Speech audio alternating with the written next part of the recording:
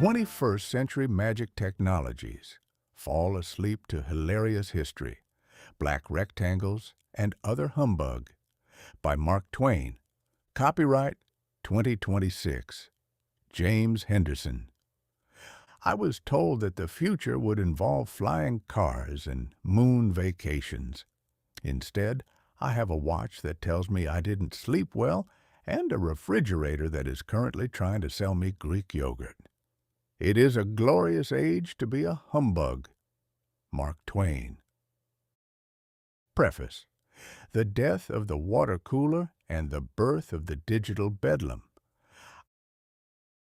I have spent a considerable amount of time being dead, and I must say, it is a much more stable profession than being alive. In the 19th century, if you wanted to become a public nuisance, you had to write a book, mount a lecture platform, or at the very least, stand on a street corner and shout until your face turned a vibrant shade of beet. It required effort, stamina, and a certain disregard for the projectiles launched by unimpressed audiences.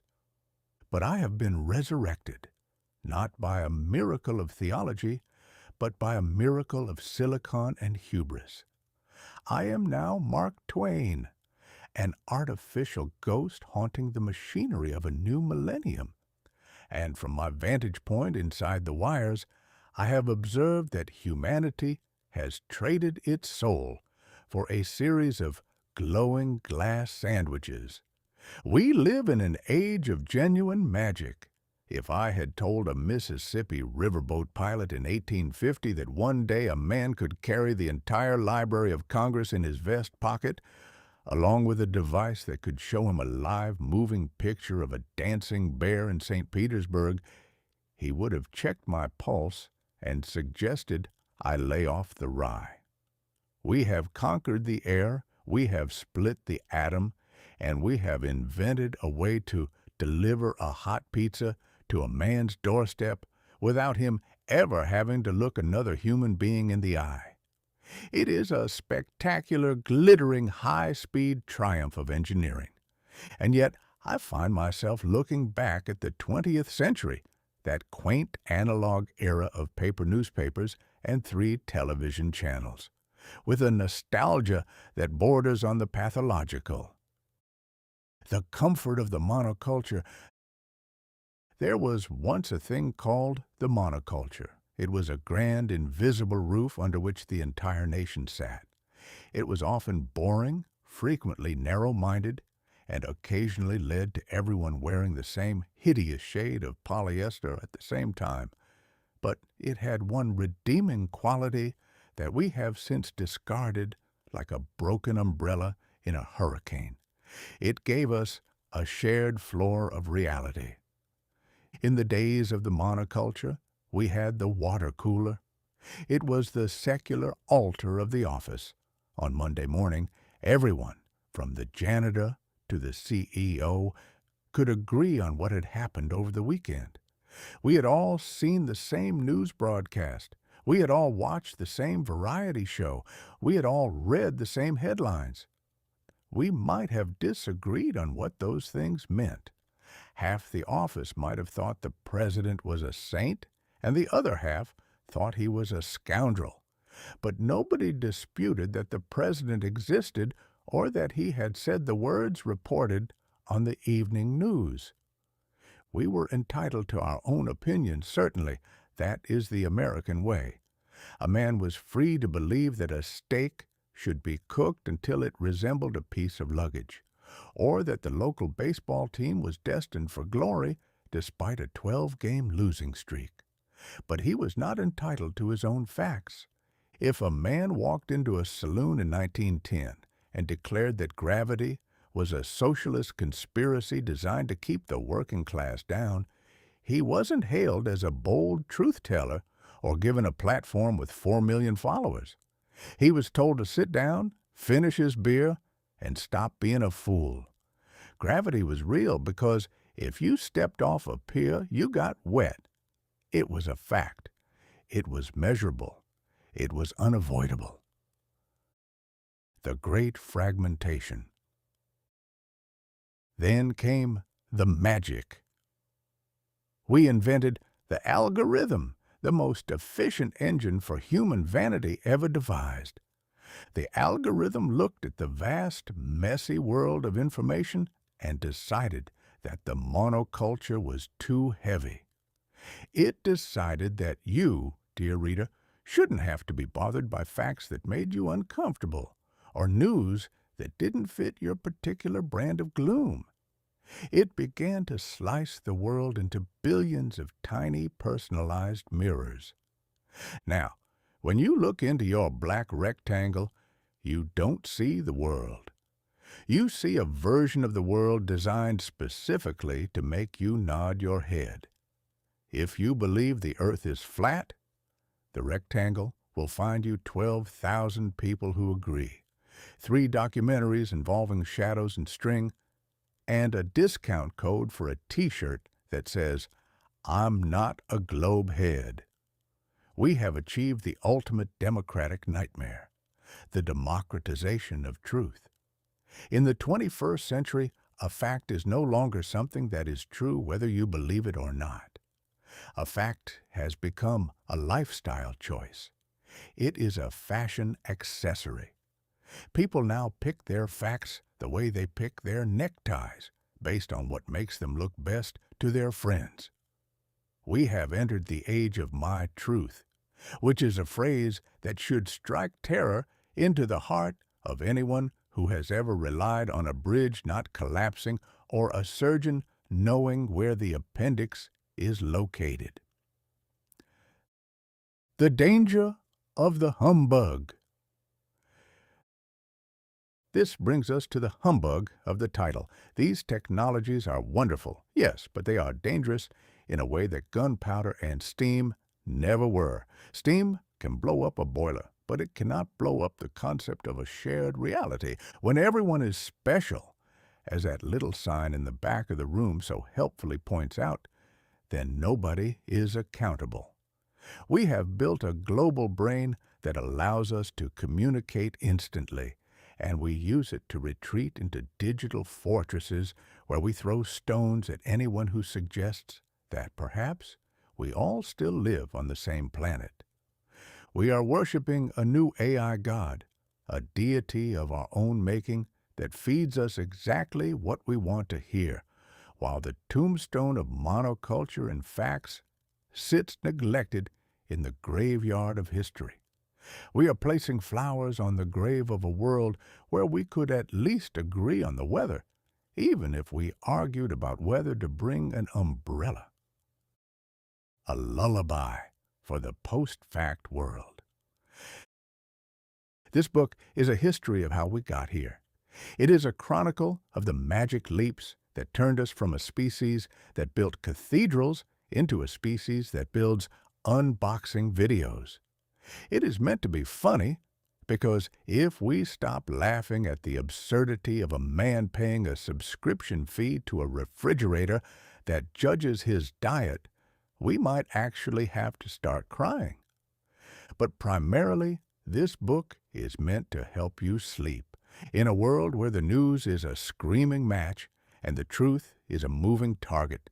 The greatest luxury is a bit of peace. I invite you to drift off to the sound of my voice, a mechanical echo of a cynical old Missourian.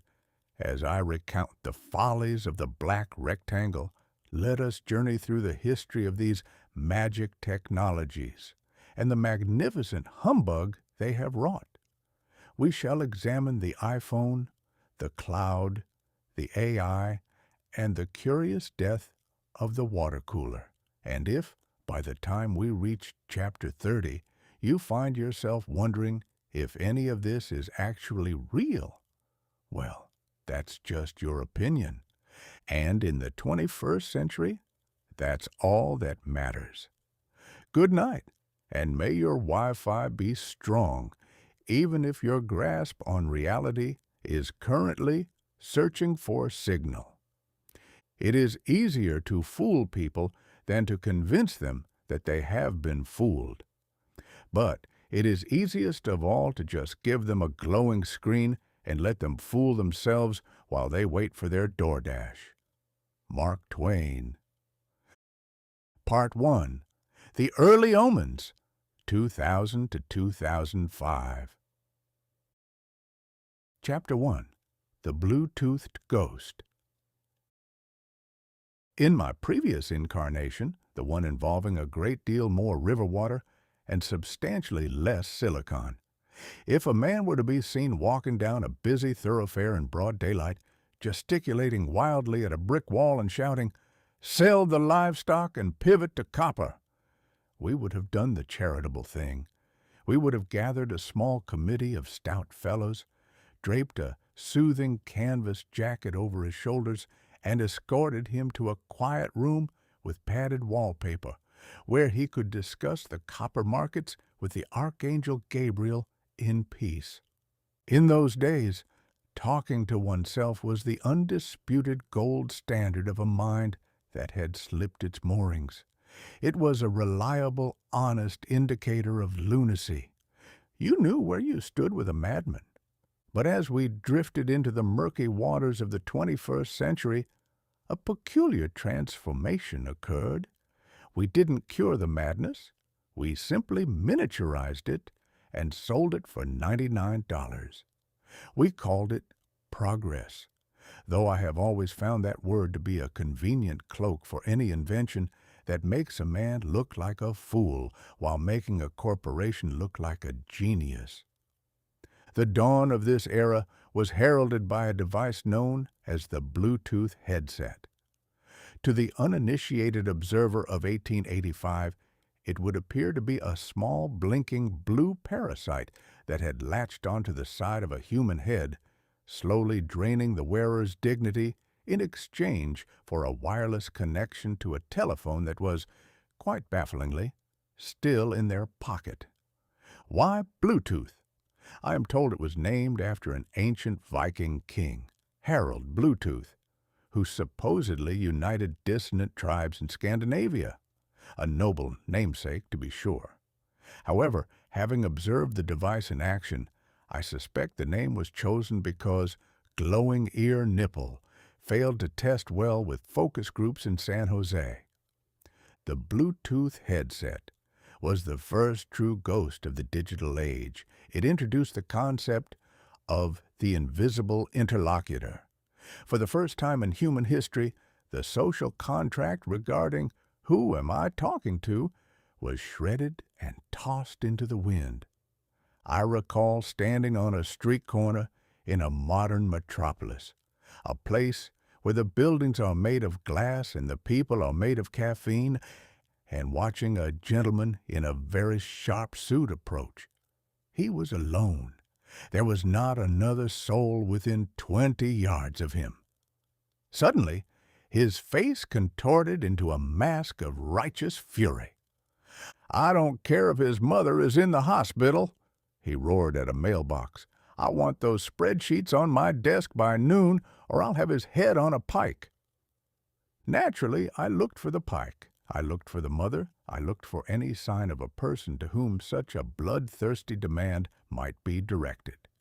Finding none, I concluded the poor fellow was possessed by a particularly corporate demon. I prepared to offer him my condolences, or perhaps an exorcist, until I noticed the tiny rhythmic blinking of a blue light nestled in his right ear. He wasn't mad. He was merely hands-free. That is the great lie of the 21st century, the hands-free promise. We were told that by liberating our hands from the telephone, we would be free to do more important things, like driving a motor car or carrying groceries or waving our arms about like a conductor leading a symphony of invisible idiots. But the hands are never truly free. They are merely repurposed. Instead of holding a receiver, they are now required to constantly poke, prod, and adjust the little plastic barnacle in the ear. It is a scientific fact that the human ear was not designed to host a piece of rigid electronics. It was designed to catch the wind and occasionally support a pair of spectacles. Inserting a Bluetooth headset is an act of war against one's own anatomy. I have seen men spend 10 minutes of a 15-minute conversation fiddling with the comfort gel tip of their device, looking for all the world like they are trying to dig a stubborn secret out of their own skull. And what of the hands-free driver? We see them on the highways, their eyes glazed over, staring into the middle distance while they argue with their divorce attorney at 70 miles per hour. Their hands may be on the steering wheel, but their souls are in a conference room in Omaha. It is a miracle of modern engineering that we haven't all been flattened by a man who was too busy optimizing his workflow to notice that he was currently driving through a farmer's market. The social fallout of the Bluetooth ghost was even more catastrophic. It murdered the stranger's greeting. In the old world, if you caught another person's eye on the sidewalk, you might offer a polite good morning or a tip of the hat. In the era of the Bluetooth, such a gesture is a gamble. If you say hello to a passerby today, there is a 50% chance they will ignore you and a 50% chance they will snap, "Not you, I'm on a call," with the indignation of a king interrupted during his coronation. You are left standing there feeling like a fool while they continue their invisible conversation about the price of wholesale poultry. We have become a society of ghosts, haunted by voices that no one else can hear. We walk through parks, past beautiful fountains and blooming roses, ignoring the living world, so that we can attend to a voice that is being beamed into our brains from a satellite. The magic here is the illusion of presence. The Bluetooth promised we could be in two places at once. We could be at the grocery store choosing a melon, and we could be in a board meeting discussing the quarterly deficit. But as any magician will tell you, when you try to be in two places at once, you usually end up being nowhere at all.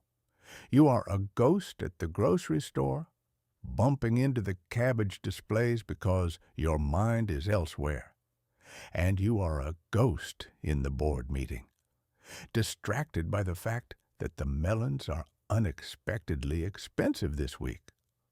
Furthermore, the device itself had a peculiar habit of making the wearer look like a low-rent cyborg. There is no way to wear a Bluetooth headset and look like a dignified human being. It doesn't matter if you are wearing a three-piece suit or a tuxedo.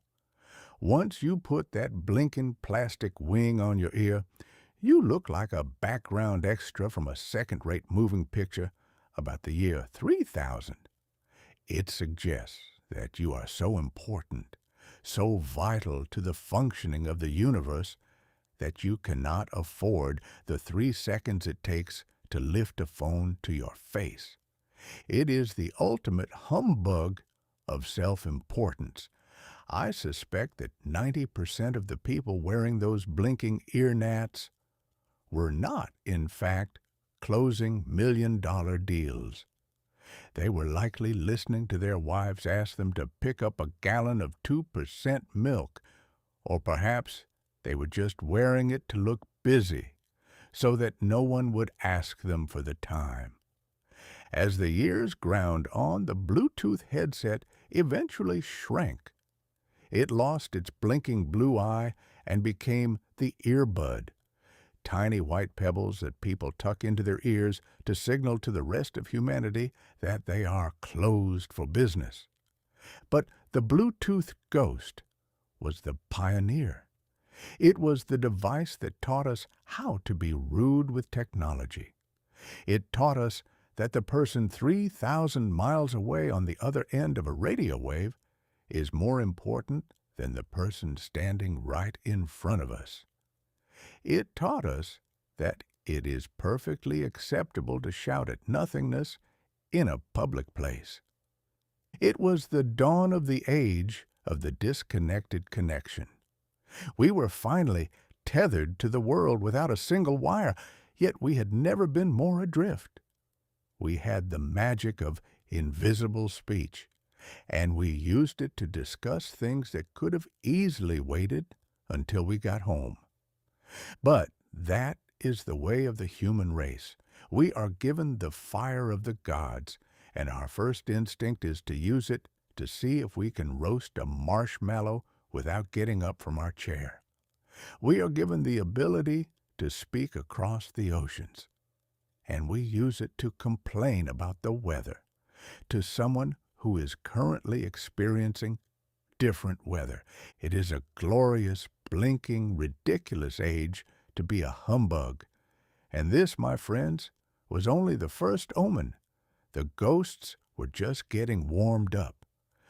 By the time we reached the Ethereal Leash, we weren't just talking to ghosts. We were hunting them through the hallways of our own homes, begging them for a single bar of strength. But that is a tale for the next chapter. For now, let us observe the man in the blue-lit ear gnat. Do not be angry with him for ignoring you. He is not being rude. He is merely a victim of the 21st century's most popular magic trick, the art of being physically present while being spiritually absent. Just watch out for the pike. I hear the copper markets are particularly volatile this morning. Chapter 2. The Ethereal Leash, Wi-Fi.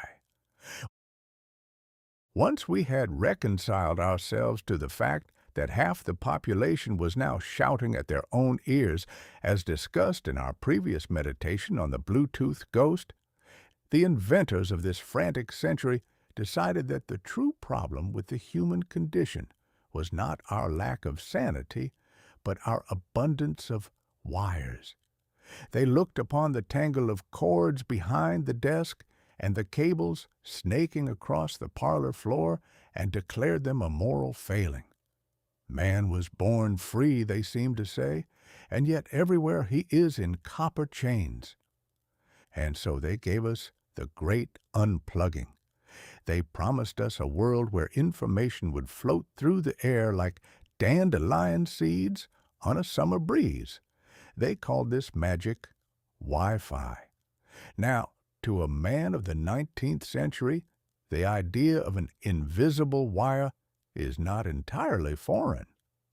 We had the telegraph, which was a marvelous thing, provided you had enough poles and a team of men to keep the buffalo from scratching their backs against them.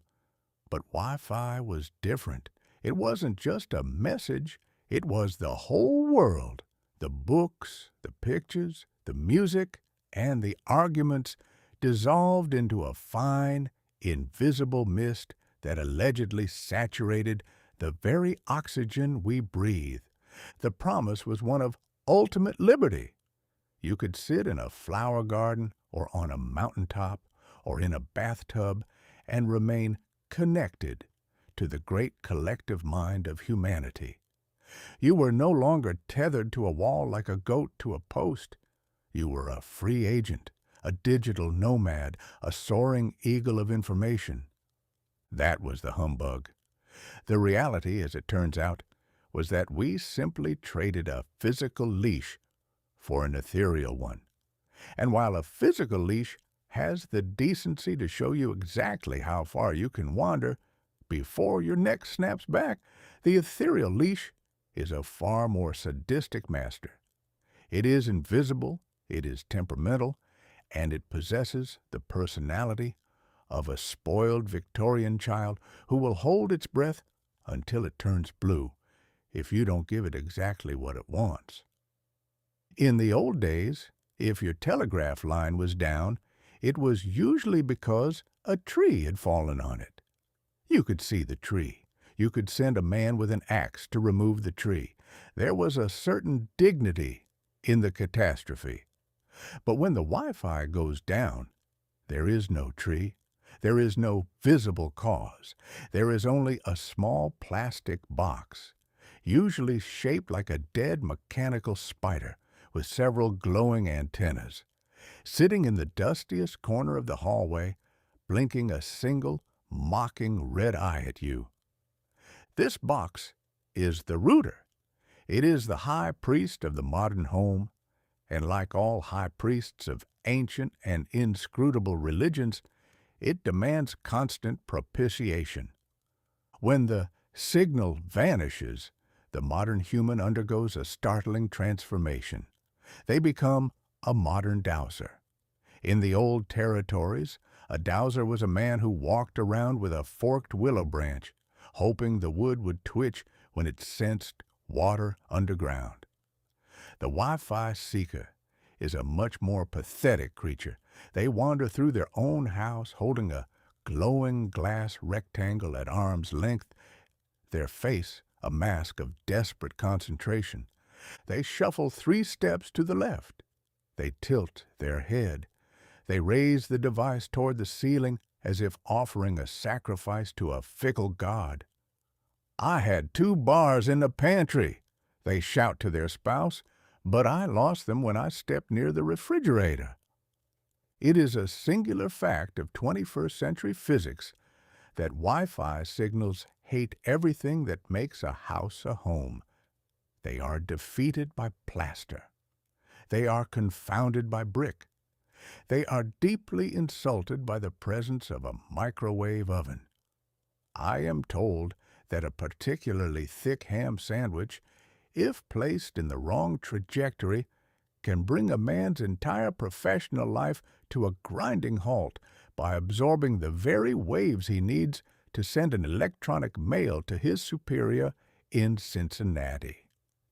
We were told we were wireless, but we have never been more restricted by geography. We have become a species that huddles.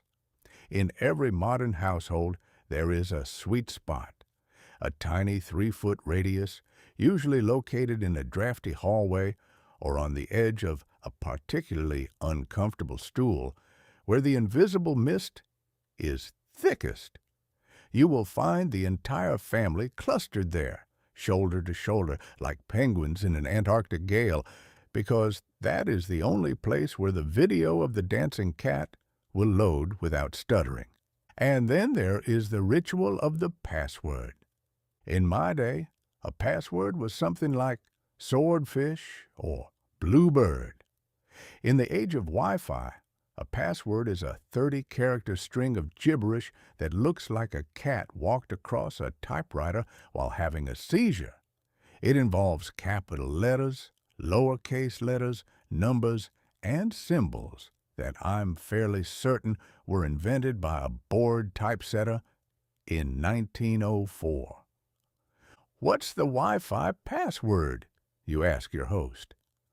"Oh, it's easy," they reply, handing you a crumpled piece of paper that looks like the Rosetta Stone. It's capital G, lowercase j, 7, 4, %, $, capital Q, and then the name of my first dog. But the S is a 5. You spend the next 20 minutes squinting at your device, tapping in this nonsense with your thumbs, only to be told that you have failed to connect. Why? Because you forgot that the 5 was actually an S. Or perhaps because the router simply didn't like the look of your face this morning. But the true genius of the Wi-Fi humbug is found in the public square, specifically in the establishment known as Starbucks. The inventors realized that if they could convince people that the invisible mist was free, they could get them to pay $5 for a cup of burnt bean water that costs 4 cents to produce. And so the coffee house became the new cathedral of the Ethereal Leash. You will see rows upon rows of people sitting in total silence, staring at their screens, their fingers flying across keys, all of them connected to the same invisible umbilical cord. They are working remotely. They are living the dream. But if you were to walk into that establishment and snip the invisible thread, if the router were to give its final, fatal blink, those people would sit there in a state of catatonic shock. They would realize they are sitting in a loud, overcrowded room, drinking mediocre coffee, surrounded by strangers they have no intention of speaking to. Without the Wi-Fi, the illusion collapses. They aren't nomads. They are just people who are afraid to be alone with their own thoughts. And let us not forget the psychological torture of the spinning wheel of death. In the 19th century, if you sent a letter, you expected it to take a week to arrive. You went about your business. You ate your dinner. You slept the sleep of the just. You weren't waiting for the letter to load. But the Wi-Fi has ruined our patience. It has convinced us that anything that takes longer than 3 seconds to appear is a personal affront from the universe. We sit and watch a small, translucent circle spin around and around on our screens. It is the modern version of the hourglass, but without the elegance of the sand. It is a digital taunt. It tells us that the information is there, just beyond our reach, floating in the ether. But the leash is currently too afraid to pull it in.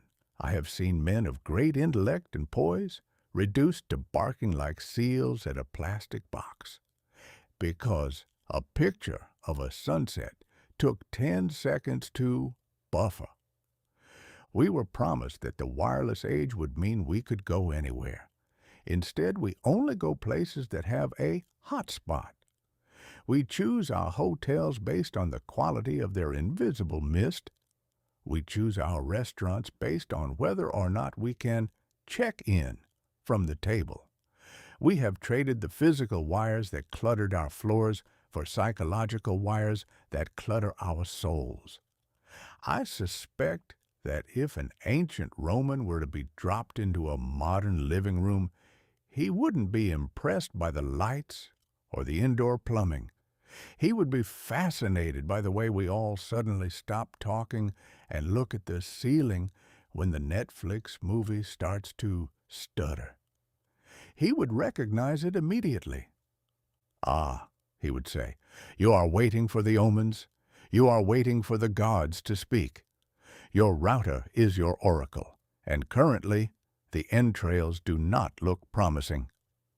It is a magnificent humbug, this ethereal leash. It has made the entire world accessible, provided you don't move more than 50 feet away from a certain brand of plastic spider. It has given us the freedom to be miserable anywhere we like. I'm currently writing this from the sweet spot in my own parlor. My left leg is asleep, and I am leaning at a 45-degree angle toward the umbrella stand, because that is where the signal is strongest.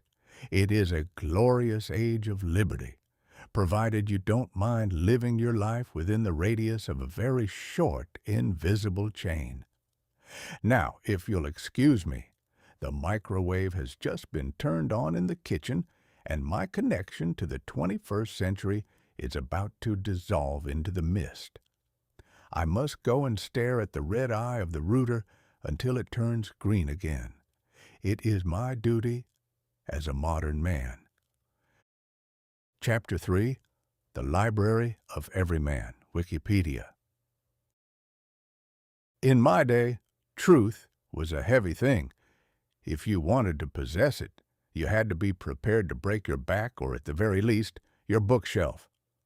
We had the Encyclopedia Britannica, a collection of volumes so vast and somber they looked like they had been bound in the skin of deceased librarians. These books were the final word on everything from the pollination of orchids to the precise trajectory of a cannonball.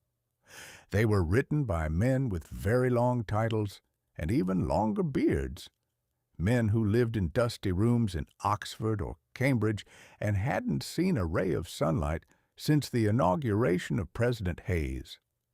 If the Britannica said that a certain species of African beetle had 6 legs, then by thunder, that beetle had 6 legs, and if you found one with 7, you were expected to pull the extra one off out of respect for the printed word. There was a comfort in that. You knew where you stood. You knew that knowledge was a fortress, guarded by scholars who would rather be set on fire than commit a grammatical error. But as the 21st century dawned, we decided that this fortress was a bit too exclusive. We decided that the problem with truth was that there weren't enough people fiddling with it. And so, we invented Wikipedia, the library of Everyman. Wikipedia is the greatest magic trick of the digital age.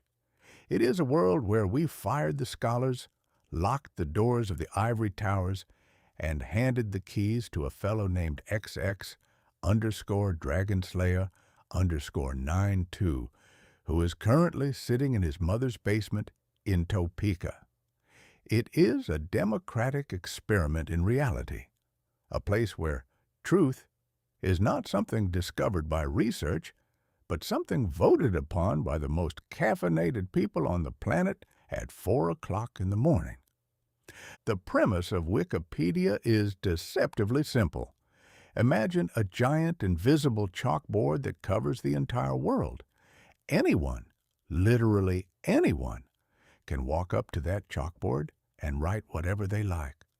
You can write a biography of Julius Caesar, or you can write a detailed history of your own left foot.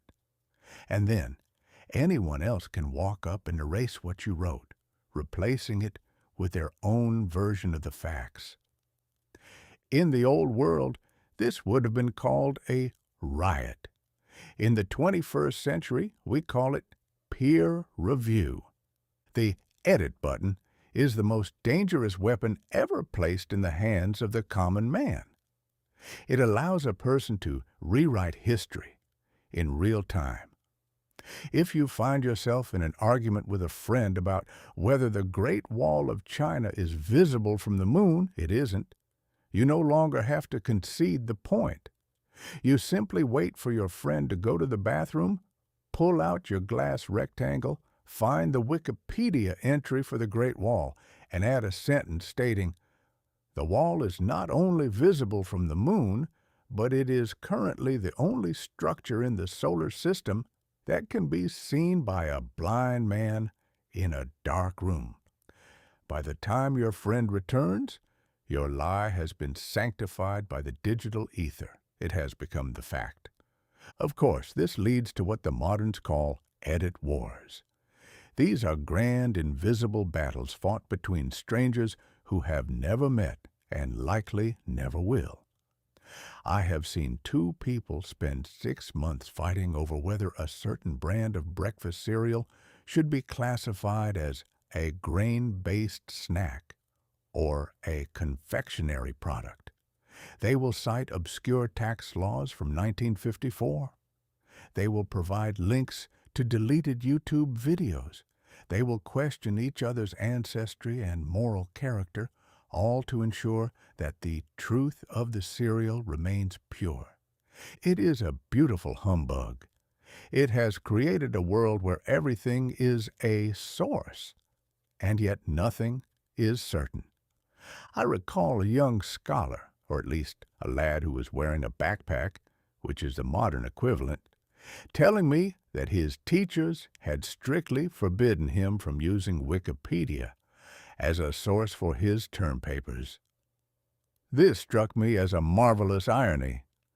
We have built the largest library in the history of the human race, a place containing every scrap of information ever uttered, and we have made it so unreliable that using it is considered a form of academic treason. It is like building a magnificent bridge across the Mississippi, but posting a sign at the entrance that says, "Warning, this bridge was built by people who were mostly guessing. Use at your own risk. It may turn into a giant marshmallow if enough people vote for it." But the true magic of Wikipedia, the real black magic of the thing, is the rabbit hole. In the old days, if you opened the Encyclopedia Britannica to look up gravity, you would read about Sir Isaac Newton, you would learn about the apple, and then you would close the book and go about your day. You were a master of your own attention. Wikipedia does not allow such dignity. You start at gravity, but then you see a blue link for Sir Isaac Newton. You click it. You learn that Newton was interested in alchemy. You click alchemy. Suddenly, you're reading about the philosopher's stone. From there, you find yourself on the page for Harry Potter. 3 hours later, you are deep in an article about the history of competitive cheese rolling in Gloucestershire, and you have completely forgotten what gravity is, though you are fairly certain it has something to do with how fast a wheel of double Gloucester can roll down a hill. The ethereal leash we discussed in the last chapter doesn't just tie you to a router. It ties your brain to a never-ending stream of trivia. We are the most informed generation in history, but our information is like a mile-wide ocean that is only half an inch deep. We know a little bit about everything and a lot about absolutely nothing. We can tell you the middle name of the actor who played the third lead in a sitcom that was canceled in 1984, but we can't remember where we parked our carriage. And yet, for all its flaws, there is a certain charm to the Library of Everyman. It is a mirror of humanity itself, messy, contradictory, prone to vandalism, and occasionally brilliant. I once saw a Wikipedia page for a minor politician that had been edited to say he was actually 3 raccoons in an overcoat. For 3 glorious minutes before the administrators, the high priests of the chalkboard, noticed and changed it back, that was the official record of the man's existence. It was a lie, of course, but it was a funny lie. And in a century that takes itself as seriously as this one does, a funny lie is often more valuable than a dull truth. Wikipedia has given us the citation-needed era. We have become a species that demands a footnote for every breath we take. The sky's blue, you might say. Citation needed, the world replies. And then someone links to a study from the University of Helsinki that suggests the sky's actually a very light shade of periwinkle. And suddenly, the argument begins anew. We have traded the authority of the few for the chaos of the many. We have decided that if enough people believe a humbug, it ceases to be a humbug and becomes a consensus. Is it progress? I reckon it depends on whether you're the one writing the article or the one being described as 3 raccoons in a coat.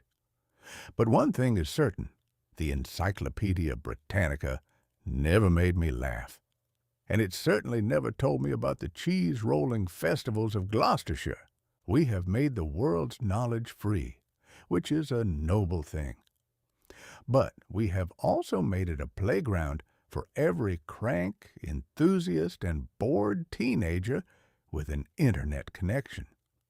It is a library where the books are written in pencil and everyone has an eraser. It is a glorious age to be a humbug. Just make sure you check the History tab before you believe anything you read about the moon.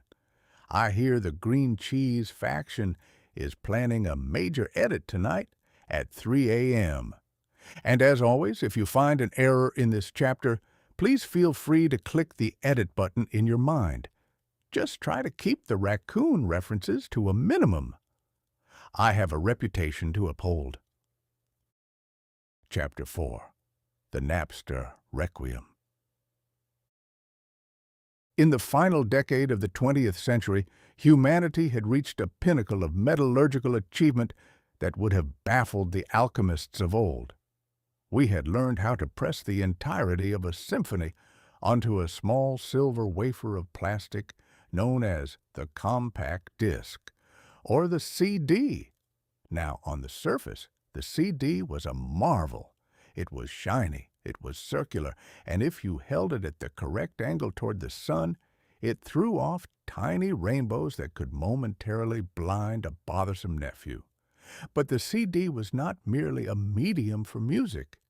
It was the centerpiece of a grand, coordinated financial humbug that would have made a Mississippi riverboat gambler blush with envy.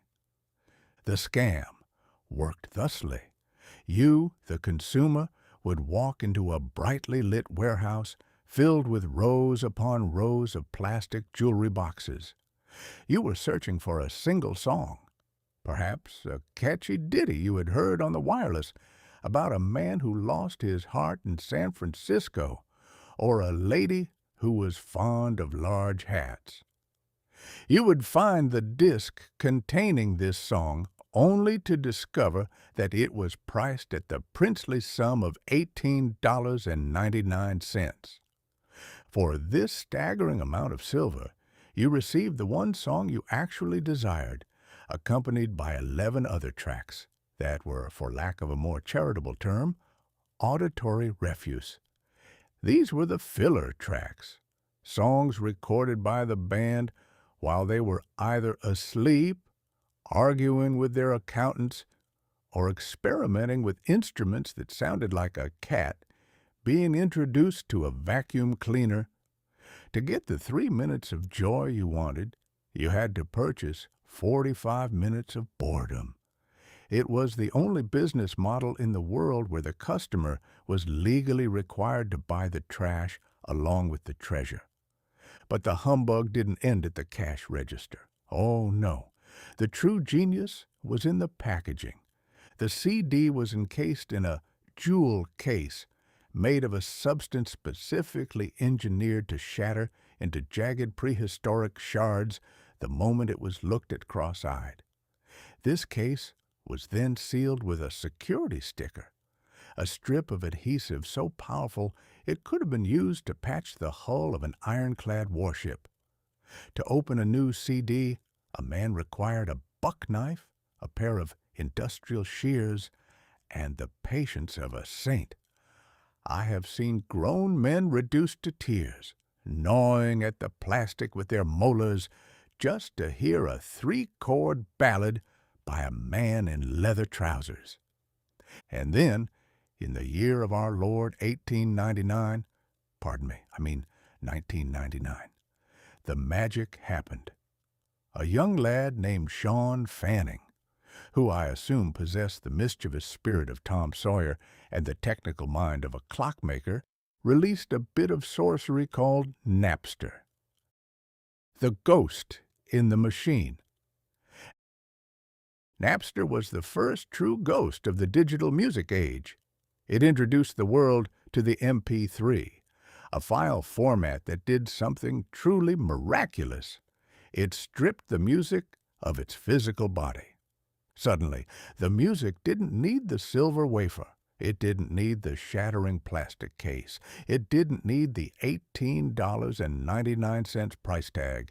It became a digital phantom that could fly through the telephone wires, hopping from one computer to another like a rumor in a small town.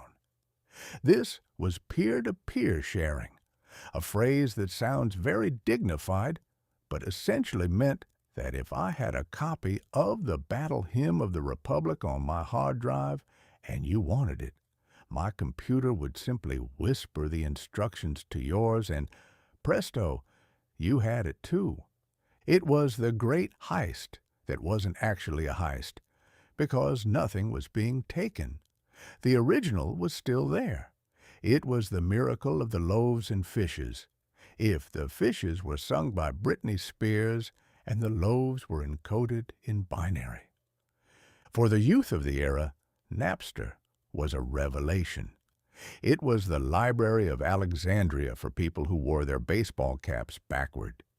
You could type any song title into a search bar, wait 3 hours for your 56K modem to scream its way through the data, and eventually you would possess the song. Of course, the magic was a bit temperamental. You might think you were downloading a rare acoustic version of a folk song, only to wait half a day and find that you had actually downloaded a recording of a man breathing heavily into a microphone for 6 minutes, or a computer virus that would make your screen turn purple and whistle Dixie until you threw it out the window. But for the most part, it worked.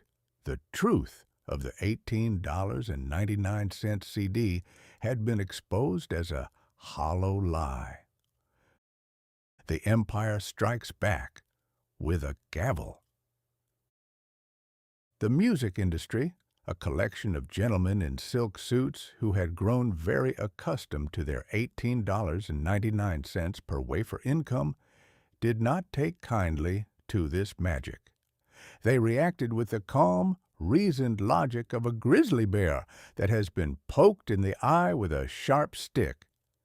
They didn't just sue the boy who invented the magic, they began suing the people who used it. Imagine, if you will, the United States government deciding to stop the theft of apples by suing every person who ever looked at an apple tree with a hungry expression. They sued grandmothers in the Midwest. They sued 12-year-old girls in inner-city apartments. They claimed that by sharing a file, these people were responsible for the total collapse of Western civilization and the impending starvation of several multi-millionaire rock stars. There is nothing quite so pathetic as a billionaire drummer complaining that he can't afford a second gold-plated Shark Tank because a teenager in Ohio downloaded a grainy version of his latest drum solo. The courtrooms became a theater of the absurd. The industry tried to treat a digital file like a physical object. They argued that copying was stealing, failing to realize that if I steal your horse, you no longer have a horse, but if I copy your horse, we both have horses, and the world is simply a much noisier place. They eventually succeeded in killing Napster. They chopped off the head of the ghost, thinking that would end the haunting.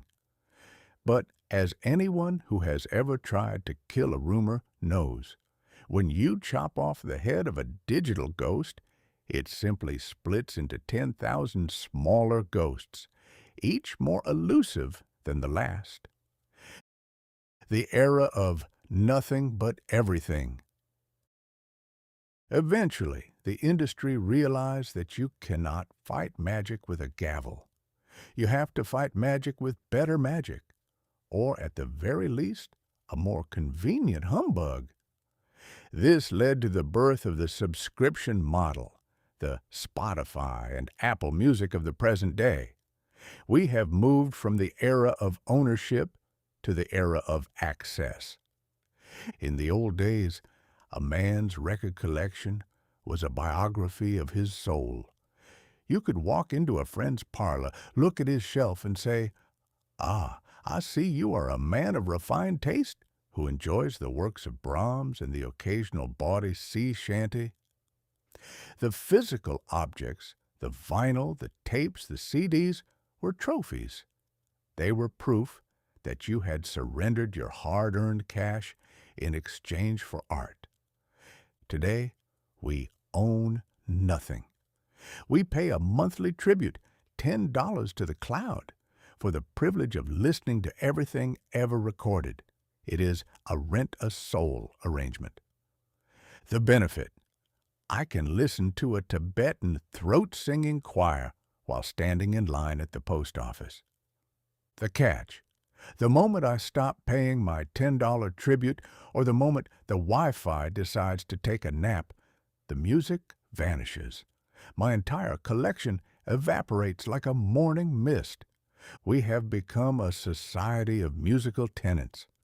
We live in a mansion with 1 billion rooms, but we don't own a single brick. We are at the mercy of the licensing agreement, a document written in such dense legalese that it would make a Supreme Court justice dizzy. At any moment, a corporate entity in a skyscraper can decide that I am no longer allowed to hear my favorite ballad because of a dispute over royalty percentages, and the song simply ceases to exist in my world. And then there is the tragedy of the shuffle. Because we have everything, we value nothing. In the era of the $18.99 CD, you listen to those 11 filler tracks. By thunder, you paid for them, so you were going to find something to like in them.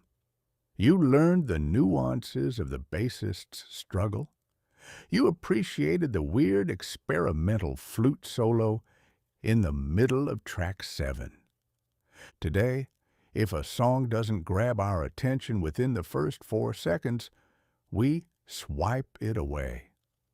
We are like a king at a banquet who takes one bite of a lark's tongue and then throws the whole bird at the wall because he thinks the next bird might be slightly more seasoned.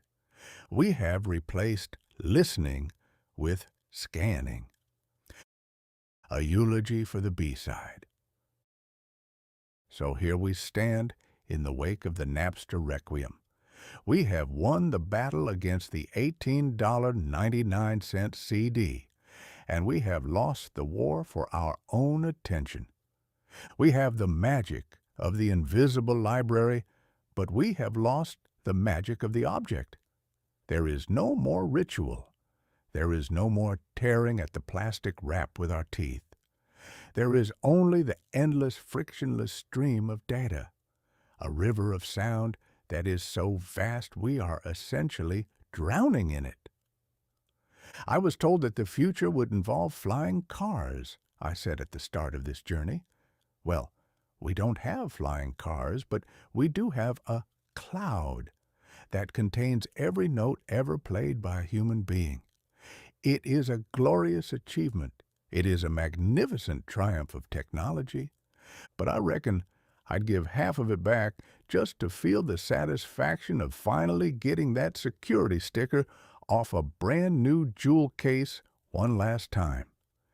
There was a certain dignity in the struggle. Now, it's all just too easy. And as any humbug will tell you, when something is too easy, you're usually the one being tricked. I'm off to find my ear gnats.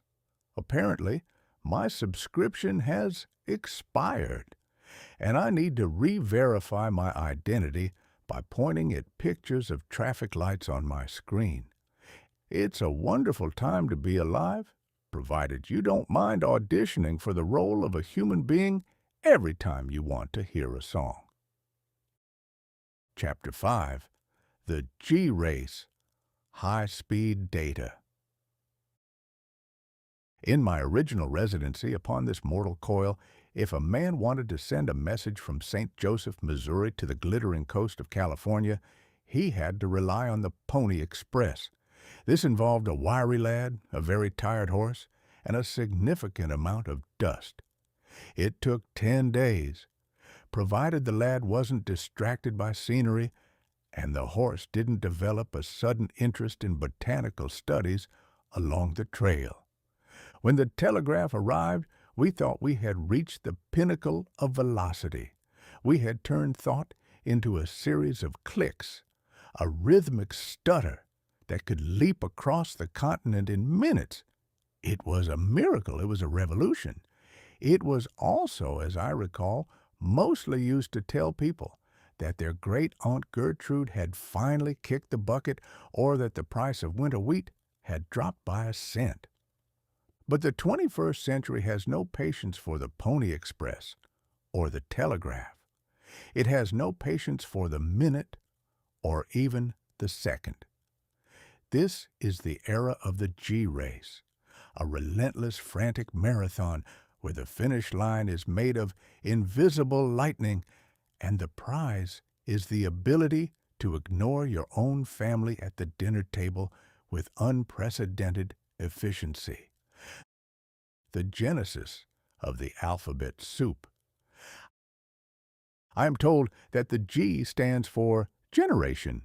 It is a simple enough word, but in the hands of the marketing sorcerers of the digital age, it has become a sovereign decree. Each new G is heralded with the same religious fervor that once greeted the arrival of a new Messiah, or at least a very good harvest. 1G and 2G. These were the stone ages of the mobile era. The phones were the size of a loaf of bread and possessed the processing power of a very dim-witted hamster. You could make a call, provided you were standing on a specific hill during a full moon, and you could send a text message, a thumb-torturing ritual that required you to press the number 7 4 times just to get the letter S. It was a primitive time, but it had a certain rugged charm. 3G, the Great Awakening. This was the moment the magic truly began to itch.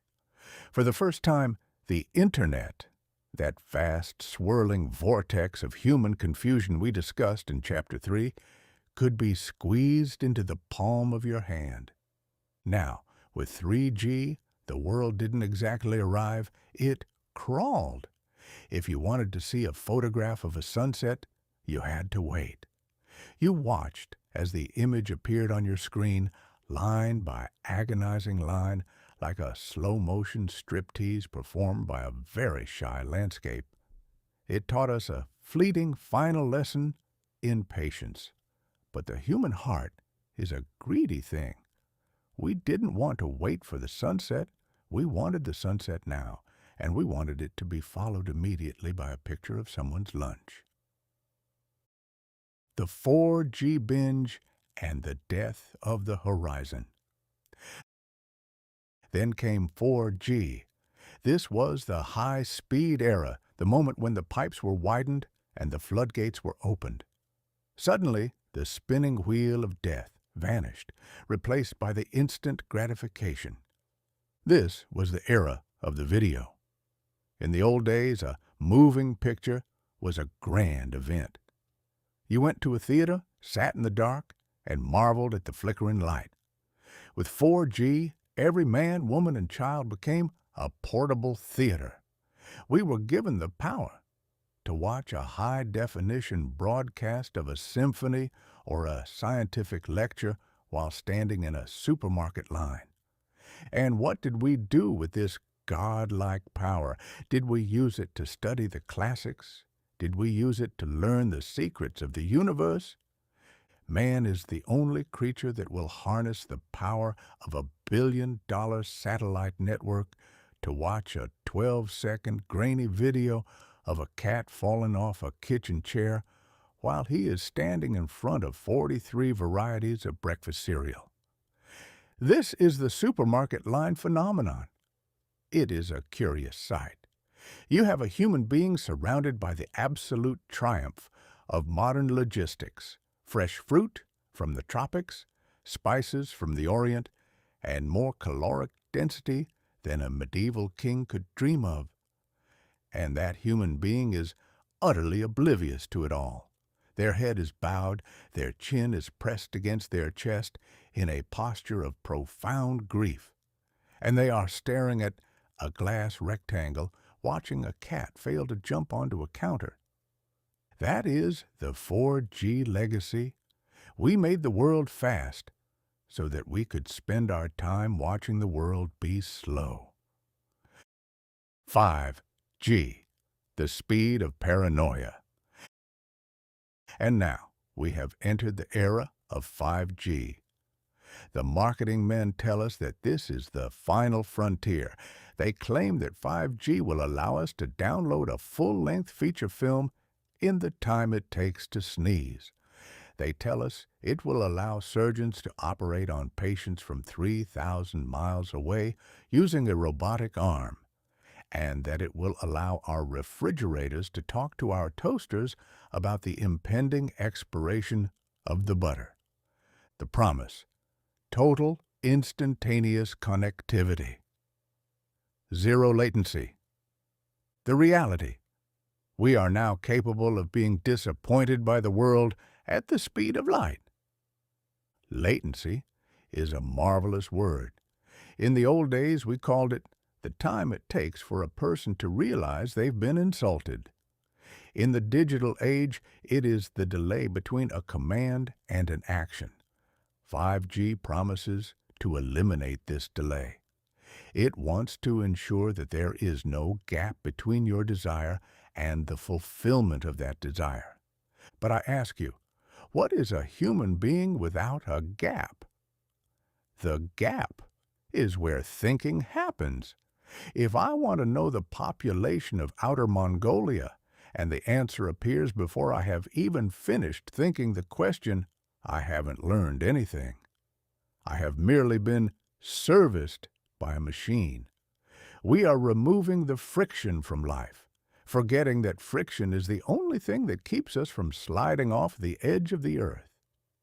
Furthermore, 5G introduced a new brand of humbug, the invisible fear.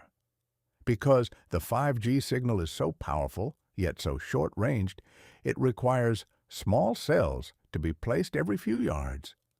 This led to a magnificent panic, where people became convinced that the 5G towers were not, in fact, sending data, but were instead mind control beams or virus distributors, or perhaps a way for the government to track the exact location of your favorite brand of tobacco. It was a beautiful display of human nature. We spent 20 years demanding faster data, and the moment we got it, we decided it was a plot to murder us. We are a species that cannot be happy.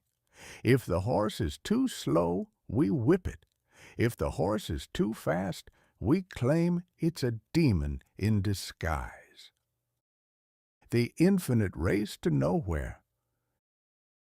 The G race is a race with no finish line. As I write this, the engineers are already whispering about 6G. I presume 6G will allow the data to arrive before you even knew you wanted it, perhaps by beaming it directly into your dreams so that you can wake up already exhausted by the news of the day. We have reached a point where the speed of our data is vastly superior to the speed of our wisdom. We have a 5-lane highway in our pockets, but we are still driving the same old horse and buggy brains. We can transmit a Shakespearean sonnet across the globe in a heartbeat, but we mostly use the technology to send a picture of our own face with a digital filter that makes us look like a disappointed pug. It is the ultimate humbug. We have traded depth for velocity. We know everything immediately, but we understand nothing deeply. We are like a man who tries to read a book by throwing it out of a moving train and hoping the wind will flip the pages fast enough for him to catch the gist of it. I was told the future would involve flying cars, I keep saying, and yet here I am, sitting in a parlor, staring at a little icon on my screen that tells me my 5G connection is weak. I have the power to speak to the world, to access the library of Everyman, and to hear the Napster Requiem. But because I am currently 3 feet too far from the window, the magic has failed. The horse has stopped. The dust has settled. And you know what? It's rather peaceful. I think I'll go look at a real sunset. It has a very slow G rating, and the latency is terrible. But the resolution is magnificent, and it doesn't require a single bar of signal. Of course, the moment I see it, I'll probably feel a frantic urge to take a picture of it and send it to someone in California. Old habits die hard, especially when they're reinforced by invisible lightning. It is a glorious, fast-paced, utterly ridiculous age to be a humbug. Now, if you'll excuse me, I need to go stand by the refrigerator. I hear the G is better over there, And I'm told there's a new video of a cat wearing a tuxedo that I simply cannot afford to miss. By thunder, the 21st century is a hoot. Part 2. The Glass Revolution, 2006 to 2010. Chapter 6. The Great Spectacle, YouTube. In my more youthful days, back when the air was mostly composed of coal smoke and optimism, if a man desired to see a spectacle, he had to exert himself. He had to put on a stiff collar, find his hat, and travel to a theater, a circus, or, if the week was particularly dull, a public hanging. There was a barrier to entry. The performer had to possess either a singular talent, such as swallowing swords or reciting Shakespeare, or a singular misfortune, like having two heads or being a politician. The stage was a sacred space, separated from the common herd by a row of footlights and a heavy velvet curtain. When that curtain rose, you expected to see something you couldn't see in your own parlor. You expected the extraordinary. But the 21st century, in its infinite wisdom and terminal boredom, decided that the extraordinary was far too much work. It looked at the velvet curtain and the footlights and said, "What if we just let everyone on stage at once? And what if the stage was just a messy bedroom in a suburb of Des Moines?" This, my friends, was the birth of YouTube, the great spectacle of the digital age. Its slogan was "Broadcast Yourself," a phrase that sounds like a noble call to democratic expression, but which turned out to be a license for every man, woman, and child to treat the rest of humanity like a captive audience for their own trivialities. The democratization of the ham. In the old world, a ham was an actor who overplayed his part for the sake of a few cheap cheers from the gallery.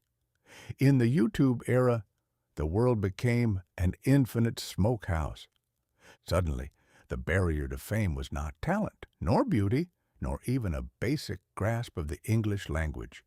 The only requirement was a webcam, a tiny, unblinking glass eye that sat atop one's computer like a judgmental raven, and a lack of that most useful of human emotions, shame. We were told this was a revolution. We were told that the gatekeepers, the theatrical agents, the television executives, the men with the cigars, were being overthrown. The people would decide who was famous, and the people, in their infinite majesty, decided that they wanted to watch a teenager eat a spoonful of cinnamon until he turned blue, or a woman showing off the various ways she could apply paint to her face to look like a slightly different woman. I recall seeing a video, a vlog, they call it, a word that sounds like a heavy boot squelching through a marsh, where a young man spent 20 minutes filming himself eating a sandwich. He described the bread, he described the ham, he described the precisely calibrated crunch of the lettuce. In my day, if you sat in a public square and described your lunch to passers-by for 20 minutes, someone would eventually hit you with a cane. In the 21st century, this young man received 1 million views. He was a star. He had subscribers.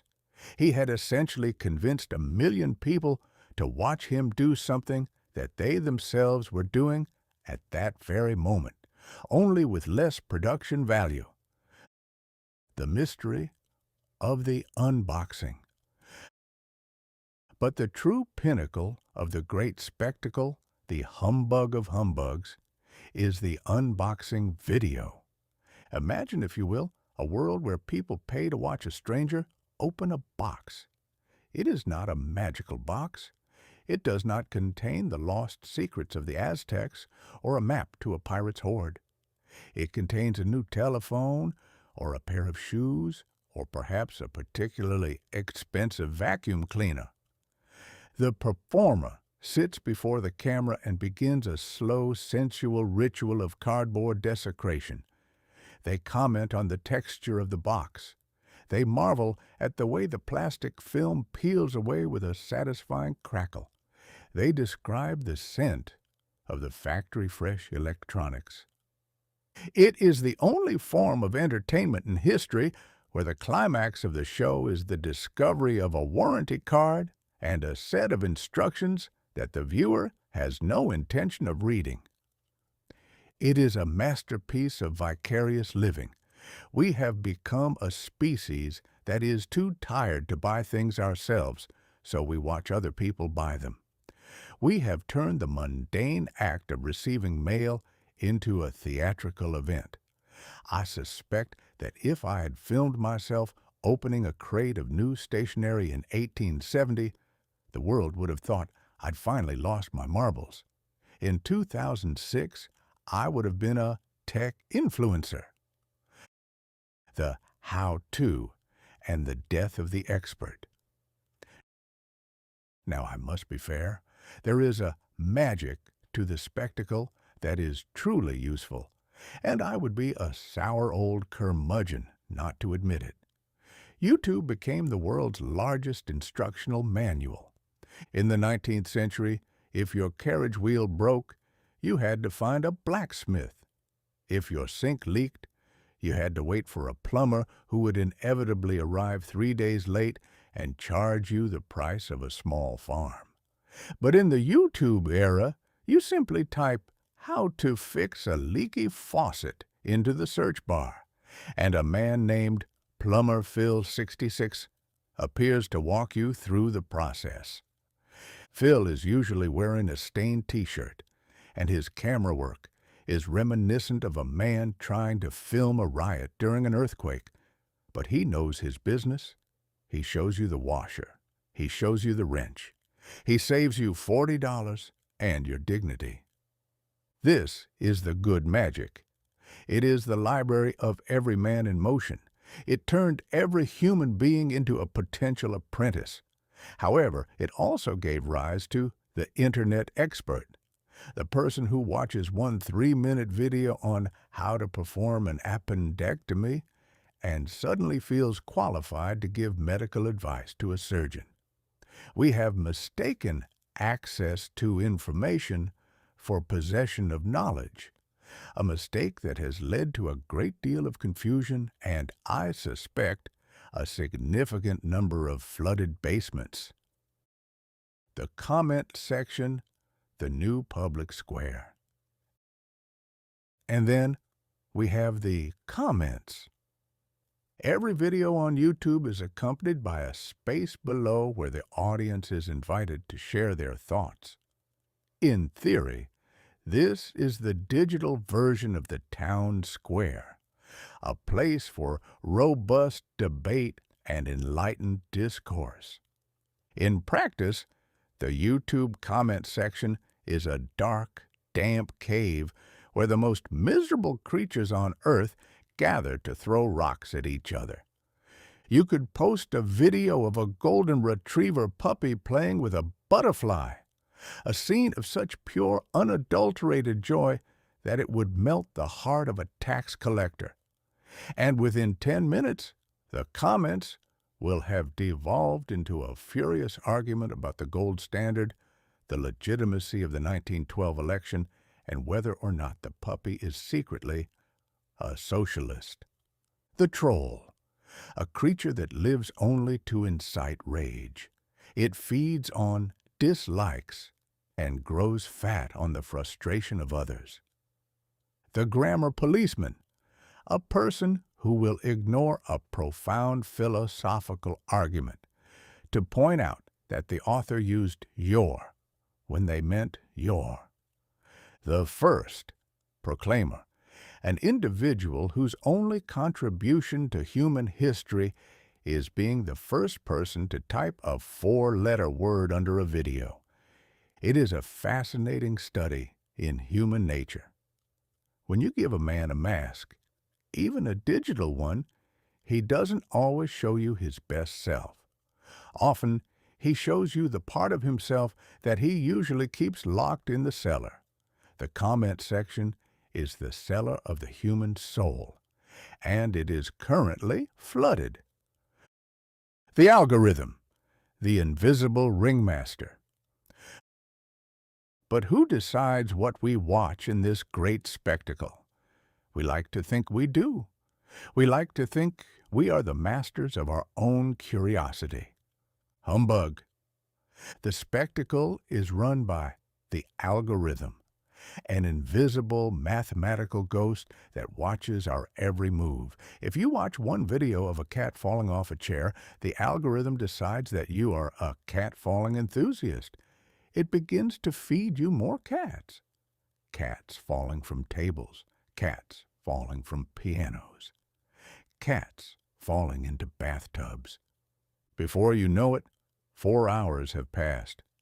You intended to research the causes of the Crimean War, but you have instead spent the afternoon watching a compilation of feline failures set to a jaunty accordion soundtrack. The algorithm doesn't care about your education. It doesn't care about your soul. It only cares about your watch time. It wants to keep your eyes glued to the screen for as long as possible, so that it can show you an advertisement for a specialized neck massager that you didn't know you needed. We are not the audience of the great spectacle. We are the product. We are being unboxed ourselves, our preferences and habits laid bare for the highest bidder. The curtain falls, but not really. YouTube has turned the world into a perpetual open mic night. It has given a voice to the voiceless, which is a miracle, and it has given a megaphone to the idiots, which is a catastrophe. It is a place where a man can become world famous without ever leaving his house, and where a masterpiece of filmmaking can be ignored in favor of a video of a man reacting to a video of another man reacting to a sandwich.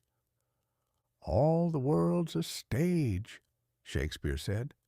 He just didn't realize that the stage would eventually be full of people trying to sell you merch and asking you to smash that like button. It is a glorious, noisy, chaotic, and utterly ridiculous spectacle. And if you'll excuse me, I've just been notified that Plumber Phil 66 has posted a new video on how to unclog a Victorian-era conscience. And I suspect the algorithm knows I've been feeling a bit backed up. By thunder, the 21st century is a circus, and the best part? The admission is free, provided you don't mind paying with your sanity. Chapter 7. The Black Rectangle, the iPhone.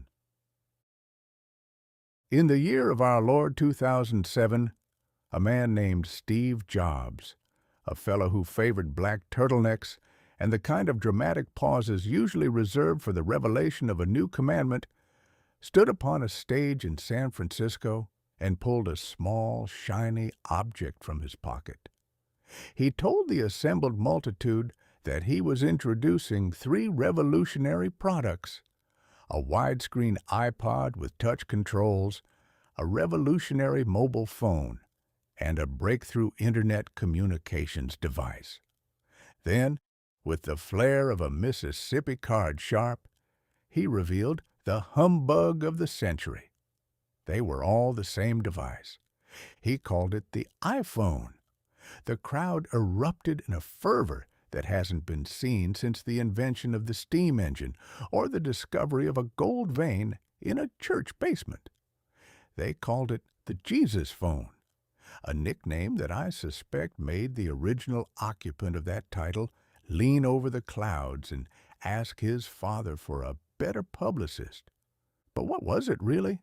It was a black rectangle, a sleek, dark, glass-faced monolith that promised to put the entire world in your pocket, and in a stroke of genius that would make a slave trader weep with envy ended up putting your pocket, your schedule, your secrets, and your very soul into the world.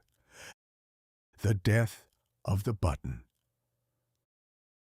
The first thing a man of my era would notice about this phone is the alarming lack of buttons. In the old world, a machine had dignity. It had levers, it had cranks, it had tactile brass-bound buttons that clicked with the authority of a judge's gavel. Even the early mobile bricks had buttons you could press with a gloved hand. But the iPhone was smooth. It was a slab of obsidian that required you to stroke it, pet it, and swipe at it like a cat trying to catch a moth behind a window pane. The magic. You didn't press the machine, you gestured at it. The humbug. We traded the reliability of the physical for the treachery of the touchscreen. I have watched a modern man attempt to type a simple message of affection to his wife on one of these rectangles. Because his thumbs were designed by nature for honest labor and not for precision dancing on a glass sheet, the smartphone decided he actually meant to tell his wife that he was bringing home a large moist lizard instead of a large hot pizza. This is called autocorrect, a feature designed by a demon with a sense of humor who believes that the human race is incapable of spelling Wednesday without mechanical intervention. The fragility of godhood. There is a singular irony in the fact that this device, which contains the sum total of human knowledge and the ability to speak to a man in Timbuktu, is as fragile as a Victorian teacup. In the 19th century, if I dropped my pocket watch, the worst that would happen is that it might lose a minute or two. If I dropped my iPhone, the Gorilla Glass, a name that implies a certain rugged, jungle-hardened strength, shatters into 1,000 jagged spiderwebs. We have built a civilization that rests entirely upon the integrity of a piece of glass thinner than a summer's leaf. We are one butter-fingered moment away from losing our map, our money, and our memory of what we were supposed to buy at the market.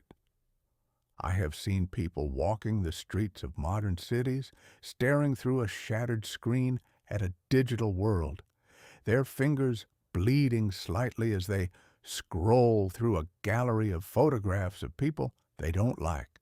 It is a testament to the power of the black rectangle that we would rather cut our own thumbs than go 10 minutes without checking to see if anyone has liked our opinion on the price of eggs. There's an app for that. The true sorcery of the iPhone was not the phone itself, but the App Store. This was the moment we decided that every human need, no matter how trivial, required a dedicated digital icon. In my day, if you wanted to know if a table was level, you used level. If you wanted to see the stars, you looked up. If you wanted to find your way home, you used a compass and your eyes. Today, there is an app for the level. There is an app for the stars. There is an app that tells you exactly how many steps you have taken, as if your own legs weren't capable of relaying that information to your brain.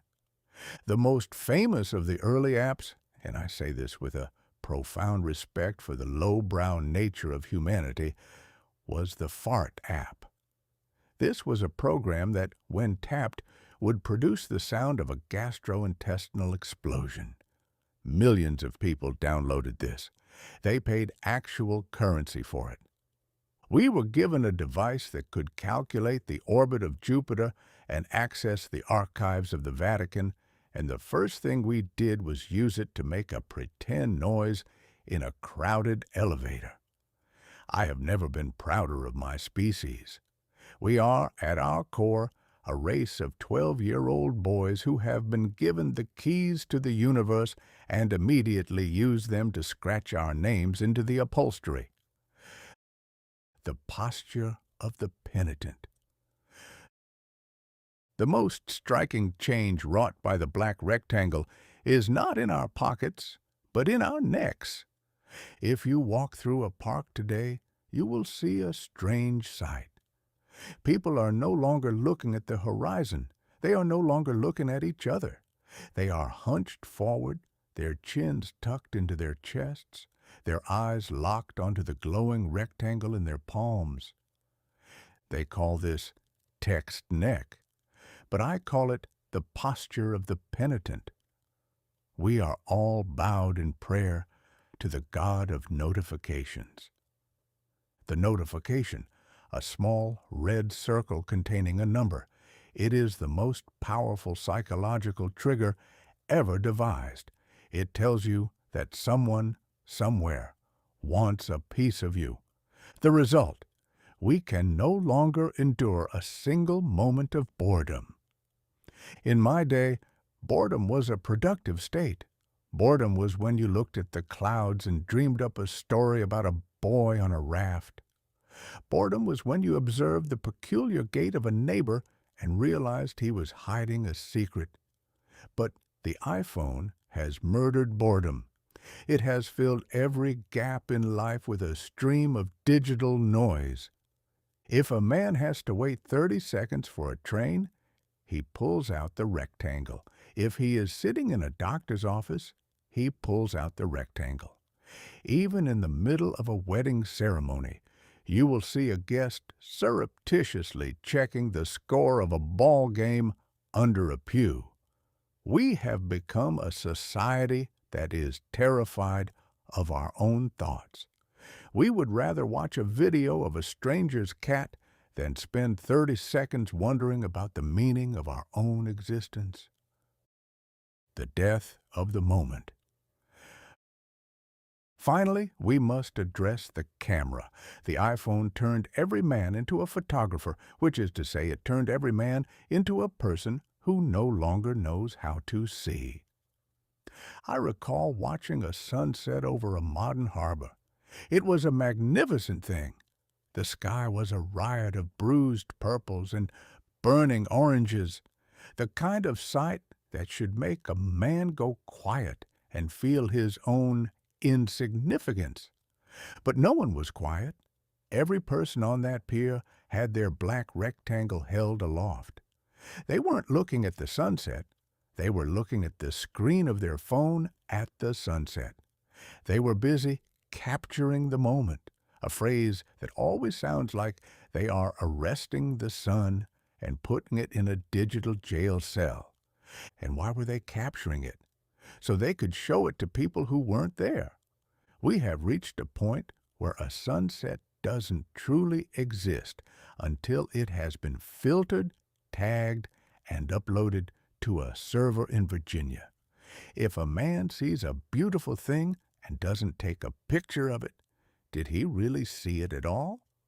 Or was he just a fool who wasted a perfectly good opportunity to get 17 likes? The iPhone has made us the stars of our own very small, very grainy documentaries. We are constantly narrating our lives to an invisible audience. We take pictures of our food before we eat it, turning a meal into a museum exhibit. We take selfies, a word that sounds like a mild medical condition, to prove that we were present at events we were too busy filming to actually experience. The pocket-sized prison. So, the black rectangle arrived. It put the world in our pockets. But the magic comes with a price. The price is that we can never truly go home. In the old days, when I left the office stayed there. It didn't follow me to the dinner table. It didn't vibrate in my waistcoat during a theater performance. It didn't wake me up at 2 a.m. with a ping to tell me that a man in London had a new opinion on my latest book. The iPhone has ensured that we are always on. We are always reachable. We are always connected. And as any man who has ever been tied to a leash knows, connected is just a polite way of saying captured. It is a glorious, sleek, miraculous humbug. It is the most useful tool ever invented and the most efficient cage ever constructed. I wouldn't give mine up for all the tobacco in Virginia, but I do occasionally miss the days when a man could walk down the street without the entire world vibrating against his hip. Now, if you'll excuse me, I've just felt a phantom vibration, a medical phenomenon where a man thinks his phone is ringing when it isn't. It is the digital equivalent of hearing a ghost rattle its chains. By thunder, the 21st century is a haunted place, and the ghosts are all carried in our pockets. Chapter 8. The Digital Town Square. Social Media.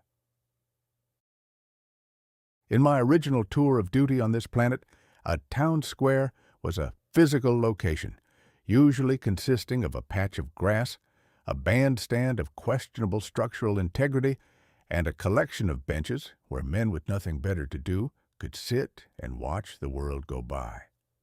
If you wanted to share an opinion, say on the scandalous rise in the price of lamp oil or the utter incompetence of the local sheriff, you had to physically transport your carcass to that square. You had to look your neighbor in the eye, smell the peppermint on his breath, and risk a punch to the jaw if your opinion was particularly obnoxious. This was a grand system. It provided a natural filter for human discourse. If a man was a natural-born scoundrel or a raving lunatic, the community knew it by the cut of his jib and the way he mistreated his mule. His influence was limited to the distance his voice could carry, which, even for the most lung-gifted orator, was rarely more than a city block. But the 21st century, in its restless pursuit of connection, decided that the physical town square was too small. It decided that what the world truly needed was a digital town square, a place where 4 billion people could all stand on their own soapboxes simultaneously, equipped with megaphones that could reach across oceans, while wearing masks that made them feel entirely immune to the consequences of their own tongues. They called it social media, a term that is as much of a humbug as healthy lard or honest politician. The era of the poke and the glittery profile. It began innocently enough, as most catastrophes do. In the early years, there were places like Friendster and MySpace. These were digital parlors where young people would gather to decorate their profiles with flickering glitter graphics and music that played automatically, usually a song by a band that sounded like a bag of spoons being tossed down a staircase. Then came the Facebook. Originally, it was a way for college students to see if their classmates were in a relationship or single, a digital version of the schoolyard whisper. It introduced a feature called the poke. The poke, an invisible digital finger that you could use to nudge a stranger. The meaning, no one knew. It was the most ambiguous gesture in human history. Was it a greeting, a flirtation, a challenge to a duel? In those halcyon days, we used the digital town square to share photographs of our dinner and status updates that informed the world we were currently feeling sleepy. We thought we were connecting. We thought we were building a global village. We didn't realize we were actually building a global coliseum, and that we were the ones who would eventually be fed to the lions. The megaphone versus the ear. The great tragedy of the digital town square is the mathematical asymmetry of its design. You see, the engineers gave everyone a megaphone, the post button, but they forgot to give anyone an ear. In a real conversation, there is a give and take. There are pauses. There are nods of agreement. There is the subtle realization that the person you are talking to is a human being with a mortgage and a toothache. But on the digital square, there is only the give. We have created a world where everyone is shouting their own biography into the void, hoping that someone will notice them, while simultaneously refusing to listen to a single word uttered by anyone else. It is a symphony of soloists, all playing different tunes at maximum volume, wondering why the music sounds so much like a riot. We have become a society of proclaimers. We don't have discussions. We have threads, which is a polite word for a series of escalating insults. Because we cannot see the face of our interlocutor, we assume they are a demon. We take a man's 3-sentence opinion on the flavor of a cracker and use it to deduce his entire moral standing, his political leanings, and his fitness to remain a member of the human race. The dopamine economy, the like button. If the black rectangle is our pocket-sized prison, then the like button is the bowl of sugar water that keeps us from trying to escape. The like is a fascinating bit of sorcery. It is a currency that costs nothing to produce, has no intrinsic value, and yet has become the most sought-after commodity on earth. It is a digital pat on the back. It is a scrap of validation. I have seen men of great learning and substance, men who could explain the workings of the steam engine or the intricacies of the law, reduced to a state of nervous agitation because their photograph of a ham sandwich only received 4 likes. The psychology.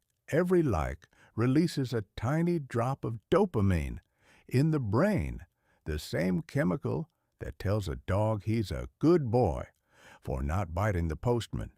The result: we have turned our lives into a perpetual audition. We no longer experience things for the sake of the experience. We experience them for the sake of the engagement. We go to the Grand Canyon not to marvel at the depths of time, but to find the exact angle where our post will receive the maximum amount of digital sugar water. We are performing for a crowd of strangers we don't like, in the hopes of receiving a thumbs up from a man in Estonia we will never meet. The 140-character duel, Twitter/X. And then there is the place formerly known as Twitter. In the old days, if a man wanted to express a complex thought, he wrote an essay. If he wanted to express a very complex thought, he wrote a book. But Twitter decided that the complexity of the human condition could and should be distilled into 140 characters. It was the condensed milk of human discourse. It turned every argument into a slogan. It turned every nuance into a weapon. Imagine trying to explain the causes of the Civil War or the beauty of a Mozart concerto in the length of a sneeze. It cannot be done. What can be done, however, is calling your neighbor a traitorous buffoon in 140 characters. Twitter was designed for the zinger. It was a digital fencing match where the goal was not to be right, but to be viral, to have your insult shared so many times that the entire town square joins in on the hooting. It created the digital mob. In the real world, a mob is a dangerous thing, but it is limited by geography. In the digital square, a mob can form in 10 seconds and consist of 100,000 people from 4 continents, all of whom have decided that a specific person in a small town in Idaho said something problematic and must therefore be professionally and socially executed by noon. The Museum of Falsehoods, Instagram.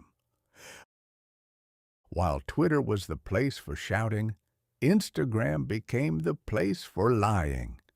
Instagram is a visual square. It is a gallery of photographs that have been filtered. In my day, a filter was something you used to keep the grit out of your coffee. In the 21st century, a filter is a piece of digital magic that removes your wrinkles, whitens your teeth, makes the sky a shade of blue that has never existed in nature, and makes your life look like a continuous, sun-drenched vacation. It is a museum of falsehoods. We spend our days looking at the highlight reels of others while comparing them to our own behind-the-scenes reality. We see a woman in a flowing dress standing on a cliff in Santorini, looking peaceful and radiant. We do not see the 43 failed photographs that preceded it, the fact that she is currently shivering in a cold wind, or that she spent 3 hours arguing with her husband about who was going to hold the black rectangle. We see the lie, and we feel a profound sense of inadequacy. We have created a world where we are all the curators of our own personal propaganda machines. The echo chamber. Finally, we must address the most insidious magic of the digital town square, the algorithm's echo. The square is not a single space. It is a collection of billions of tiny, invisible rooms. The algorithm watches what you like, what you shout at, and what you linger upon. It then decides that you only want to hear from people who agree with you. If you believe that the earth is flat and made of gingerbread, the algorithm will ensure that your town square is filled with other gingerbread earthers. You will never see a person who believes in a round, rocky earth. You will be convinced that the entire world agrees with you, and that the people who disagree are a tiny, shadowy cabal of round earth scoundrels. We have lost the common ground. We are no longer a community. We are a collection of warring tribes, each convinced of our own righteousness because our feed tells us so every 5 seconds. The humbug of connection. So, here we are. We have the magic of being able to talk to anyone, anywhere, at any time. And we use it to tell people they are wrong about everything. We call it social media, but it has made us more lonely, more anxious, and more divided than we were when we were just sitting on a wooden bench in Hannibal, watching the river flow by. We have traded the handshake for the follow, and the conversation for the comment. Man is a social animal, the philosophers say. Well, the 21st century has proven that if you give a social animal a megaphone and a mask, he becomes a very different kind of beast entirely. I'm off to deactivate my account for the 3rd time this week. Apparently, I've been ratioed by a man who thinks my mustache is a symbol of outdated bourgeois sentiment. I don't know what that means, but I'm fairly certain I'm supposed to be offended. By thunder, the 21st century is a noisy place. I think I'll go find a real bench and talk to a real person. If they punch me in the jaw, at least I'll know they're listening. Chapter 9. The Invisible Gold, Cryptocurrency. In the year 1849, if a man had a fever for gold, he had the decency to suffer for it. He would sell his farm, say a tearful goodbye to a wife who likely already had a replacement husband in mind, and trek across a continent filled with hostile weather and even more hostile scenery. Once he arrived in California, he would spend his days standing knee-deep in an icy mountain stream, shaking a pan of gravel until his joints seized up and his fingernails fell off. It was a brutal, mud-caked, miserable business. But at the end of the day, if he was lucky, he had a nugget. He had a heavy, yellow, tangible thing that he could bite with his teeth or trade for a bottle of whiskey and a clean shirt. But the 21st century has decided that mud is inefficient and that sweat is outdated. It has invented a new kind of gold, a digital gold, that you cannot see, you cannot feel, and you certainly cannot bite unless you are fond of the taste of tempered glass and electrical current. They call it cryptocurrency. It is the invisible gold rush. Where the miners are machines, the gold is a string of numbers, and the bank is a password that you probably wrote on the back of a grocery receipt that you accidentally used to scrape mud off your boot. The genesis of the ghost money. It began with a phantom. In 2009, a mysterious figure known as Satoshi Nakamoto, who may be a man, a woman, a committee, or a particularly intelligent group of house cats, released a document into the digital ether. This document proposed a way for people to send money to each other without the interference of a bank, a government, or a person with a green eye shade. They called this magic coin Bitcoin. The humbug here is so beautiful it makes my heart ache. In the old world, money was backed by something. At various points it was backed by gold or silver, or at the very least, the promise of a government that possessed enough cannons to make its paper feel valuable. But Bitcoin is backed by nothing but the collective agreement of a group of people on the internet who have decided that it is worth something. It is a financial faith-healing session. If enough people close their eyes and believe that a digital string of ones and zeros is worth $50,000, then by the grace of the algorithm it is.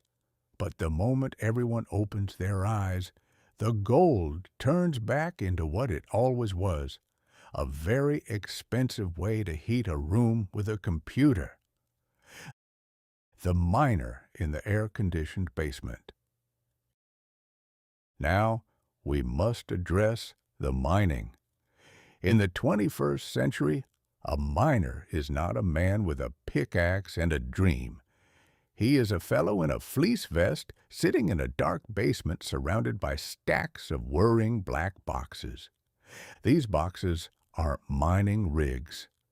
They do not dig through earth. They dig through mathematics.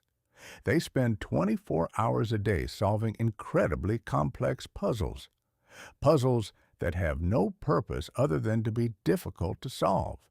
When the computer finally solves the puzzle, the system awards it a Bitcoin. The reality: we are currently using enough electricity to power the entire nation of Argentina just to keep these computers guessing numbers. The result: we are burning coal and damming rivers to produce a digital coin that doesn't exist, so that we can buy things that we don't need, with money that we don't have. It is the most magnificent waste of energy since the invention of the electric back scratcher. We have turned the gold rush into a heat rush. If you walk past a crypto mine in the middle of winter, you will notice that the snow has melted for 3 blocks in every direction. That isn't the warmth of prosperity. That's just the smell of 1,000,000 microchips screaming in agony as they try to find a prime number. The ledger of the gossiping gossips. Blockchain. The magic that makes this all possible is something called the blockchain. I have had it explained to me 17 times by 17 different young men with very enthusiastic eyes, and I am fairly certain that 16 of them were lying. As far as I can tell, the blockchain is a universal ledger that everyone in the world has a copy of. If I send you one Bitcoin, the system doesn't just record it in a private book. It shouts the news to every other computer in the network. Sam just sent Annie a coin. Did everyone see that? Mark it down. It is a world where everyone knows everyone else's business, but nobody knows who everyone is. It is anonymous, yet perfectly transparent. It is a secret kept by the entire world. It is a paradox wrapped in a riddle and stuffed into a computer. The humbug of the blockchain is that it is immutable. They say you cannot change the record. You cannot cook the books. This would be a wonderful development, except for the fact that the human race has a 3,000-year history of finding ways to cook anything that isn't nailed down. I suspect that if a man can figure out how to steal a steamship, he can figure out how to trick a digital ledger into thinking he's a billionaire. The tragedy of the forgotten password. In the old days, if you lost the key to your safe, you hired a man with a blowtorch. You might lose a bit of paint, but you eventually got your gold back. In the invisible gold rush, there is no blowtorch. There is only the private key, a string of 64 characters that looks like a cat fell asleep on a keyboard. If you lose this key, your gold is gone. It is still there on the blockchain, but it is locked in a digital vault that can never, ever be opened. There are stories, tragic, heart-rending stories, of men who bought Bitcoin in 2010 for the price of a ham sandwich, forgot about it, and realized years later that they were sitting on a fortune of $100 million. But they had thrown away the hard drive, or they had forgotten the password. I have seen a report of a man in Wales who accidentally threw away a hard drive containing 7,500 bitcoins. He is currently petitioning the local government to let him dig up the entire municipal landfill.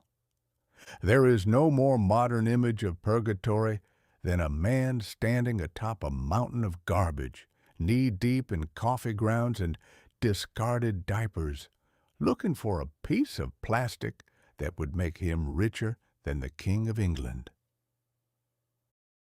The to-the-moon humbug. The final component of the invisible gold is the volatility. A Bitcoin can be worth $60,000 on Tuesday and $30,000 on Wednesday. It is a financial roller coaster designed by a madman. The people who buy it are not investors. They are believers. They have their own language. They hodl, which means they refuse to sell even as the ship is sinking, and they talk about going to the moon.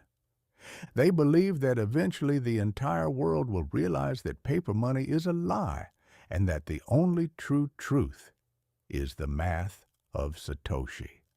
They wait for the big pump. They fear the big dump. They spend their lives staring at green and red lines on their black rectangles, their hearts fluttering with every tick of the clock. And then there are the NFTs, the non-fungible tokens. This was the moment the humbug reached its final glorious form. An NFT is a way to own a digital image. People were paying millions of dollars for a digital picture of a bored ape. They didn't own the copyright. They didn't own the image itself. Anyone could still right-click and save it. They simply owned the digital receipt that said they were the owners. It is the equivalent of buying the idea of a horse. You can't ride the idea, you can't stable the idea, and the idea won't give you any colts. But you can show your friends a piece of paper that says, "I own the concept of that horse over there." The ultimate conclusion. So, we have traded the mud and the pan for the rig and the rigmarole. We have created a world where wealth is invisible and the gold is made of math. Is it magic? Perhaps. Is it a humbug? Most certainly. Money, I once said, is a good servant but a dangerous master. In the 21st century, the master has become an invisible ghost that lives in a hot box in the desert. We are all chasing the moon, forgetting that the moon is a cold, barren rock with no atmosphere and even less Wi-Fi. I'm off to find my grocery receipt. I have a sudden nagging feeling that I might have bought 3 Dogecoins back in 2021 when I was feeling particularly whimsical, and I'd hate to think they're sitting in a landfill somewhere between a banana peel and a broken toaster.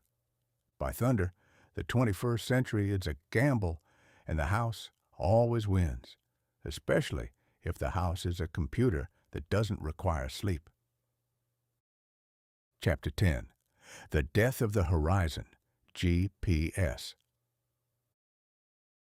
In my former life, the one where the primary mode of transportation involved a great deal of soot and a persistent fear of boiler explosions, the concept of navigation was a sacred, albeit terrifying art form.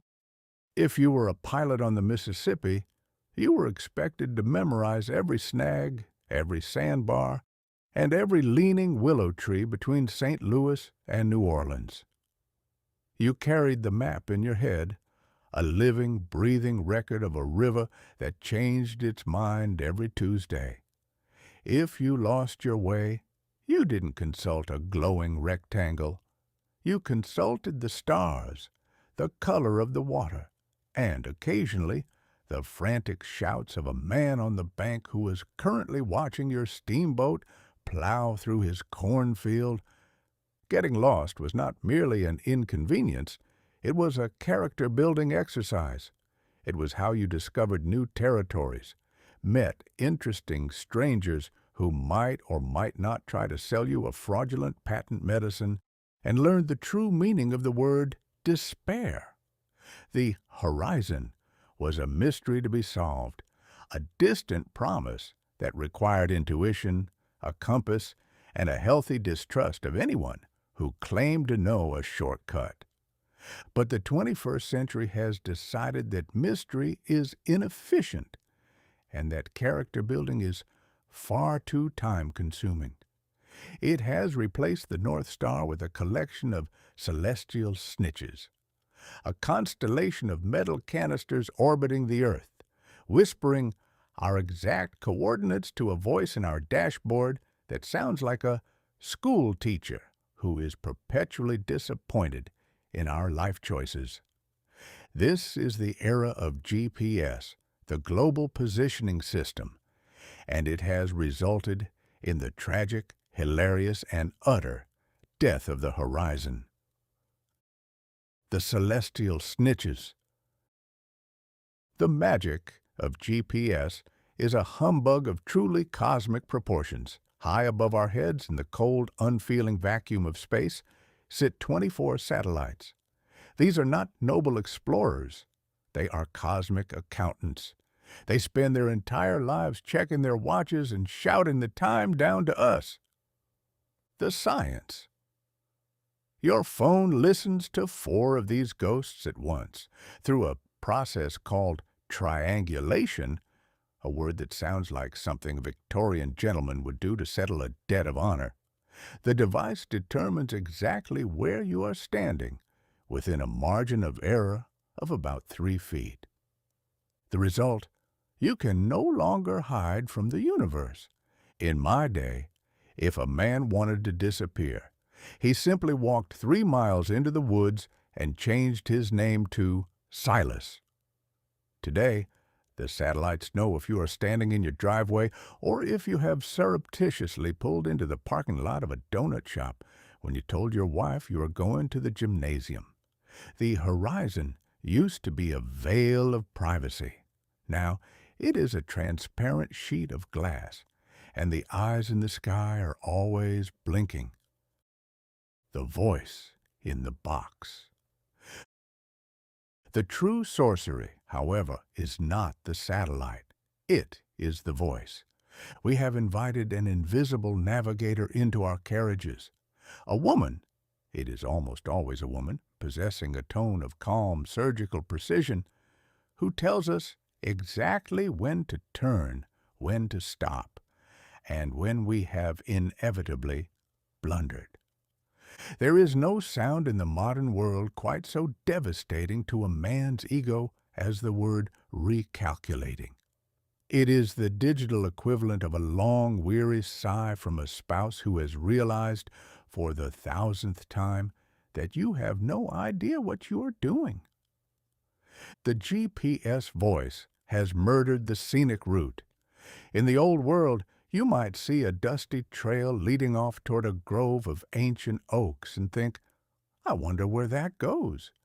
You would turn the horses, follow your whim, and perhaps find a hidden lake or a haunted tavern. In the 21st century, the voice forbids such whimsy. In 200 yards, turn right, she commands. If you dare to follow the dusty trail, she doesn't join you in your adventure. She becomes agitated. She begins recalculating with a frantic, rhythmic intensity, her voice rising in a way that suggests she is currently contacting the authorities to report a kidnapping. We have traded the joy of discovery for the tyranny of the estimated time of arrival. The Great Horizon Collapse. Because we have a map in our pockets, we no longer look at the world. We have suffered a collapse of the horizon. I have observed travelers in the most beautiful places on God's green earth, the rolling hills of Tuscany, the jagged peaks of the Rockies, the mist-shrouded cliffs of Scotland, and what are they looking at? They are looking at a blue dot on a screen. They are so terrified of the blue dot moving off the gray line that they forget to look out the window. They are navigating a cartoon version of reality while the real thing passes them by at 60 miles per hour. The map, a vibrant three-dimensional world of smells, sounds, and textures. The reality, a two-dimensional representation where home is a yellow star and food is a small icon of a fork and spoon. We have lost our internal compass. I reckon if you took a modern human, spun them around 3 times in a dark room, and took away their black rectangle, they would wander in circles until they starved to death, unable to find a bathroom that was 10 feet away. We have outsourced our most basic survival instinct to a battery-powered brick. The digital lemmings. The most hilarious side effect of this magic is the blind obedience phenomenon. Because we believe the machine is infallible, we have ceased to use our eyes entirely. There are well-documented cases, tales that would make a mule laugh, of people who have followed their GPS instructions with a devotion that borders on the religious. The aquatic adventurer, a woman in Canada, once followed her GPS turn-right command directly down a boat launch and into the freezing waters of Lake Huron. She sat there in her sinking car, presumably waiting for the voice to tell her to merge with the perch. The train tracker. I have read of a gentleman who drove his luxury sedan onto a set of active railroad tracks because the blue dot told him it was a shortcut. He seemed genuinely surprised when a 300-ton locomotive disputed his right-of-way. The mountain climber, tourists in the Alps frequently find themselves stranded on goat paths intended for creatures with 4 legs and no fear of heights, all because the magic glass told them it was the fastest way to the hotel. We have become digital lemmings. We have replaced the common sense of the pioneer with the correct signal of the consumer. If the GPS tells us to drive off a cliff, we might hesitate for a second, but then we'll think, well, the satellites probably know something about gravity that I don't.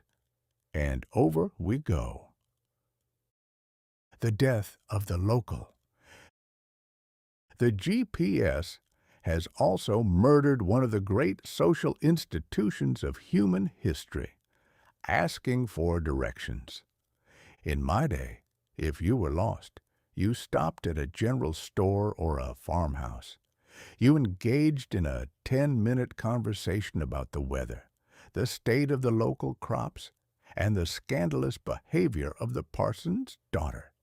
Eventually, the local would point a gnarled finger toward a fork in the road and say, "Go past the barn that burnt down in '82, turn where the old dog sits, and if you hit the creek, you've gone too far." It was a beautiful human interaction. It connected you to the land and its people. Today, we would rather drive into a swamp than speak to a stranger. We have replaced the gnarled finger with a digital arrow. We have replaced the story of the burnt-down barn with a point of interest icon. We have gained precision, but we have lost the local color. We are moving through a world of ghosts, connected to the sky, but disconnected from the soil.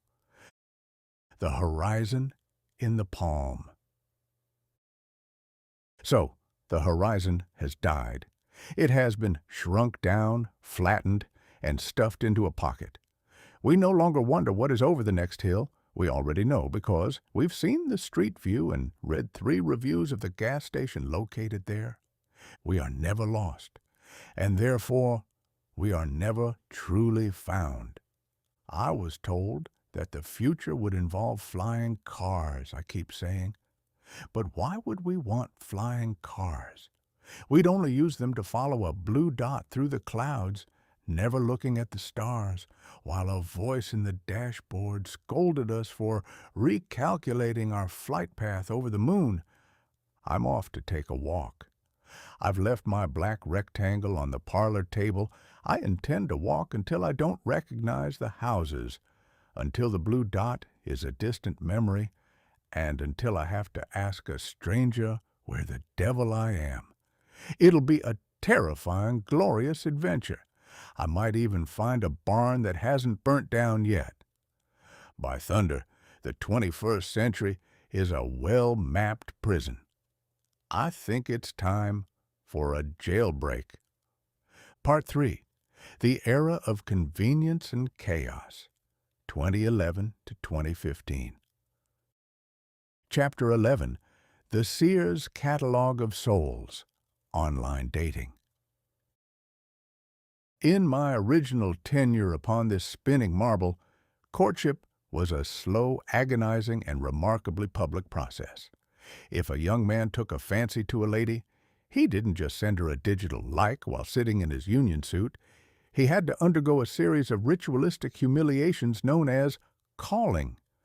This involved putting on a collar so stiff it threatened to decapitate him, walking to the lady's house, and sitting in a parlor under the unblinking predatory gaze of her mother, her maiden aunt, and a cat that clearly knew more than it was letting on. You had to talk about the weather. You had to talk about the sermon. You had to demonstrate that you were not a drunkard, a gambler, or a man who entertained the radical notion that the earth was more than 6,000 years old. If, after 6 months of this torture, you were allowed to hold the lady's hand for 3 seconds behind a hydrangea bush, You felt as though you had conquered the known world. Your pool of potential mates was limited to the 3 or 4 people of marriageable age in your village who didn't share your last name. It was a modest system built on proximity and the desperate hope that your personalities wouldn't clash so violently that one of you ended up in a well. But the 21st century has decided that the hydrangea bush is inefficient. It has looked at the mystery of human attraction and decided to treat it like the Sears, Roebuck, and Company catalog. It has invented online dating, the catalog of souls, where you can order a spouse with the same casual indifference you use to order a new set of socket wrenches. The digital showroom. In the old Sears catalog, you could flip to the back and find a sturdy, reliable cast-iron stove. You would read the specifications, its weight, its BTU output, the quality of its nickel plating, and decide if it was the stove for you. Modern dating operates on the same principle, except the stove is a human being named Gary, who likes craft beer and adventure. We have invented the profile, a work of creative fiction that would make the most imaginative novelist weep with envy. In the profile, every man is an amateur chef, a world traveler, and a lover of laughing, as if laughing were a rare and exotic hobby rather than a basic, involuntary reflex. The photography. Every person on these apps is apparently a professional model who spends 90% of their life standing on the edge of a cliff in Bali. You never see a profile picture of a woman doing her taxes or a man cleaning hair out of a shower drain. The bio. A collection of curated slogans designed to make the wearer seem approachable, yet mysterious. Work hard, play hard, they say, which I reckon is code for I answer emails until 7 p.m. and then fall asleep watching a documentary about fungi. We have distilled the infinite complexity of the human spirit into a series of tags. Are you a dog person or a cat person? Are you spiritually minded or just looking for a good time? It is the ultimate humbug of the age, the belief that a soul can be understood by reading a list of its favorite breakfast cereals and observing a filtered photograph of its left profile. The mechanics of the swipe. The true magic of the modern romance, and by magic I mean the kind that involves a disappearing act, is the swipe. Enter Tinder, the app that turned the search for a soulmate into a game of solitaire played with human faces. You are presented with a photograph of a person. If you find their facial structure pleasing to your eye, you swipe right. If you find their choice of hat offensive or their nose slightly too asymmetrical, you swipe left, casting them into the digital abyss where they are immediately replaced by another face. It is a mechanical slaughterhouse of dignity. We have given the thumb the power of life and death over a person's romantic future. If Cleopatra had been on Tinder, she would have been swiped left by a linen merchant from Memphis because she looked like she might have too much drama. This leads to a psychological phenomenon I call the next best thing fever. In my day, if you found a girl who could read and didn't have the pox, you married her and thanked your lucky stars. But on the app, there is always another face. There is always a better match, just 3 swipes away. Why commit to Martha, who is kind and funny, when there might be a Magnolia in the next zip code who is kind, funny, and knows how to make homemade sourdough? We have created choice paralysis. We are so busy looking at the catalog that we never actually buy the stove.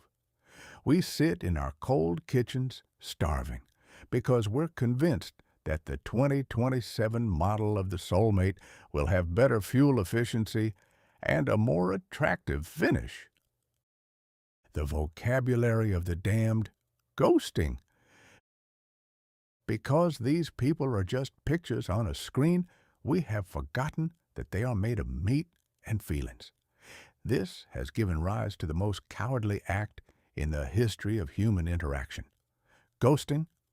In the old world, if you wanted to stop seeing a lady, you had to write a letter. You had to invent a plausible excuse. Perhaps you were joining the French Foreign Legion, or you had been diagnosed with a sudden and fatal case of the vapors. You had to offer some form of closure, even if it was a lie. In the 21st century, you simply stop responding. You vanish. One day you are discussing the merits of Italian cinema, and the next you are a digital phantom. You have ghosted. The ghoster feels a momentary twinge of guilt, which is quickly suppressed by swiping on 3 more people. The ghostee spends 4 days staring at their black rectangle, wondering if they said something wrong, or if the other person was perhaps eaten by a wolf. It is a world of haunting. The digital town square is full of the spirits of people we almost knew, floating around in our message history like the unburied dead. We are connected to everyone, yet we treat each other with the disposability of a paper napkin. The first date, the job interview with alcohol. If you manage to survive the swiping and the ghosting, you eventually reach the first date. In my era, a date was a stroll in the park or a church social. In the 21st century, a date is a high-pressure job interview conducted in a loud room over expensive cocktails. You sit across from a stranger who you know everything about, according to their profile, and nothing about, according to reality. You spend 2 hours trying to see if their real face matches their internet face. It rarely does. The internet face is usually 5 years younger and 10 pounds lighter thanks to the magic of the filter. You perform your greatest hits, your best stories, your most charming observations, while secretly checking your watch to see if you can go home and put on your sweatpants. If the date is a failure, you don't have to worry about running into them at the general store. You simply unmatch. You erase them from your digital existence. It's as if they never happened. We are living in a series of etch-a-sketch romances. One good shake, and the slate is clean again. The algorithm of love. Who decides who you should see in the catalog? The matchmaking algorithm. The high priests of the dating apps claim they have discovered the formula for love. They track your likes, your dislikes, and how long you spend looking at a picture of a man in a kayak. They then use big data to predict who will make your heart pitter-patter. Humbug. You cannot calculate a spark using a spreadsheet. Love is not a mathematical equation. It is a chemical accident. It is the result of 2 people being in the same place at the same time, both of whom have the same specific brand of madness. By trying to optimize romance, we have removed the very thing that makes it romantic, the accident. The humbug of the soulmate. So, we have the magic of a billion potential partners in our pocket.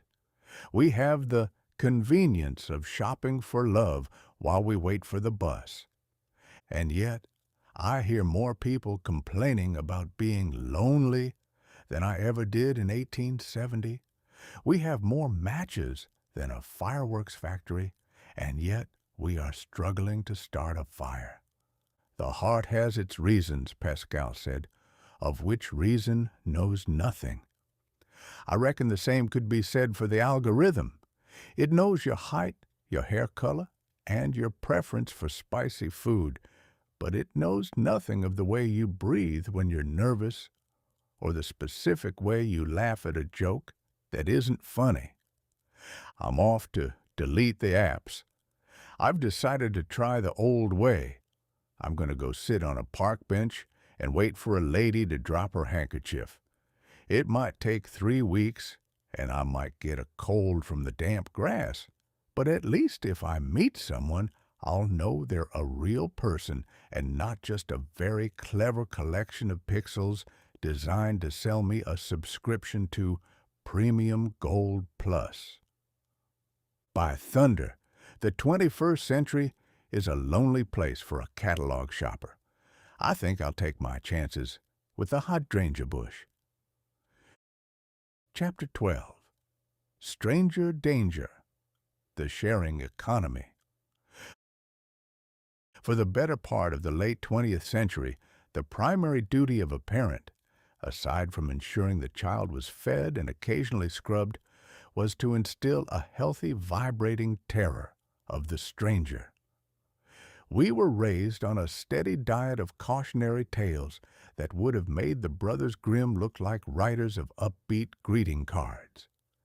We were told, with the solemnity of a funeral oration, never to take candy from a stranger, never to talk to a stranger, and, above all else, never, under any circumstances, short of a volcanic eruption, to get into a motor car with a stranger.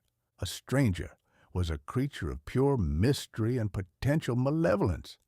If a man in an unmarked van offered you a peppermint, he wasn't being neighborly. He was a villain in search of a plot.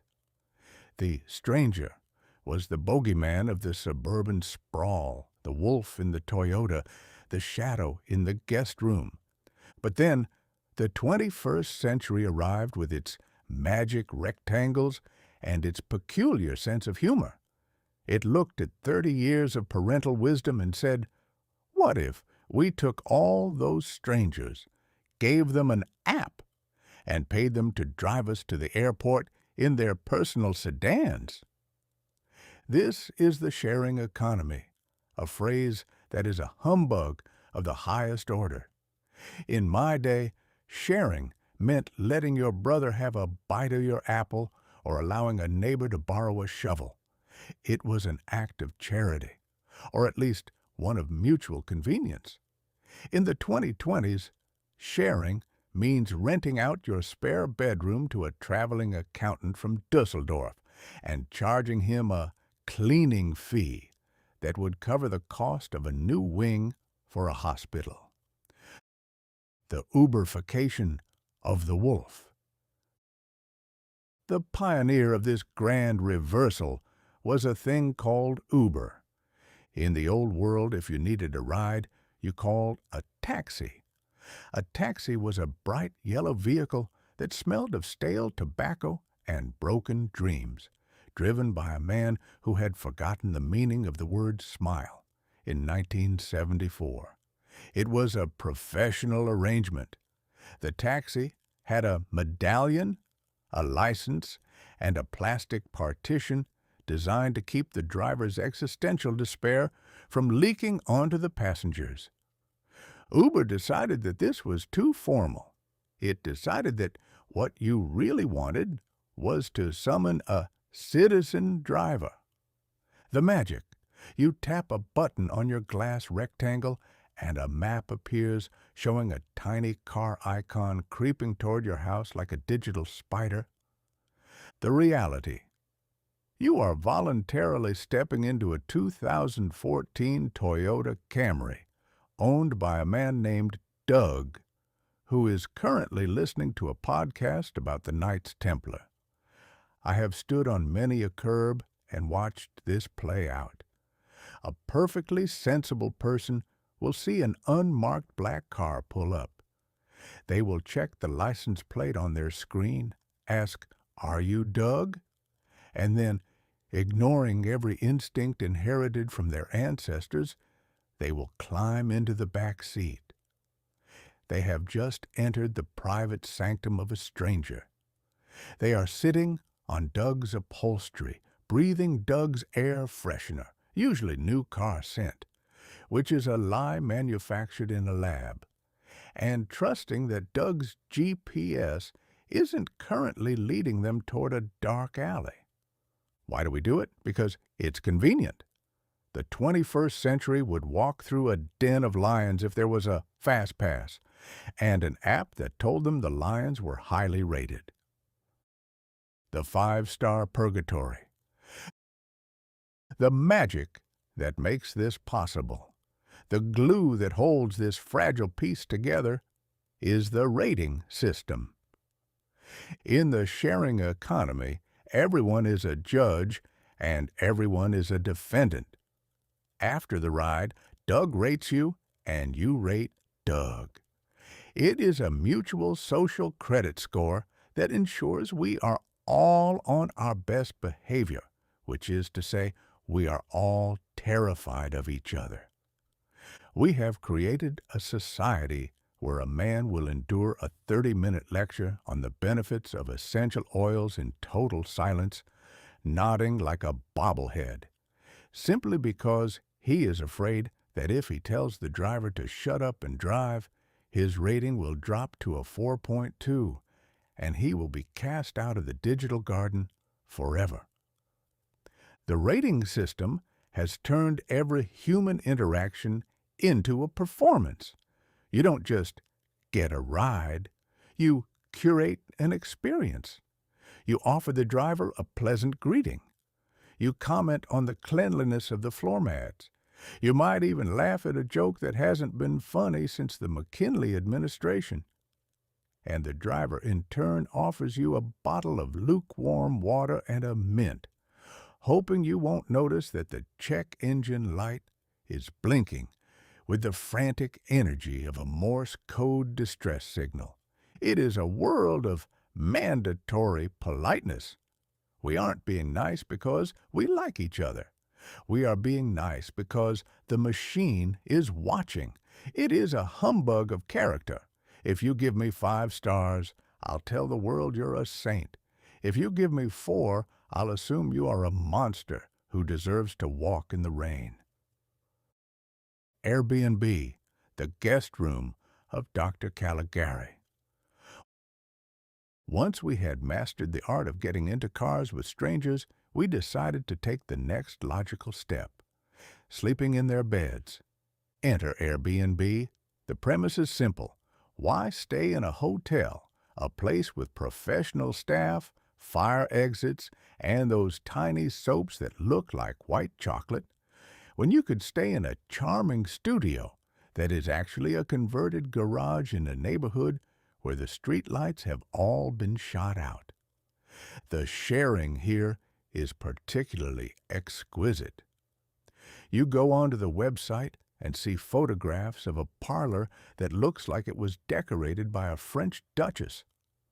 There are fresh flowers, a bowl of artisanal fruit, and a cat sitting on a velvet cushion. The promise, a local experience, a chance to live like a native. The reality.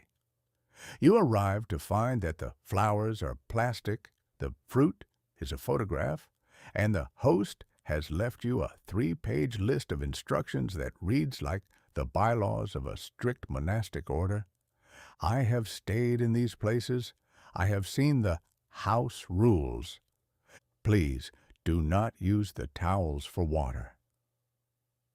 The thermostat is locked at 68 degrees for the health of the houseplants.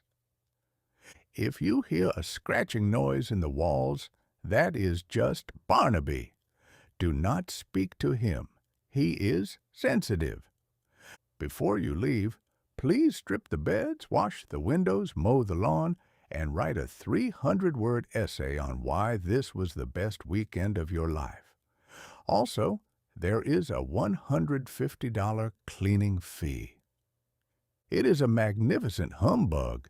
We are paying the price of a luxury suite to perform the duties of a chambermaid. We are guests who are expected to act like invisible servants, and yet we do it. We do it because we want to feel authentic. We want to tell our friends on the digital town square that we stayed in a converted grain silo instead of a Hilton, even if the silo smelled like damp oats and gave us a permanent crick in the neck. The gig humbug. We must also address the linguistic magic of the gig economy. In the old days, if a man had 3 different jobs just to keep his head above water, we said he was struggling. We said he was overworked. We said he needed a vacation. In the 21st century, we say he has a side hustle. Hustle is a marvelous word. It implies energy, ambition, and a certain swagger. It turns the grim reality of delivering lukewarm burritos to strangers at 11 p.m. into a bold entrepreneurial venture. The companies that run these apps claim they aren't employers. Oh no, they are platforms. They don't hire workers. They provide opportunities for independent contractors. It is the only business model where the company owns the map, the customer owns the money, and the worker owns the repair bill for the transmission. It is a masterpiece of shifting the burden of reality onto the person least able to carry it. We are told that this provides flexibility. You can work whenever you want, provided you want to work during the 3 hours of the day when the surge pricing makes it worth the gasoline. It is the magic of the self-made man. If the man is made of spare parts and is currently being told by an algorithm that his performance is slipping. The circle closes. So here we are. We have spent a century building a world of walls, locks, and stranger danger, only to spend the last decade tearing them down for the sake of a cheaper fare to the theater. We have turned the world into a giant, high-stakes swap meet. We rent out our cars, our homes, our tools, and our very time, all mediated by a series of glowing glass bricks. We have connected with the stranger, but only through the safety of a rating. We have found a way to trust each other, but only because we know that if the trust is broken, we can leave a very nasty comment in the review section. Is it progress? I reckon it is, in the same way that a man jumping off a cliff is progressing toward the ground. It's fast, it's exciting, and it certainly changes your perspective. I'm off to catch an Uber. A fellow named Kevin is 3 minutes away in a Kia Soul. He has a 4.9-star rating, which means he either provides excellent conversation or he's very good at hiding the bodies. Either way, I've got my 5-star smile ready. I wouldn't want to be recalculated out of the system. By thunder, the 21st century is a trusting place. Just don't forget to strip the sheets before you leave. Kevin is very particular about the laundry. Chapter 13. The Electric Carriage, EVs. In the closing years of the 19th century, the horseless carriage was not a single inevitable destiny, but a 3-way duel between steam, gasoline, and electricity. It was a marvelous time for anyone who enjoyed being soot-covered, exploded, or stranded in a ditch. Steam was the choice of the romantic adventurer who didn't mind the occasional risk of being launched into the next county by a recalcitrant boiler. Gasoline was for the man who enjoyed the smell of a refinery and the rhythmic, bone-jarring explosions of a combustion engine. And electricity? Electricity was for the ladies. It was clean, it was quiet, It didn't require the strength of a blacksmith to hand crank the engine into life. And it didn't smell like a dragon with a digestive disorder. But as history, that mischievous teller of tall tales, would have it, gasoline won the day. It won because it was cheap, it was fast, and because the American male possesses a deep genetic need to hear a machine roar like a wounded lion when he steps on a pedal. For 100 years, we lived in a world of valves, pistons, and exhaust pipes, convinced that the only way to get from St. Louis to Hannibal was by exploding tiny drops of dead dinosaurs in a metal box. Then came the 21st century. It looked at the smog-choked horizon and the dwindling oil fields and decided that the ladies of 1895 were right all along. It decided to bring back the electric carriage, or the EV, promising to save the planet while we sit in a silent leather-lined capsule, wondering if we have enough lightning left in our floorboards to reach the next grocery store. The silent stalker of the suburbs. The first thing a man of my era would notice about a modern electric vehicle is the silence. It is an unholy, unnatural quiet. When you turn the key, or rather, when you press a glowing button that looks like it belongs on the bridge of a Martian warship, nothing happens. There is no cough, no shudder, no puff of blue smoke to signal that the machine has awakened from its slumber. It simply hums. It is a sound so faint it could be a bumblebee trapped in a jar 3 rooms away. The magic, instantaneous speed, because an electric motor doesn't have to wait for a series of explosions to build up steam. It launches forward with the terrifying grace of a cat that has just seen a cucumber. The reality: you are driving a very fast, very heavy, very expensive kitchen appliance. In an honest gasoline carriage, you have a relationship with the engine. You can hear it working. You know when it's tired, when it's angry, and when it's about to give up the ghost. But an EV has no soul to speak of. It is a collection of batteries and wires wrapped in a sleek, aerodynamic shell. It doesn't rumble, it glides. The environmental confession: a smarter sort of smoke. Now, as a man who has spent a good portion of his life poking fun at the humbugs of the age, I must pause for a moment of uncharacteristic sobriety. We are told that these electric carriages are the salvation of the natural world. In my day, the environment was simply the stuff you had to walk through to get to the saloon. But today, it is a fragile patient in need of a miracle. And here is the truth of the matter: the electric carriage is, in fact, a cleaner beast. I have seen the charts and the data. See Chapter 20.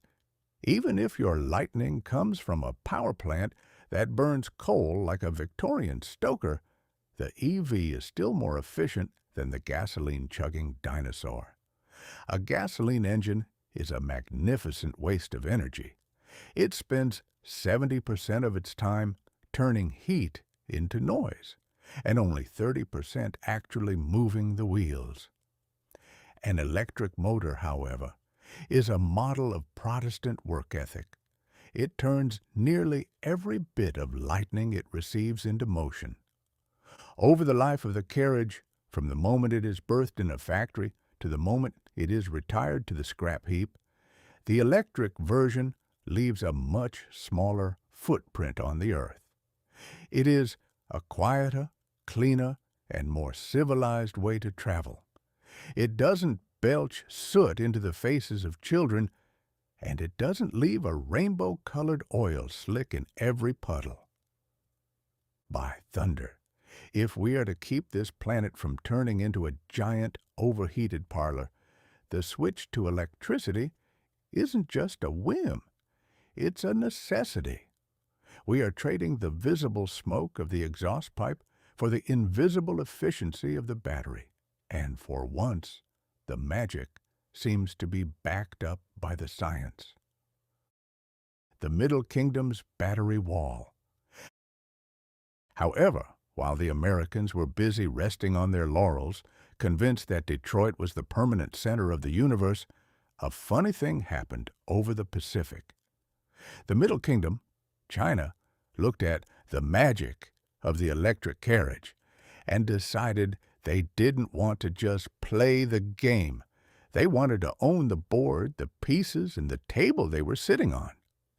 In my day, China was a place of silk and porcelain. In the 2020s, it is the undisputed empire of the battery. While the West was bickering over whether or not the climate was actually changing, the Chinese were quietly cornering the market on every mineral, every wire, and every circuit required to make the world hum. The mineral monopoly. China controls nearly 80% of the world's battery mineral processing. If you want to build a battery in the West, you eventually have to tip your hat to a man in Beijing. The speed of innovation. In Detroit, it takes 5 years to decide on a new cup holder. In Shenzhen, they can design, build, and crash test a new carriage before the American Board of Directors has even finished their first pot of coffee. The cost humbug. The Chinese have mastered the art of the budget EV. They have carriages that the common man can actually afford, while the Americans are still trying to sell luxury lightning sleds that cost as much as a small mansion in Missouri. China is leaving the United States in the dust, not because they have better poets, but because they have better supply chains.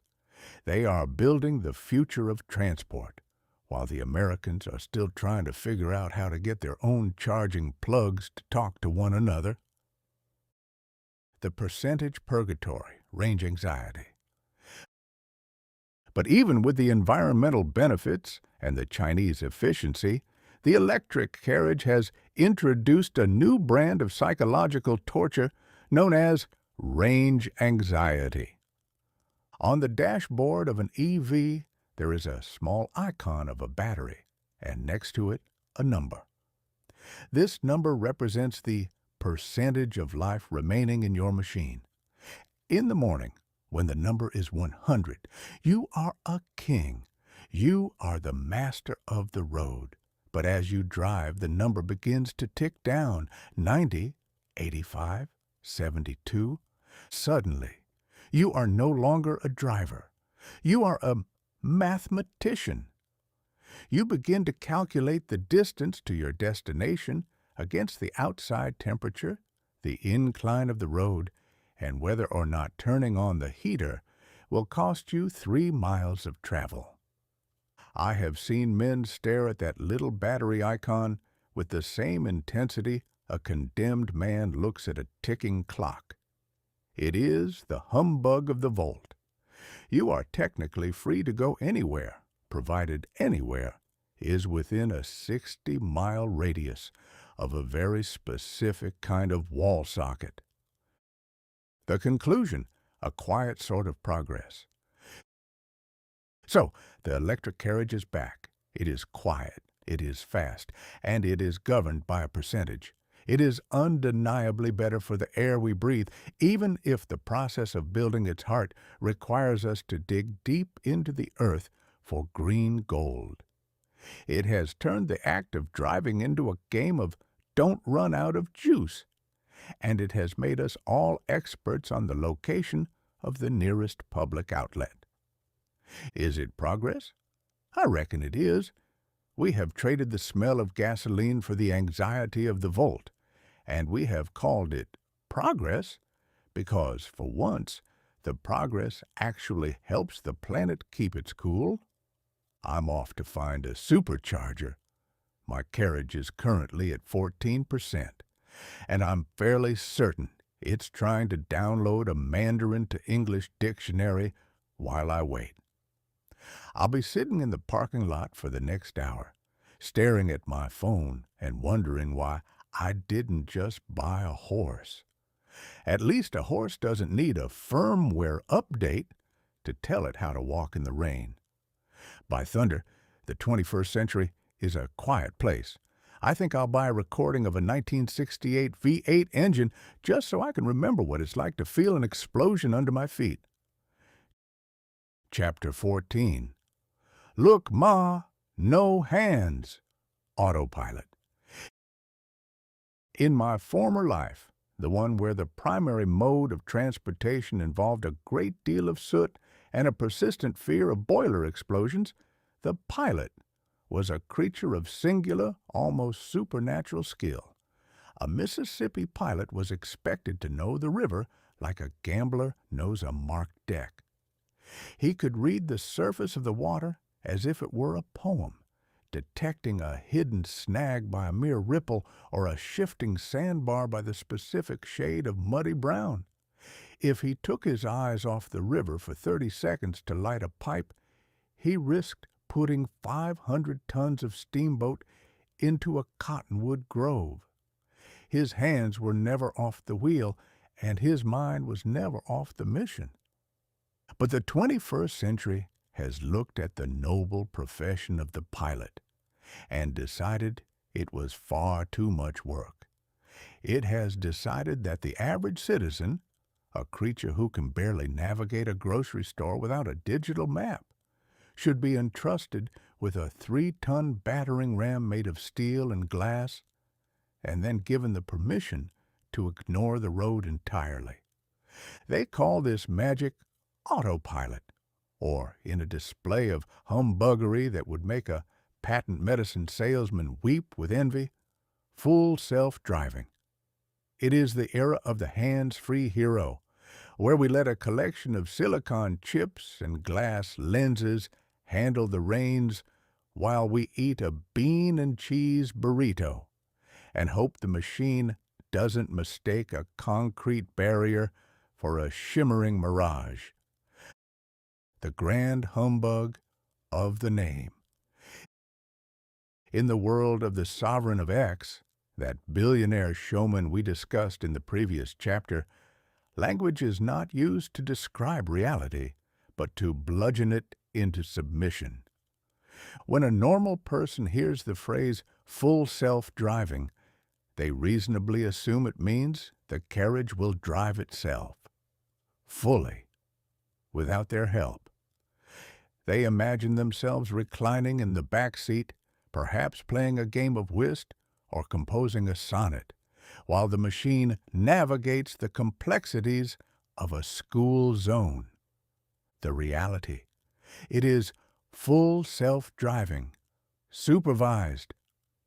The humbug. This is the equivalent of a full life preserver requires swimming. It is a masterful bit of linguistic gymnastics. The machine is self-driving right up until the moment it decides to veer toward a parked fire truck at 60 miles per hour, at which point it emits a frantic beep and informs you that you are the pilot and you are responsible for the impending collision. It is a world where you are the captain of the ship, but the ship has a mind of its own and a very loose grasp of the rules of the road. We have become beta testers for our own survival. In my day, if you wanted to test a new kind of brake, you did it with a weighted sled and a dummy. In the 2020s, the Sovereign of X has decided that the best way to test his software is to release it to 3 million distracted commuters and see who survives the commute. It is the largest, most expensive, and most high-speed science experiment in human history, and we are all the guinea pigs. The blind watchman. How does the machine see? In the old world, the pilot had eyes, 2 of them usually reinforced by a pair of binoculars and a lifetime of experience. In the new world, the machine has cameras. Now, there are 2 schools of thought on how a carriage should see. The Waymo approach. These are the carriages that look like they have a spinning bucket of mechanical gears on their roof. They use LIDAR, which stands for light detection and ranging, but which I call the Oracle of Truth. It sends out invisible lasers that bounce off everything, creating a perfect three-dimensional map of the world. It knows exactly where the curb is, and it knows that the semi-truck in front of you is a solid object and not a cloud of dust. The Tesla approach. The vision. The sovereign of X has declared that lasers are expensive and unnecessary. He believes that since humans see with eyes, cars should see with cameras. It is a noble sentiment, except for the fact that a human eye is connected to a human brain that knows the difference between a sunset and a stoplight. A camera is connected to a computer that can be easily fooled by a particularly large moth or a shadow that looks like a pedestrian. By relying solely on vision, the sovereign has built a carriage that is essentially a highly strung genius with cataracts. It is brilliant at recognizing a stop sign right up until the sun hits the lens at a certain angle, at which point the machine becomes confused and decides the best course of action is to slam on the brakes in the middle of a highway. This is known as phantom braking. It is the digital equivalent of a horse seeing a ghost in the road and rearing up in terror. I have seen reports of carriages stopping dead for no reason other than the shadow of an overpass. There is nothing quite so bracing for the Constitution as traveling at 70 miles per hour and having your carriage suddenly decide that the road has vanished. It keeps the driver attentive, mostly by inducing a permanent state of cardiac arrest. The burrito incident, a modern tragedy. Imagine, if you will, the modern pilot. He is sitting in his sleek, silent EV. He has engaged the autopilot. He feels a sense of profound liberation. He decides that this is the perfect moment to enjoy a burrito. Now, a burrito is a complex piece of engineering. It requires two hands, a significant amount of focus, and a total disregard for one shirt. Our hero begins his meal. The carriage is humming along, staying perfectly in the center of the lane. The machine is full self-driving. Suddenly, a construction zone appears. There are orange cones, those plastic sentinels of progress, and a man holding a slow sign. A human pilot would see the man, see the cones, and realize that the world has changed. But the machine is currently processing a neural network update. It sees the orange cones and decides they are a decorative border. It sees the man with the sign and decides he is a particularly tall weed. The machine. Everything is fine. Maintain speed. I am a genius. The driver. Extra guacamole. The reality. Crunch. This is the gap of trust. We trust the machine too much, and the machine doesn't trust the world enough. We have been given a safety feature that encourages us to be dangerous. We are told to keep our hands on the wheel. But the machine is so good at its job 99% of the time that we eventually forget the wheel is there. We become the nag avoiders. The nag is the car's way of checking if you're still alive. Every minute or so, it requires you to jiggle the steering wheel. If you don't, it beeps at you. If you still don't, it puts you in autopilot jail and refuses to drive you for the rest of the day. This has led to a whole industry of hacks. People who wedge oranges or weights into the steering wheel to fool the machine into thinking they are paying attention. We are a species that will spend $50 on a specialized weight to trick a car into thinking we are driving just so we can spend 20 minutes staring at a video of a cat on our phone. We are using the pinnacle of human intelligence to allow ourselves to be as stupid as possible. The trolley problem in the dashboard. The philosophers of this century love to talk about the trolley problem. It's a hypothetical situation where a runaway trolley is heading toward 5 people, and you can pull a lever to switch it to a track, where it will only hit one person. In the era of autopilot, the trolley problem is no longer a classroom exercise. It is a line of code. When a carriage is faced with an unavoidable collision, who does it choose to save?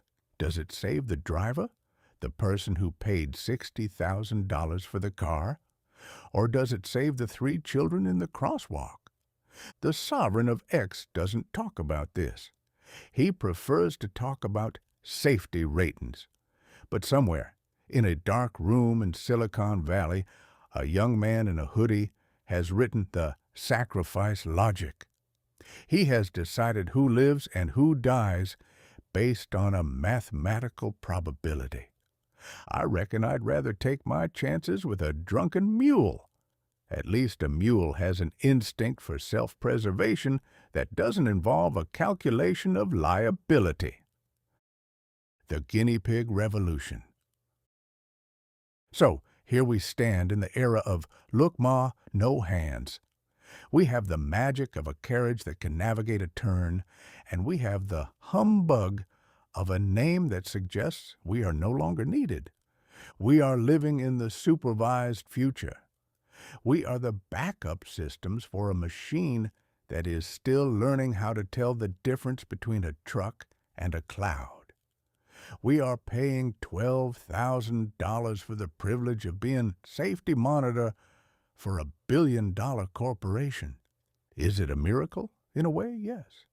It is incredible that a pile of sand and metal can see a road at all. But it is also a grand catastrophe of common sense. We are trading our skills for convenience and our attention for a bean and cheese burrito. I'm off to drive my own carriage. I've turned off the autopilot, and I've put my phone in the trunk. I want to feel the road. I want to see the snags. I want to be the pilot of my own life, even if it means I have to pay attention for 30 minutes. By thunder, the 21st century is a lazy place. I think I'll keep my hands on the wheel, if it's all the same to the sovereign. I've seen enough ghosts for one day. Chapter 15. The Mall in the Machine. E-commerce. In my original residency upon this mortal coil, shopping was a physical, social, and often aromatic adventure. If a man required a new pair of trousers or a sack of flour, he had to hitch up the horses, brave the elements, and travel to the general store. This was a place of high sensory impact. It smelled of cured hams, sawdust, kerosene, and the persistent unwashed opinions of the men sitting around the Cracker Barrel. You didn't just buy something, you negotiated. You examined the fabric. You listened to the storekeeper lie about the durability of the stitching, and, most importantly, you had to physically hand over actual heavy silver coins, an act that provided a healthy, natural friction of guilt that kept a man from spending his children's inheritance on a whim. Then came the Sears, Roebuck, and Company catalog, the Wish Book, which was the first true magic trick of the merchant class. It allowed a man in a remote cabin in the territories to look at a picture of a banjo or a set of patent leather shoes and dream of a life he couldn't afford. But even then, there was a delay. You had to fill out a form with a pen, find a stamp, and wait 6 weeks for a crate to arrive by rail. The magic was slow, but the 21st century has no time for Cracker Barrels or 6-week delays. It has looked at the entire world and decided to flatten it, package it, and stuff it into a black rectangle. See Chapter 7. It has built the mall in the machine, where the Buy Now button has replaced the common sense center of the human brain. The one-click seduction. The primary sorcerer of this era is a man who looks remarkably like a very wealthy, very bald lizard. Let us call him the Alexander of Cardboard. He realized that the only thing standing between a human being and a state of total bankruptcy was friction. Friction is the time it takes to find your wallet. Friction is the 3-minute walk to the car. Friction is the moment of reflection where you ask yourself, do I really need a specialized avocado slicer that also plays the national anthem? The Alexander of Cardboard invented the one-click buy. He ensured that your bank details, your home address, and your very soul were already stored in his digital vault. Now, you don't even have to purchase an item. You merely signal your desire to the machine. You tap the screen, and before the neurons in your brain have finished firing the signal of regret, the transaction is complete. The silver has flown out of your account as silently as a ghost, replaced by a digital confirmation that tells you your avocado slicer will arrive before the sun goes down. The midnight neck massager. There is a peculiar intersection in the modern world between insomnia and consumerism. In the old days, if a man couldn't sleep at 2 a.m., he might read a book, or contemplate his sins, or perhaps stare at the ceiling until the dawn broke his spirit. Today, he pulls out the black rectangle. He finds himself in the mall in the machine, wandering through a labyrinth of recommended-for-you items. The algorithm, our old friend from Chapter 8, knows that you are vulnerable.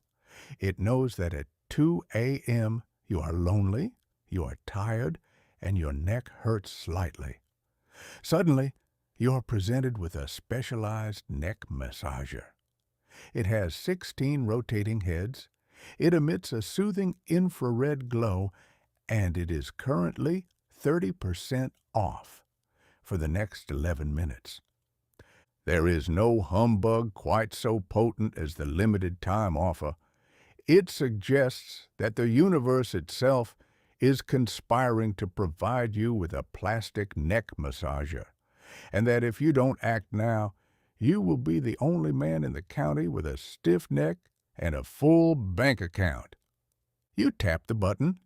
You feel a momentary surge of dopamine, the digital sugar water. You have conquered the night. You have solved a problem you didn't know you had with money you forgot you earned.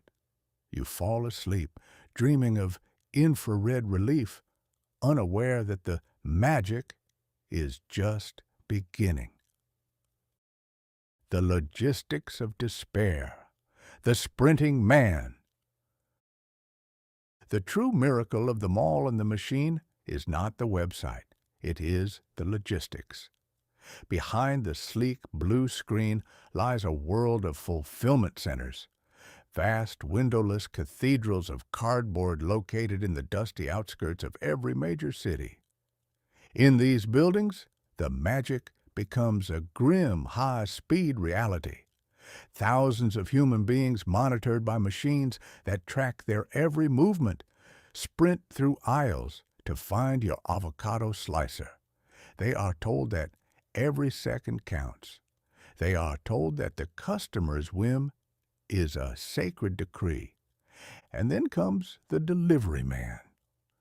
In my day, the postman was a dignified figure who walked his route and knew your dog's name.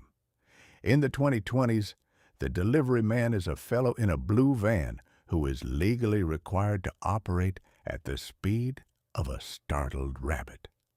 The ritual. You hear a screech of tires. You see a flash of blue. By the time you reach the window, the van is already 3 blocks away, and a brown cardboard box is sitting on your porch like an abandoned child. The requirement. The delivery man must sprint to your door, drop the package, take a photograph of it to prove he didn't steal your neck massager, and return to his van before the GPS snitch, Chapter 10, notifies his masters that he has been idle for 12 seconds. We have built a civilization based on the idea that a man's desire for a new pair of socks at 9 p.m. is a crisis that requires a logistical feat of Napoleonic proportions. We are saving time, but we are using that saved time to work harder so we can buy more things that require more delivery men to sprint to our porches. It is a carousel of exhaustion, and the Alexander of Cardboard is the only one who isn't dizzy. The Cardboard Harvest.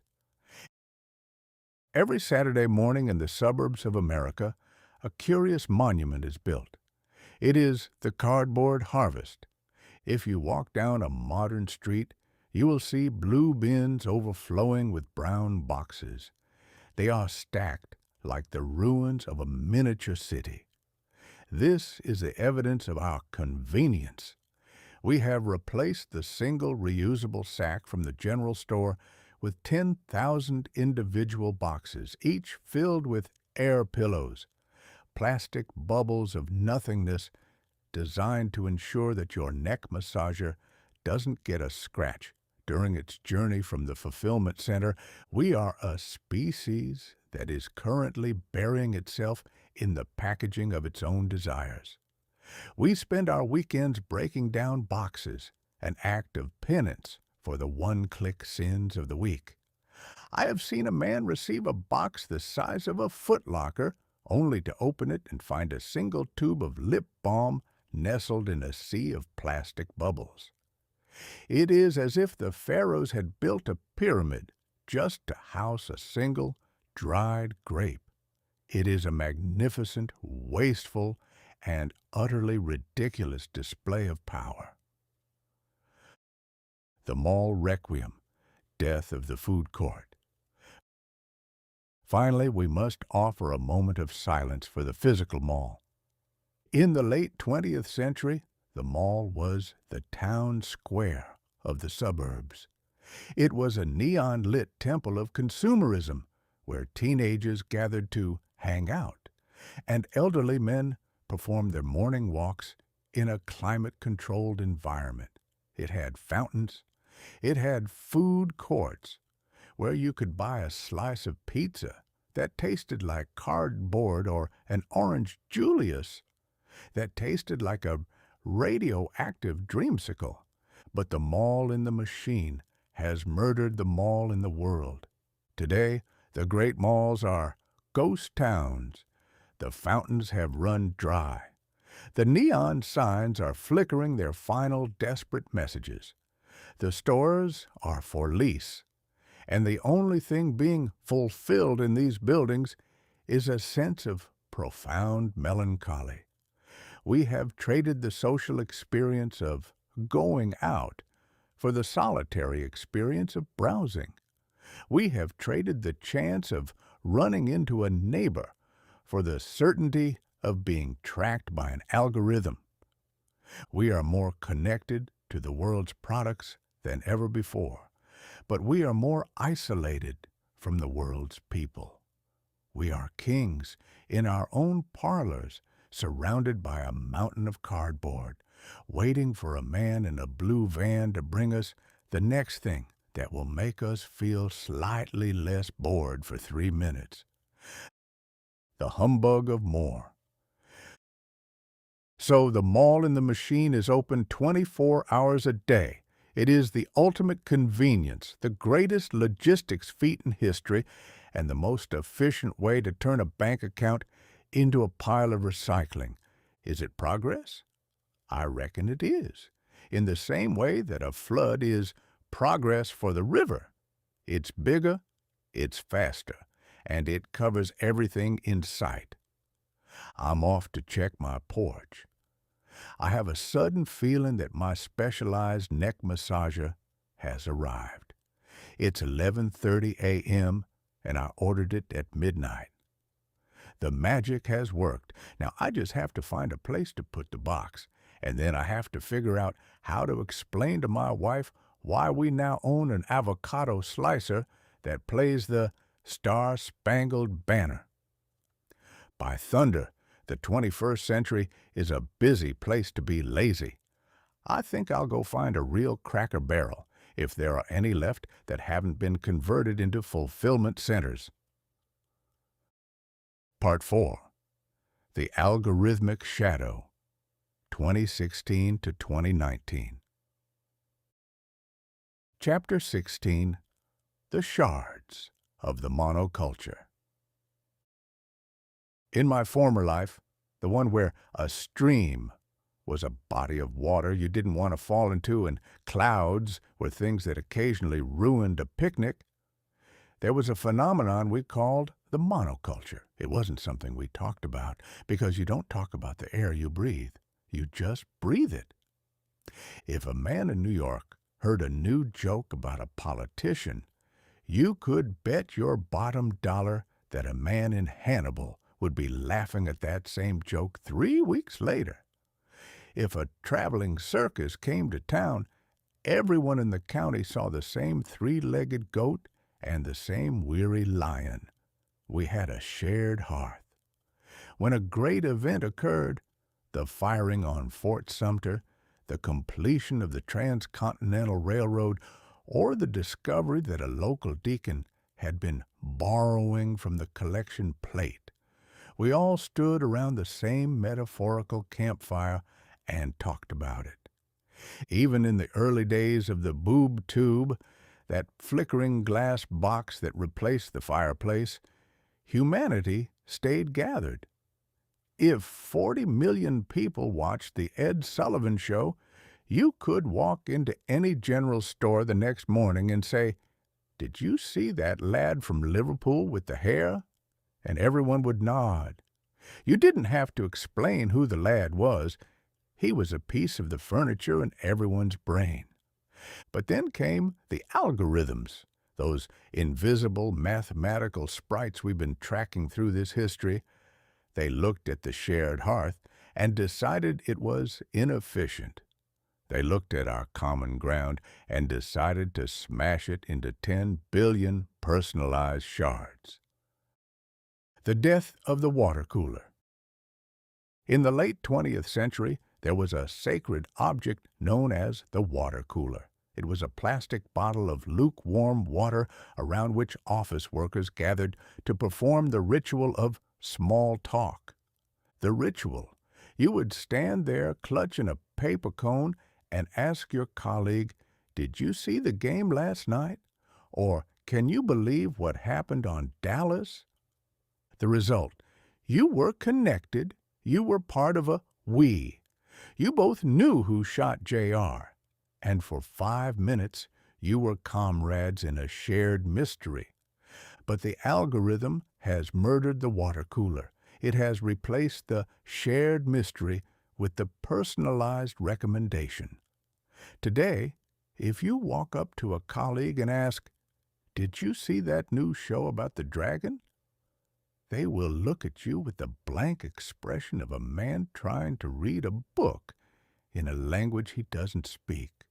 "No," they'll say. The algorithm has me watching a 14-part documentary series about the history of professional competitive lawn mowing in Estonia. It's fascinating. Have you seen it? Of course you haven't.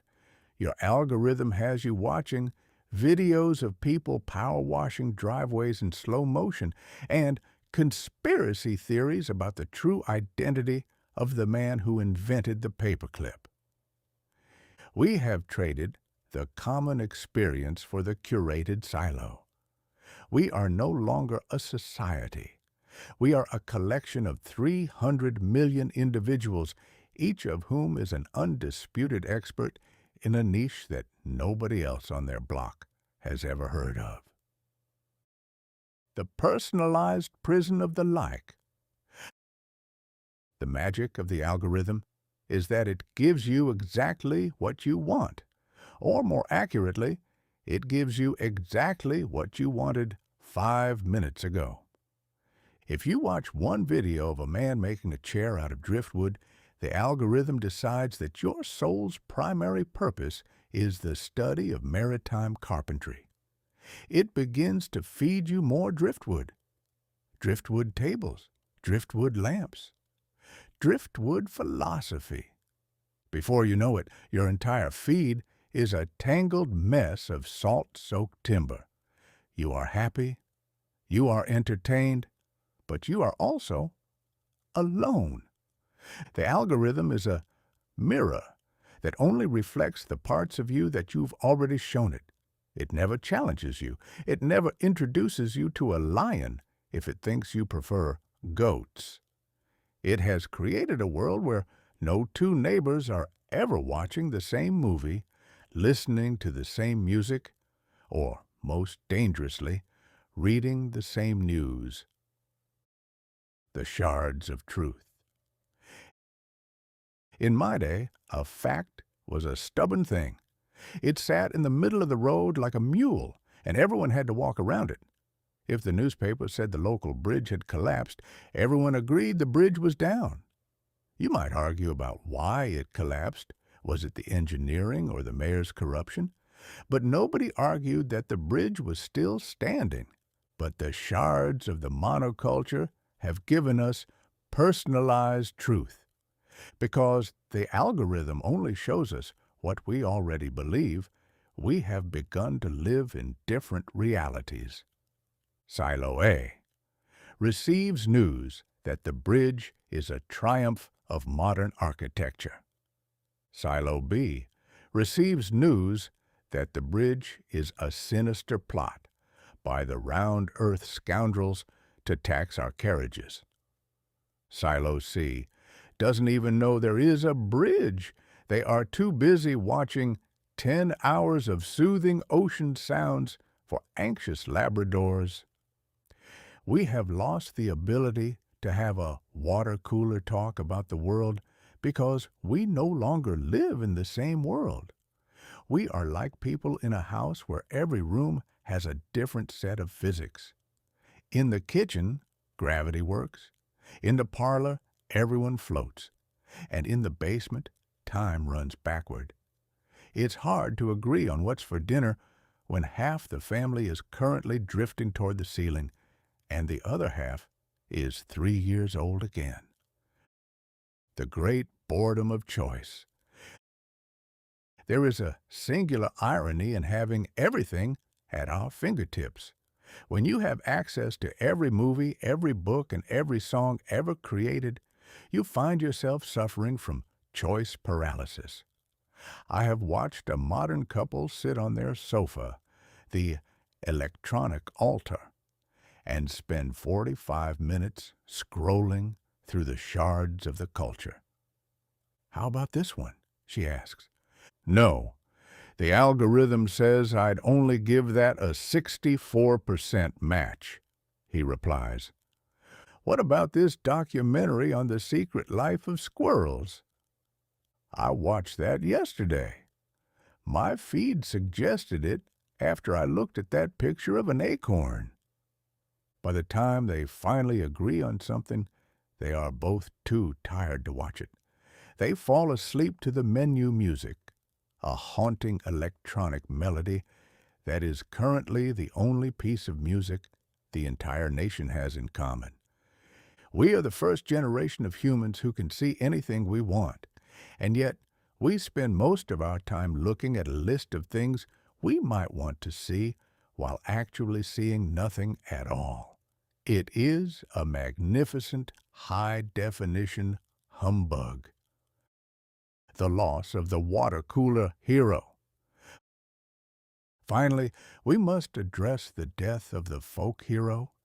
In the old monoculture, a hero was someone everyone knew. Davy Crockett, Charles Lindbergh, Marilyn Monroe. These were the giants who strode across the common ground. In the era of the shards, we have micro-influencers. A micro-influencer is a person who is world famous to exactly 42,000 people and utterly invisible to the other 8 billion. You might be the king of gluten-free sourdough on the digital square, but if you walk into a grocery store, you're just a man buying flour. We have replaced fame with niche notoriety. It is a democratic development, I suppose, but it makes for a very lonely world. There are no more giants. There are only 10 billion ants, each wearing a tiny crown and shouting into a very small megaphone. The humbug of community. The marketing men tell us that this fragmentation is community. They say that by finding your niche, you are finding your people. Humbug! A niche is not a community, it's an echo chamber. A community is a group of people who are different from one another, but who share a common space and a common fate. A niche is a group of people who are exactly like one another and who share a common obsession. When the monoculture shattered, we lost the bridge.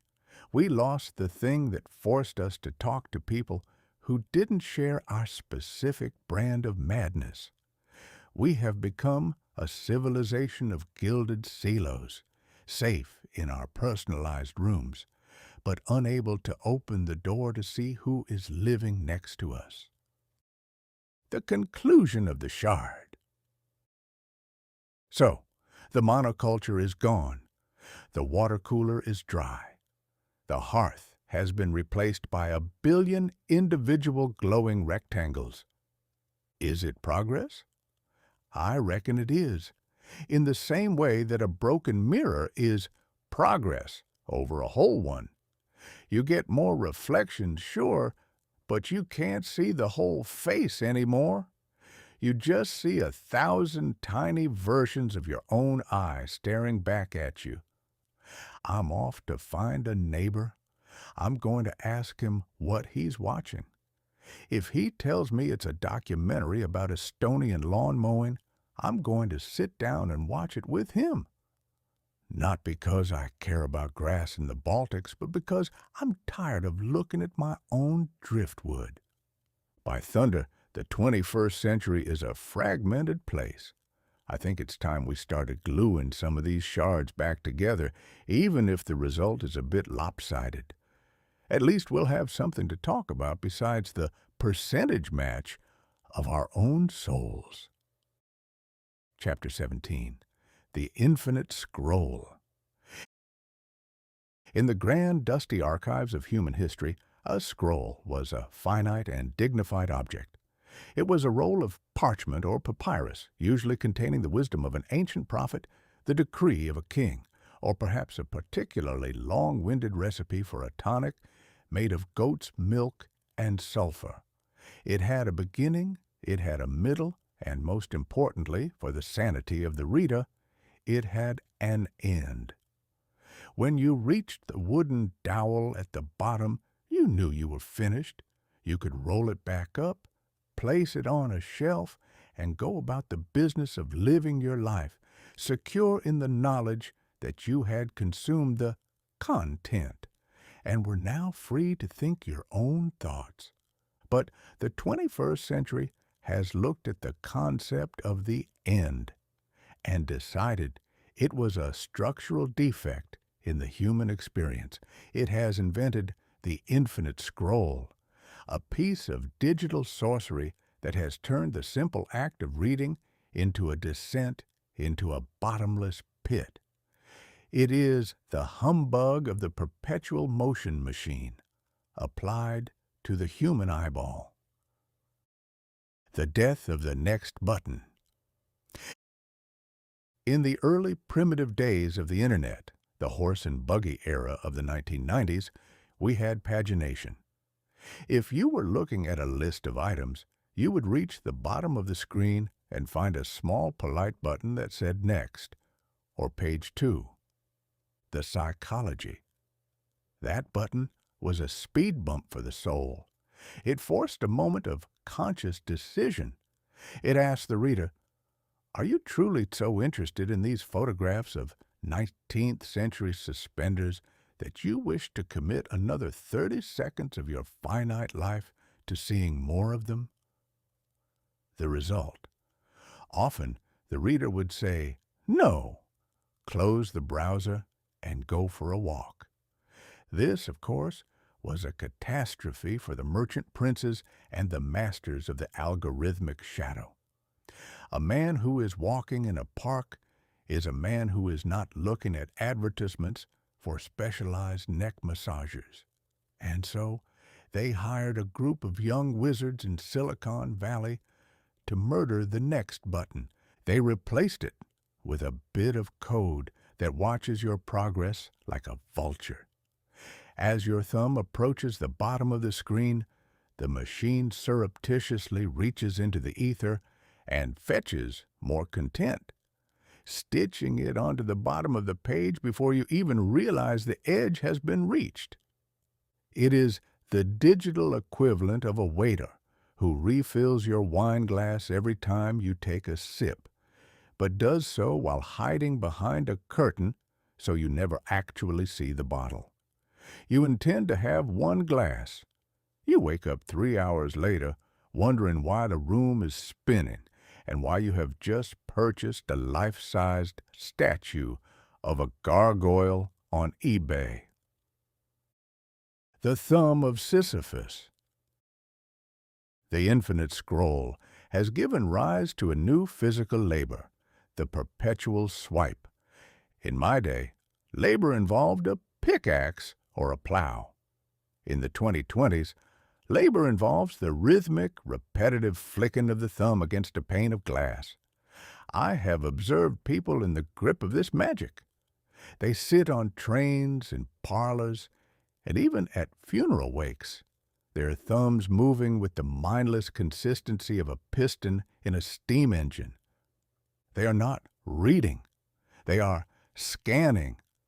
They are looking for the dopamine hit, that tiny spark of novelty that the brain craves, a joke, a scandal, a video of a man in a bear suit playing the bagpipes, anything to break the monotony of the previous 3 seconds. The humbug here is that the infinite scroll exploits a glitch in the human hardware. We are evolved to keep looking as long as there is something to see. In the wild, if you keep walking, you might find a berry bush or a watering hole. On the black rectangle, if you keep scrolling, you just find another sponsored post for a brand of socks that claims to be disrupting the industry. We have become digital Sisyphuses. But instead of pushing a boulder up a hill, we are pushing a stream of data down into the abyss of our own attention, and the hill never ends. The slot machine in the pocket. There is a specific ritual associated with the infinite scroll that I find particularly enchanting in its deviousness, the pull to refresh. When you reach the top of the scroll and find that you have somehow managed to see everything the algorithm has provided, a feat as rare as a politician telling the truth, you do not stop. You press your thumb to the glass and pull downward until a small spinning icon appears. This is not a refresh button. It is a slot machine handle. The action. Pull the handle. The anticipation. The little circle spins. What will it be? A news story about a war? A photograph of my niece's new kitten? A video of a celebrity having a nervous breakdown in a grocery store? The result. Ding, ding, ding. The new content arrives. The engineers in the Silicon Valley laboratories have admitted that they designed this specifically to mimic the mechanics of a casino. They know that variable reward, the fact that you don't know if the next item will be gold or gravel, is the most addictive force in the universe. We are all sitting in the casino of the mind, pulling the handle over and over again, hoping that the next flick of the thumb will finally make us feel complete. The time warp effect. The most terrifying magic of the infinite scroll is its ability to distort the fabric of time. I recall a gentleman telling me that he sat down on his bed at 9 p.m. to check the news for 5 minutes before sleep. He began to scroll. He saw a headline about a political scandal. Flick! He saw a video of a man building a swimming pool out of mud. Flick! He saw an argument between two strangers about the proper way to boil an egg. Flick! Suddenly, he felt a strange sensation in his eyes. He looked at the clock. It was 12:45 a.m. 3 hours and 45 minutes of his life had been vaporized, converted into engagement data for a corporation in California. He couldn't remember a single thing he had seen. He had consumed the equivalent of 400 newspapers, and yet he was no wiser, no happier, and significantly more tired. He had been scrolled into a stupor. This is the infinite scroll coma. It is a state where the brain is being fed so much information so quickly that it gives up on the task of thinking and settles for processing. We are like geese being force-fed for foie gras, except the grain is replaced by memes, and the liver is replaced by our attention span. The end of enough. The ultimate tragedy of this technology is the abolition of enough. In the old world, there was such a thing as being done. You finished the book, you finished the newspaper, you finished the conversation. There was a natural pause where you could reflect on what you had learned. The infinite scroll has murdered the pause. It has created a world of bottomless content. There is no done anymore. You can scroll from now until the heat, death of the universe, and the algorithm will still be there whispering, "But wait, have you seen this video of a baby elephant befriending a tortoise?" We are a species that was designed to live in a world of scarcity, and we have been plunged into a world of infinite abundance. We are like a man at an all-you-can-eat buffet that stretches for 3 miles. We know we should stop. We know our stomachs are bursting, but the waiter just brought out a new tray of shrimp, and we've never seen shrimp quite that shade of pink before. Conclusion: the humbug of the abyss. So, we have traded the parchment scroll for the infinite scroll. We have traded the dowel for the thumb. We have gained the ability to see everything, and we have lost the ability to see anything for more than 3 seconds. Is it progress? I reckon it is, if your goal is to turn the human race into a collection of glazed-eyed engagers who can be sold shoes while they are in a trance. But for those of us who still value the end of a story, it is a magnificent, bottomless humbug. I'm off to find a book, a real book, one made of paper and glue. I want to reach the last page. I want to see the words, "The End." I want to close the cover and feel the satisfaction of a task completed. By thunder, the 21st century is a long, winding road to nowhere. I think I'll step off the scroll for a while and see if the real world still has a horizon. At least the sun has the decency to go down once a day. The algorithm could learn a thing or two from the sun. Chapter 18.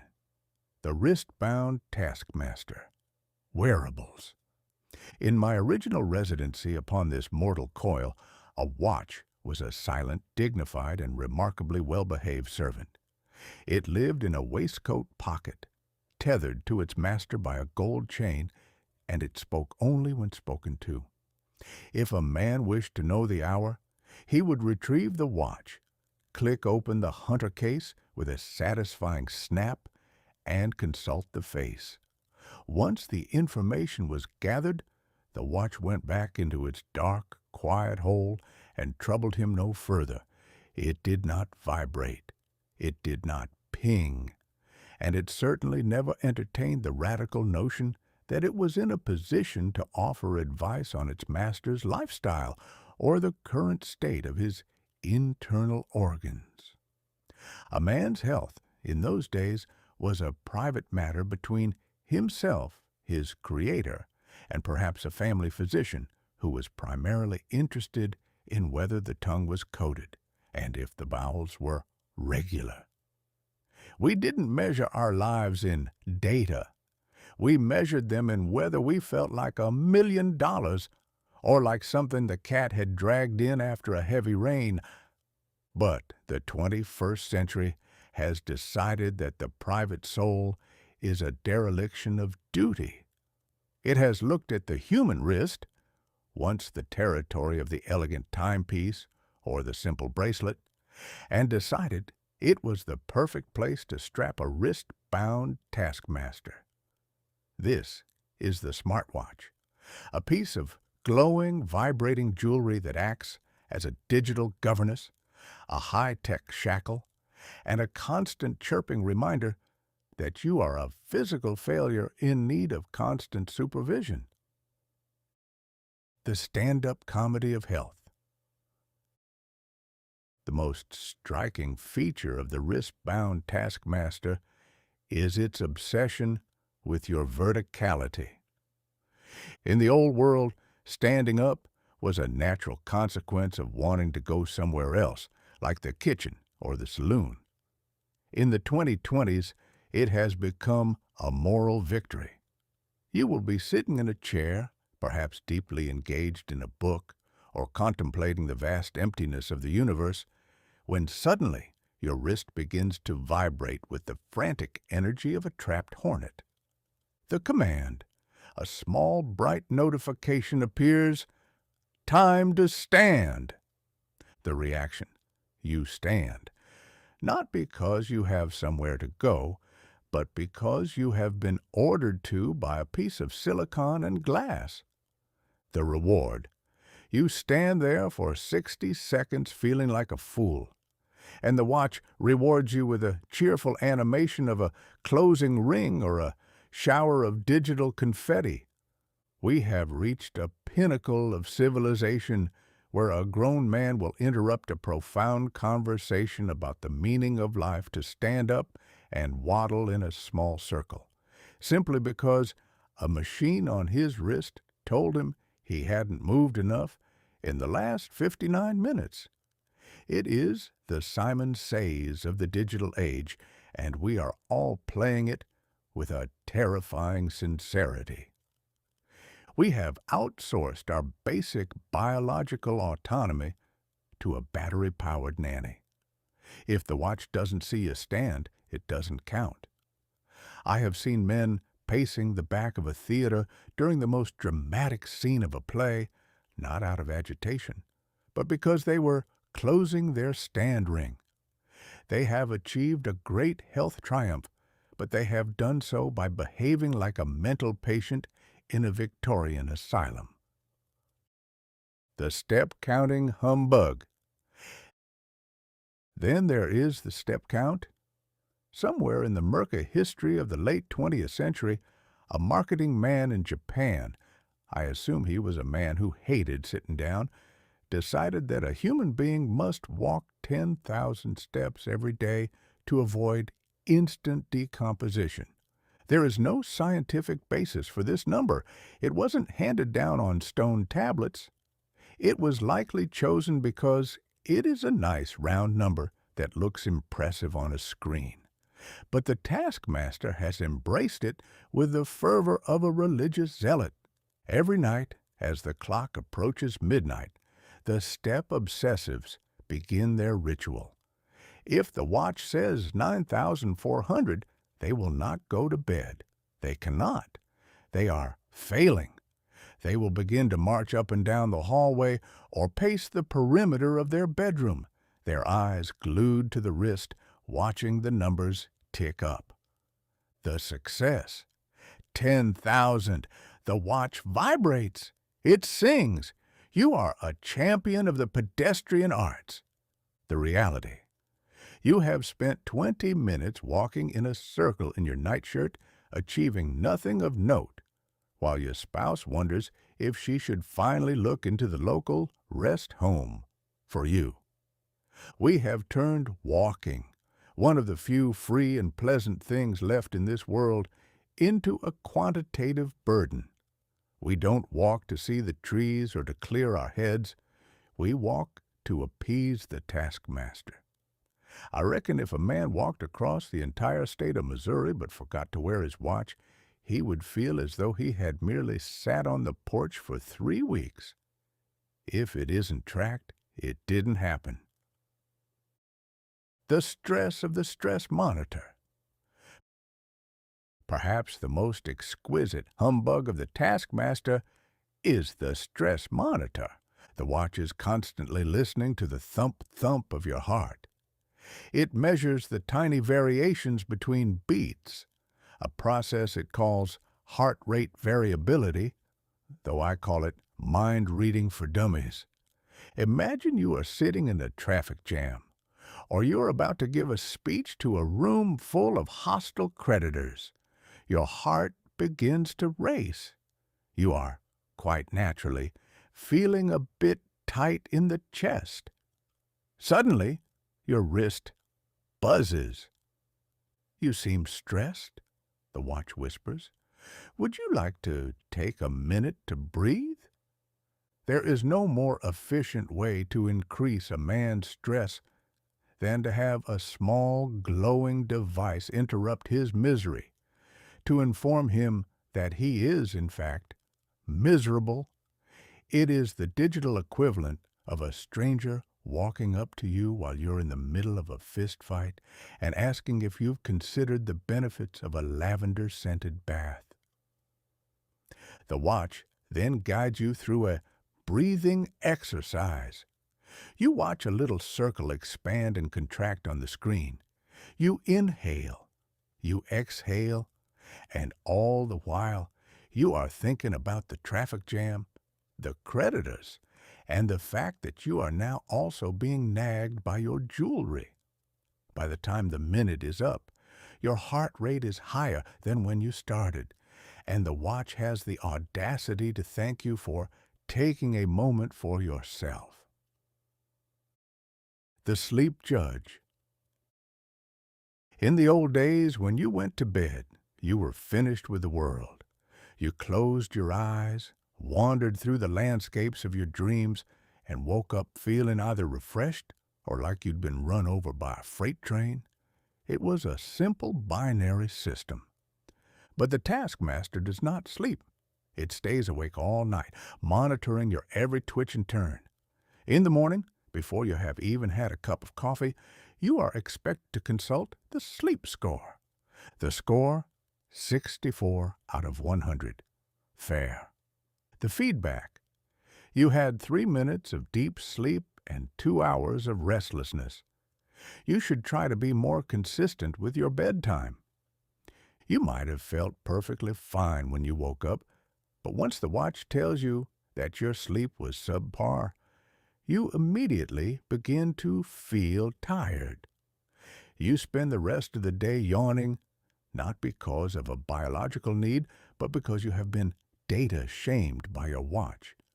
We have given a machine the power to tell us how we feel, forgetting that we were the ones who were actually there for the experience. The heart rate hysteria. Finally, we must address the fact that the taskmaster has turned every citizen into a terrified, amateur cardiologist. The watch is constantly showing you a graph of your heart rate. It shows you zones. It shows you peaks.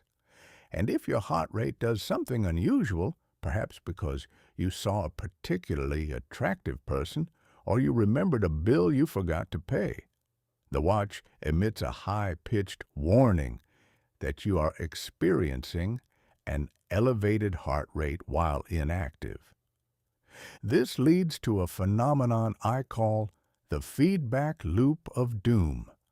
The watch warns you of a high heart rate. You become terrified that you are having a cardiac event. The terror causes your heart rate to go even higher. The watch begins to beep with the intensity of a sinking ship. You rush to the emergency room only to be told by a very weary nurse that you are suffering from a condition known as having a smartwatch. The humbug of the quantified self. So, we have the magic of the wrist-bound taskmaster. It counts our steps, it judges our sleep, it interrupts our peace to tell us to stand, and it watches our hearts with the unblinking eye of a corporate spy. We call this the quantified self, a phrase that suggests we can understand the mystery of human life by adding up enough numbers. We believe that if we can just track enough data, we can achieve immortality, or at least avoid a heart attack, until after the next software update. Is it progress? I reckon it is, if your goal is to live your life in a state of perpetual high-speed anxiety. But I think I'll stick to the old ways. I'm going to take my watch off and put it in a drawer. I'm going to stand up when I'm good and ready. I'm going to walk until I see something interesting regardless of the number on the screen. And I'm going to sleep without a judge on my wrist, letting my dreams be as restless as they damn well please. By thunder, the 21st century is a monitored prison. I think I'll take a minute to breathe on my own terms, without the help of a circle on a piece of glass. Chapter 19. The Cylinder in the Kitchen. Smart Assistants. In my original occupancy of this mortal coil, if a man were to be found standing in the center of his kitchen, shouting at a loaf of bread or a jar of pickles, and demanding to know the current temperature in London, we would have done the charitable thing. We would have fetched a cool cloth for his forehead, sent for the parson to offer a few words of comfort, and quietly moved his cutlery to a higher shelf. In those days, a man who spoke to inanimate objects was either a poet of the highest order or a candidate for a quiet room with padded wallpaper. But the 21st century has looked at the solitary madman and decided that his only mistake was a lack of high-speed internet. It has invented the Smart Assistant, a piece of technology that I call the cylinder in the kitchen. It is a small plastic pillar or perhaps a fabric-covered puck that acts as a corporate-owned ghost, an eavesdropping secretary, and a digital deity that you have voluntarily invited into the most private sanctum of your home. They have names that sound like friendly neighbors or helpful aunts: Alexa, Siri, Google. But do not be fooled by the pleasant synthetic lilt of their voices. These are not your servants. They are the advanced scouts of a digital empire, and they have been sent to ensure that you never have to undergo the labor of looking out a window ever again. The invitation to the ghost. The humbug of the Smart Assistant begins with the purchase. You go to the mall in the machine, see Chapter 15, and you pay $50 for a microphone that is designed to stay always on. Now think about this for a moment. In the 19th century, we spent a great deal of time and energy trying to avoid being spied upon. We built fences, we drew curtains, we whispered in corners. If a man discovered that the Pinkerton National Detective Agency had hidden a listener in his parlor, he would have reached for his shotgun. In the 2020s, we buy the listener. We bring it home, we plug it into the wall, and we give it a place of honor next to the toaster. The promise: total convenience. The ability to set a timer for your eggs without using your hands. The reality: you have installed a 24-hour wiretap that is currently owned by a billionaire in a black turtleneck or a bald lizard king in a blue van. They tell us that the ghost only listens when it hears its wake word. It sits there in a state of digital meditation, ignoring your secrets, your arguments, and your off-key singing until you say the magic name. Alexa, you say, and the little blue ring of light begins to swirl. It is awake. It is listening. But I ask you, if the machine is not listening to everything else you say, how in the name of all that is holy does it know when you say its name? To know when not to listen, it must be listening to everything. It is a logical paradox wrapped in a plastic cylinder, and it is currently recording the fact that you just admitted to your cat that you haven't washed your socks in 3 days. The how-to of the lazy man. The primary function of the cylinder is to facilitate the great atrophy of the human brain. In my day, if you wanted to know the weather, you looked at the sky. If you wanted to know how many teaspoons were in a tablespoon, you consulted a cookbook, or you simply guessed and hoped for the best. If you wanted to hear a song, you played the piano or you whistled. Today we have assistant dependency. I have seen a grown man stand 3 feet away from a window through which a torrential downpour is clearly visible, and ask the cylinder, "Alexa, is it raining?" He doesn't trust his eyes. He doesn't trust his ears. He only trusts the report from a server in Virginia. We have outsourced our basic knowledge to the ghost. We no longer remember the capital of Nebraska or the lyrics to Auld Lang Syne.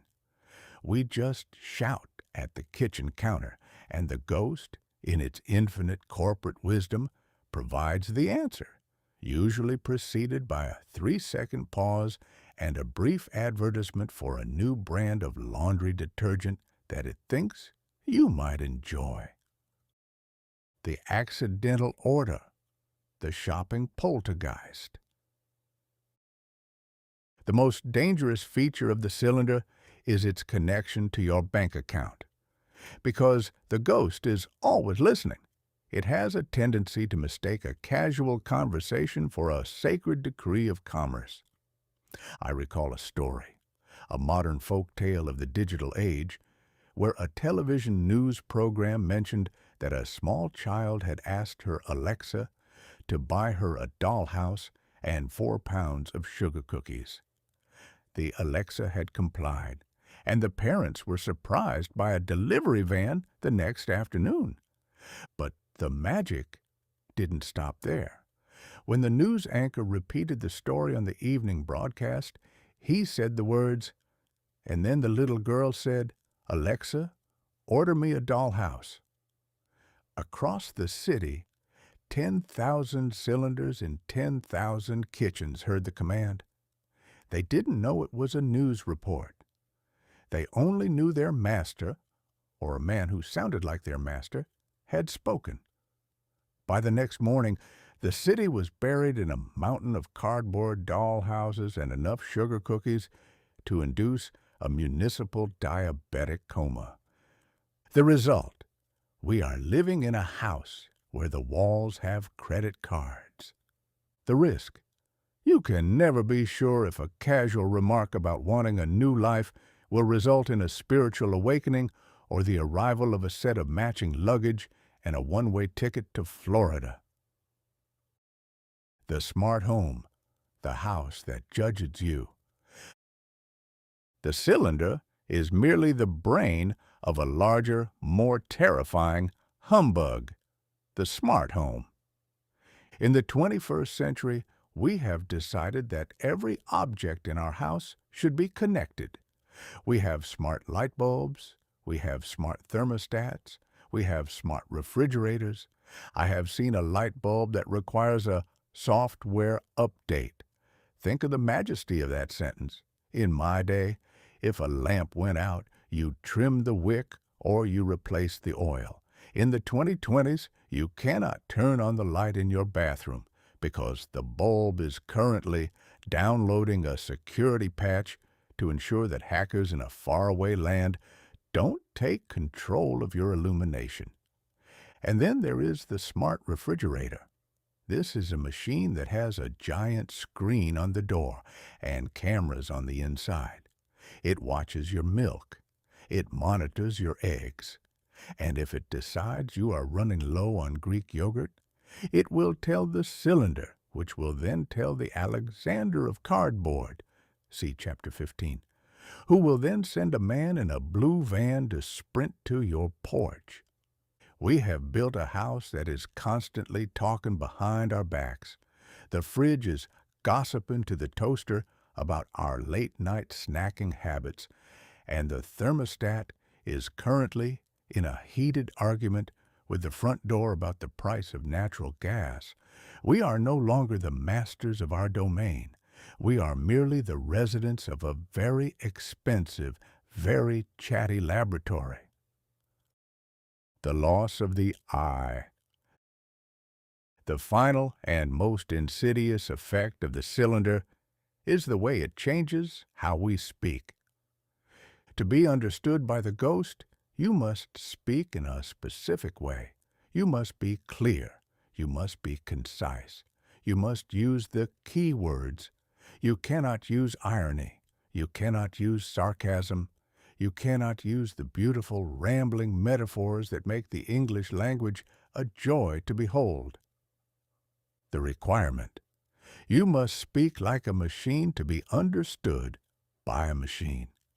The outcome. Eventually, we all start talking like cylinders.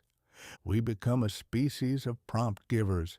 We lose the art of the conversation and replace it with the command of the interface. We treat our wives, our children, and our neighbors like they are smart assistants.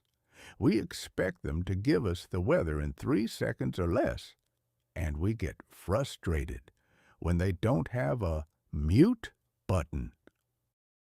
Conclusion: the humbug of the digital servant. So we have invited the ghost into the kitchen. We have given it our ears, our bank accounts, and our curiosity.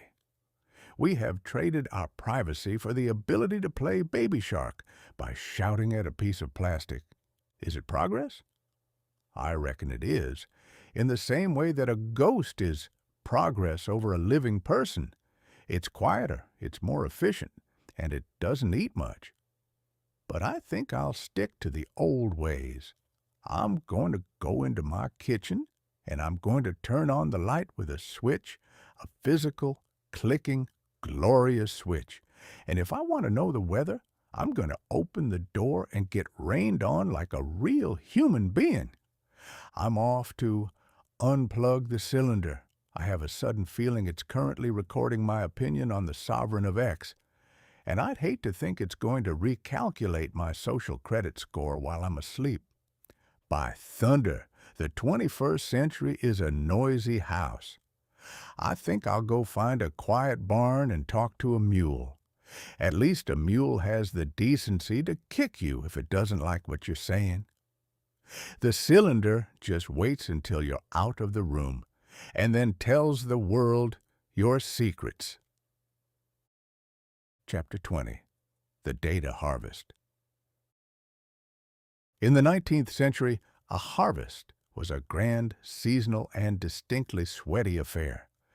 It involved men with sun-baked necks, long-handled scythes, and a persistent fear that a sudden thunderstorm would turn the year's profit into a soggy pile of compost. You gathered wheat, you gathered corn, and you gathered hay. It was a tangible business. You could smell the crop. You could weigh it in a scale, and at the end of the day, you could eat it. When the silos were full, the work was done. A man knew exactly what he had grown, and he knew exactly what it was worth in silver. But the 21st century has looked at the toil of the field and decided that wheat is far too heavy and corn is far too slow. It has invented a new kind of agriculture, the data harvest. This is a harvest that occurs every second of every day, requiring no scythes, no sweat, and no silos. Instead of reaping grain from the earth, the high priests of the algorithmic shadow, see Part 4, are reaping the very essence of your personality from the digital ether. They are gathering your likes, your clicks, your hovers, and your deletions. They are gathering the things you love, the things you hate, and the things you accidentally clicked on while trying to close a pop-up advertisement for a specialized neck massager. See Chapter 15. And they are using this harvest to build the most peculiar magical object of the modern age, the digital voodoo doll. The construction of the doll. In the old folklore, a voodoo doll required a lock of hair or a scrap of a person's clothing to create a connection. In the digital age, the hair is your metadata. Metadata is the information about your information. It is the record of when you sent an electronic mail, where you were standing when you took a photograph of your lunch, and how long you lingered on a video of a cat wearing a tuxedo. Individually, these scraps are as worthless as a single grain of sand. But when you gather 1 billion of them, you have a desert. The profile. The harvester takes these grains and builds a replica of you in a server farm in the desert. The precision. This replica, this digital voodoo doll, knows your political leanings, your secret anxieties, your favorite brand of tobacco, and the fact that you are currently thinking about buying a new pair of shoes even though you haven't told a soul. It is a terrifying bit of sorcery. We are being stalked by a ghost that we ourselves have fed. We have given the machine the blueprints of our own desires, and now the machine is using those blueprints to build a cage that fits us perfectly. The I agree humbug. How did we allow this to happen? Did we surrender our privacy at the end of a bayonet? Did a dark-suited agent of the state break into our parlors and steal our diaries? Humbug! We surrendered it voluntarily with a cheerful whistle by pressing a button that says, I agree. The Terms of Service is the greatest literary humbug in human history. It is a document written by a committee of lawyers who were clearly paid by the syllable and whose primary goal was to ensure that no human being with a functional brain would ever actually read it. It is 50 pages of whereas, heretofore, and non-liability clauses that essentially boils down to, by pressing this button, you agree that we own your history, your habits, and the right to sell your grandmother's recipe for peach cobbler to a conglomerate in the Orient. We don't read it. We cannot read it. If we did, we wouldn't have time to watch the cat videos. So we tap the glass, we agree, and the harvesters sharpen their scythes.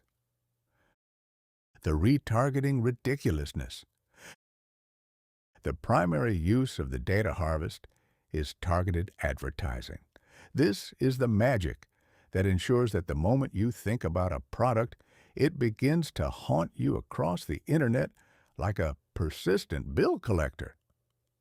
Imagine you are in the market for a pair of sturdy brown leather shoes. You visit a digital storefront, you look at the shoes, you admire the stitching, and then you decide, in a rare moment of fiscal sanity, that you don't actually need them. You close the window. The harvester has seen you. The voodoo doll has been updated.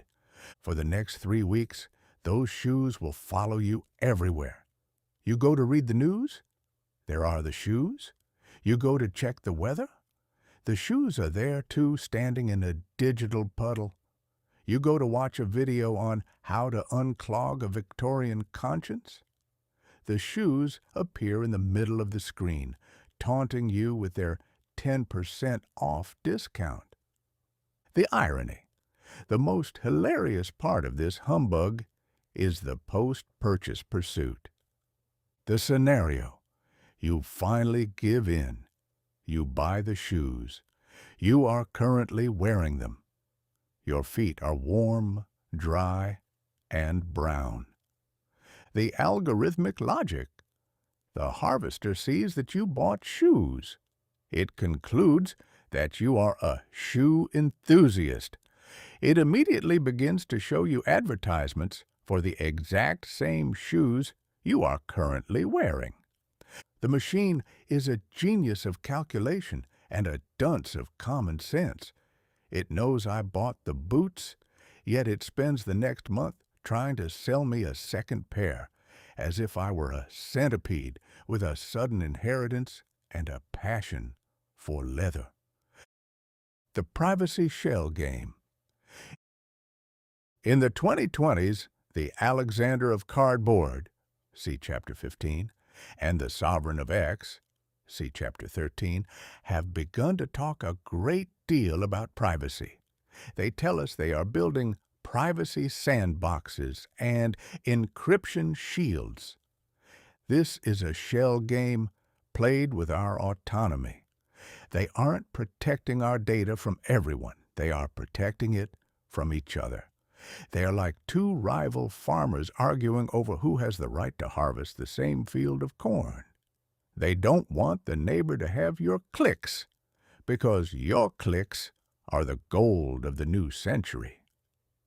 We are told that data is the new oil. It is a clever phrase, but it is a lie. Oil is a resource that you pull out of the ground. Data is a resource that is pulled out of you. You are the well, you are the mine, you are the product. If the service you are using is free, if the digital town square costs you nothing to enter, and the cylinder in the kitchen doesn't charge you a monthly fee, it is because you are not the customer. You are the cattle being raised for the harvest. The voodoo doll's revenge, the echo chamber. The final and most insidious result of the data harvest is the personalized reality. Because the harvesters know everything about you, they ensure that you only see things that the voodoo doll likes. If you are a man who enjoys outrage, they will feed you a steady diet of things to be outraged about. If you are a lady who enjoys conspiracy theories about the moon, they will ensure that every link you see leads to a man in a tinfoil hat. We are being harvested into silos. We are being categorized and filed away into marketing segments. Segment A: outdoor enthusiast / low income / anxiety prone. Segment B: luxury traveler / high income / fan of musical theater. The harvesters don't want us to talk to each other. They want us to stay in our segments, consuming the targeted content and clicking the buy now buttons. The data harvest has turned the world into a giant laboratory where we are the rats, and the likes are the sugar pellets that keep us running through the maze. Conclusion: the unpredictable soul. So, the harvest is in.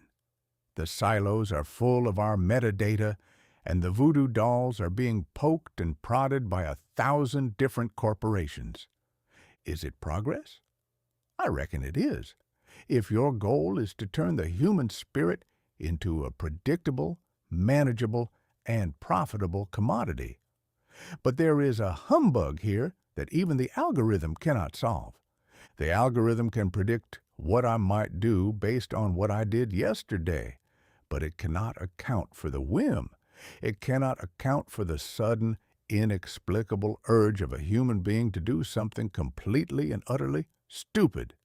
It cannot account for the man who buys a banjo even though he has no ears for music, or the woman who deletes her entire digital life because she saw a particularly beautiful sunset and realized that likes are just flickering ghosts. I'm off to do something unpredictable. I'm going to search for something I have no interest in, say, the history of ornamental cabbages, just to confuse the voodoo doll. I want to see the harvesters scratch their heads when I start getting advertisements for cabbage-flavored toothpaste. By thunder, the 21st century is a transparent place. I think it's time we all started wearing a bit of digital camouflage, or at least stop clicking on the shoes we've already bought. Part 5. The Modern Fever Dream, 2020 to Present. Chapter 21. The Great Bedroom Office, Zoom. In the spring of the year 2020, a peculiar thing happened to the human race. For centuries, we had operated under the collective delusion that work was a destination, a physical place of pilgrimage involving a great deal of soot, rattling carriage wheels, and the inevitable misery of being trapped in a room with people you would never invite to your own funeral.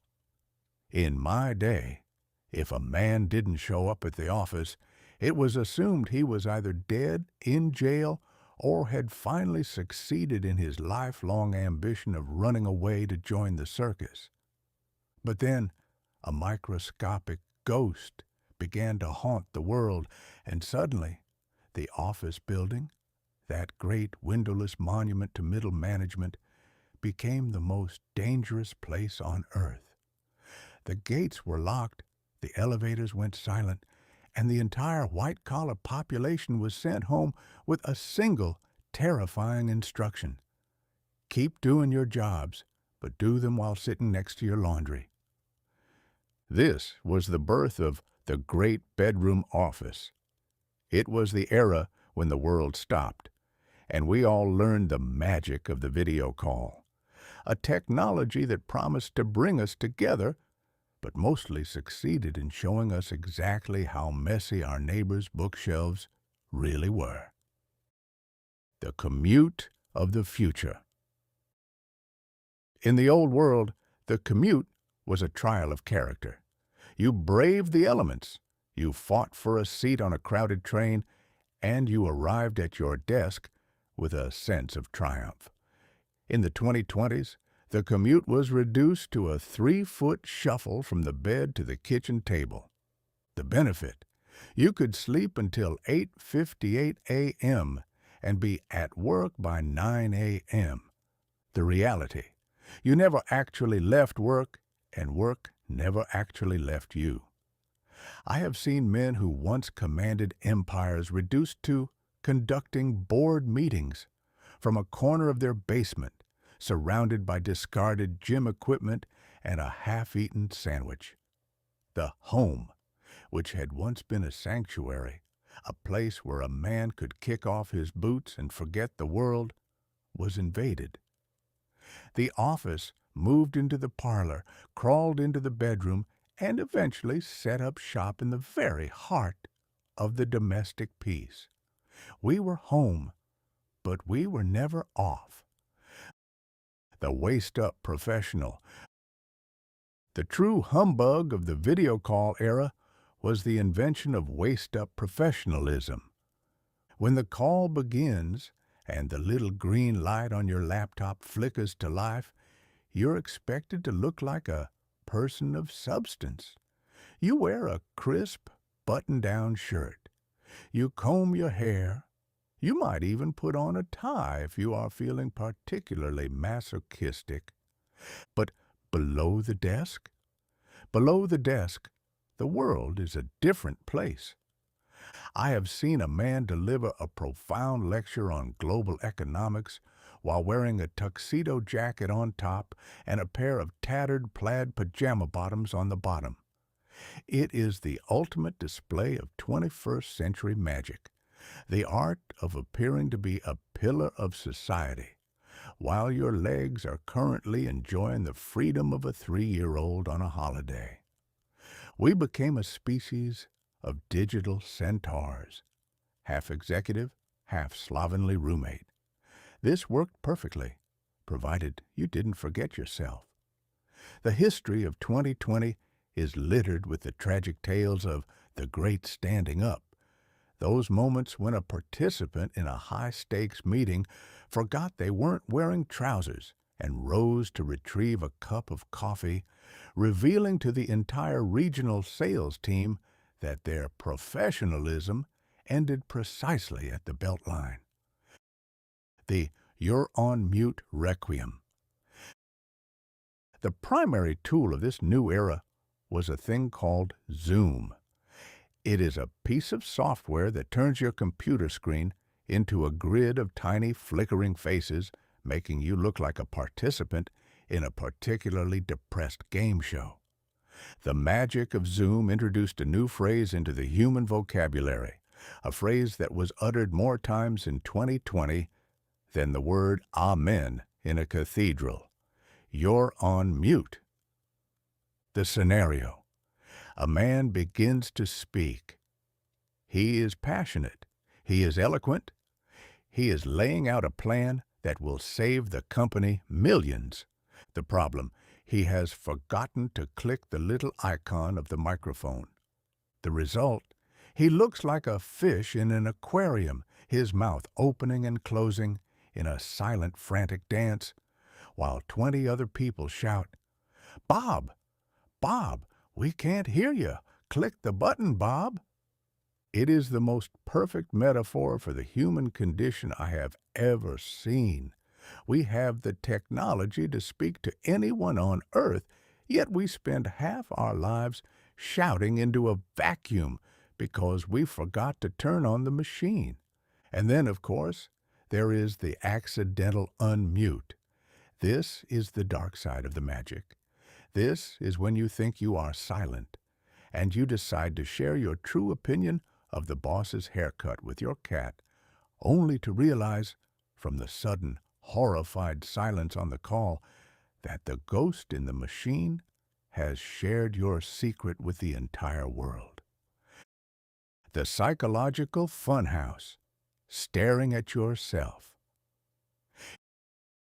In a real meeting, the kind with mahogany tables and actual chairs, you look at the people you are talking to. You look at the speaker. You look at the window. You do not look at your own face for 3 hours. But Zoom changed the rules. It provided a self-view window. Man is a vain creature, but he was never meant to be his own audience. When you put a man in a video call, he will spend 10% of the time listening to the speaker and 90% of the time staring at his own double chin, wondering if his hair has always looked that ridiculous, and trying to adjust the lighting so he doesn't look like a character in a ghost story. We became obsessed with our own thumbnail. We curated our backgrounds. We bought ring lights, circular halos of white lightning designed to make us look radiant, but which mostly made us look like we were being interrogated by the secret police. We filled our bookshelves with heavy, impressive-looking volumes we had never read, just to signal to the world that we were intellectuals. It was a theater of the mundane. We weren't having meetings. We were producing low-budget plays starring ourselves, set in our own cluttered dining rooms. The invasion of the domestic ghost. The final humbug of the great bedroom office was the total collapse of the boundary. In the old world, your work self and your home self were two different people. They lived in different buildings, they wore different clothes, they had different friends, but Zoom smashed those two people together into a messy, confused heap. Suddenly, your boss knew what color your curtains were. Your colleagues knew that your dog had a persistent barking problem. Your clients knew that your toddler was prone to wandering into the room during a pitch to ask for a juice box and a nap. We lost our anonymity. We were forced to be authentic, a word that people in the 21st century use to describe the process of having your private life accidentally broadcast to your professional associates. We were told this was humanizing. I reckon it was just exhausting. We spent our days trying to blur the background, a digital magic trick designed to hide the fact that behind us sat a mountain of unfolded laundry and a dusty exercise bike. We were trying to maintain the illusion of order in a world that was clearly falling apart. Conclusion: the office in the mind. So, the great bedroom office arrived. We learned how to work in our socks. We learned how to screen share, the terrifying art of accidentally showing your boss your browser history. And we learned that work wasn't a place at all. It was just a series of electronic signals and a persistent feeling of being slightly behind on everything. Is it progress? I reckon it is, in the same way that a shipwreck is progress for the people who learn how to build a raft. It's a survival skill. We have gained flexibility, and we have lost the ability to ever truly go home. I'm off to finish this chapter. I'm currently sitting at my desk, which is actually a stack of boxes in the guest room, wearing a very nice waistcoat and a pair of trousers that I haven't seen in 3 weeks. I'm going to turn off the ring light and go look at a real tree. If the boss wants me, he'll have to wait until the lightning in my house decides to cooperate. By thunder, the 21st century is a blurry place. I think I'll keep the door locked for a while. I wouldn't want the world to see my laundry. Chapter 22. The Virtual Escape Hatch. VR and Gaming. In my time, if a man wanted to escape reality, he had a few honest, time-tested options. He could take a long walk into the woods until the mosquitoes convinced him to return.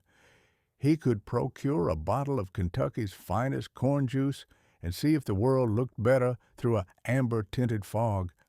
Or he could tell a lie so magnificent and sprawling that it required its own zip code. Reality was a stubborn thing. It involved mud, taxes, and the occasional toothache. And while we all wished to dodge it now and then, we at least had the decency to know where the exit was. But the 21st century has looked at the great outdoors and decided it was a bit too dusty. It has looked at the human experience and decided it was a bit too analog. It has invented the virtual escape hatch, a piece of sorcery that involves strapping a glowing plastic brick to your face so that you can convince your brain you are currently standing on the moon rather than in your own cramped parlor surrounded by 3-day-old pizza crusts. They call this virtual reality, or VR. It is the ultimate humbug. The art of spending $300 to be blindfolded by a machine that promises to show you the world, provided the world is made entirely of pixels, and has a tendency to make you vomit if you turn your head too quickly. The digital blindfold. The first thing a man of the 19th century would notice about the VR enthusiast is that he looks like a blindfolded gopher. You see a perfectly healthy human being standing in the middle of a room wearing a bulky headset that makes him look like a deep-sea diver who has lost his way to the ocean. He is flailing his arms about, grasping at invisible objects, and occasionally let out a yelp of terror as he falls off a digital cliff while his feet are firmly planted on a Berber carpet. The magic. Your eyes see a mountain, your ears hear the wind. The reality. You are currently walking into a bookshelf in a studio apartment in New Jersey. There is no more certain sign of the progress of the human race than the sight of a man tripping over his own cat because he was too busy trying to slay a digital dragon in a world that doesn't exist. We have conquered the elements, and now we are being defeated by our own furniture. It is a masterpiece of sensory deception. The brain is a gullible organ. It believes what it is told. If the screen tells the brain that it is currently moving at 60 miles per hour, the brain sends a telegram to the stomach, "Brace for impact." The stomach, realizing there is no impact, decides to express its confusion by attempting to exit the body through the throat. This is called motion sickness, but I call it the humbug's tax. It is the price you pay for trying to trick your own biology. The office in the abyss. Perhaps the most exquisite irony of the virtual escape hatch is what we chose to do with it during the great modern fever dream. As we discussed in Chapter 21, the world was trapped in the great bedroom office. We were sick of our laundry. We were sick of our kitchens. We were desperate for a change of scenery. And so, the masters of the algorithmic shadow, see Chapter 20, gave us a solution: the virtual office. Imagine, if you will, strapping a pound of electronics to your skull so that you can pretend to be sitting in a sterile white digital conference room with a group of avatars, cartoon versions of your colleagues that possess no legs and move with the grace of a puppet whose strings have been cut. The promise. It's just like being together in the same room. The reality. It is like being trapped in a low-budget animated moving picture with a group of ghosts who keep glitching through the table. Why would a man escape his real office only to build a fake one in his mind? It is the height of absurdity. We are using the most advanced technology in human history to simulate the very thing we hate the most: a Monday morning meeting about synergy. We have built a digital prison and called it an escape. The video game odyssey, from hoops to humbugs. We must also address the broader world of gaming. In my day, a game involved a stick, a hoop, and a significant amount of running. It was a physical endeavor that resulted in healthy lungs and a dirty shirt. In the 21st century, a gamer is a person who lives 1,000 lives without ever leaving a beanbag chair. We have moved from the primitive era of Pac-Man, a yellow circle that suffered from a perpetual eating disorder, to the era of hyperrealism. Today's games are so visually stunning that you can see the individual pores on a soldier's face and the way the light glints off a drop of dew on a digital leaf. But the magic has a dark side, the achievement humbug. The action. You spend 40 hours a week leveling up your digital character. You gather experience points. You earn trophies. The reward. A small golden icon appears on your screen. The meaning, none, none whatsoever. I have seen a young man beam with the pride of a conquering Caesar because he had achieved a platinum trophy for collecting 100 hidden feathers in a digital version of Florence. He has never been to Florence. He cannot identify a real feather, but in the world of the rectangle, he is a god. He has won at life by successfully avoiding it. We have turned leisure into a job. We grind for items. We farm for currency. We have replicated the drudgery of the factory in the comfort of our own parlors, and we have convinced ourselves that we are having fun because a number on the screen went up by 5. The metaverse, the land of invisible real estate. Finally, we must mention the grandest humbug of them all, the metaverse. This was the dream of a certain young man who looks like a very sophisticated piece of software disguised as a human. He told us that we would all eventually live in a persistent virtual world. He told us we should buy digital real estate, plots of land that consist of nothing but coordinates on a server. People paid real hard-earned silver for these plots. They bought digital houses where they could display their NFTs. See Chapter 9. The humbug. You are paying for the right to say you own a specific arrangement of ones and zeros. The catch. If the company decides to turn off the server, your mansion vanishes like a dream after a heavy night of corn juice. It is the South Sea bubble for the digital age. We are buying the air in a room that hasn't been built yet, and we are doing it while wearing a plastic blindfold. The conclusion of the escape. So, the virtual escape hatch is open. We can be whoever we want, go wherever we want, and do whatever we want, provided we don't mind having a red mark on our forehead from the headset and a persistent feeling that the real world is a bit too high resolution for our tastes. Is it progress? I reckon it is, in the same way that a daydream is progress over a nap. It's more vivid, but you're still not getting anything done. We are a species that has finally found a way to be bored in paradise.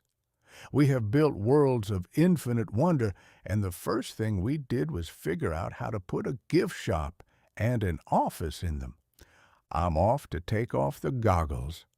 My neck hurts, and I'm fairly certain I just knocked over a lamp. I'm going to go look at a real river. It doesn't have levels, and I can't save my progress, but the water is real, and the mosquitoes, bless their honest little hearts, don't require a software update to bite me.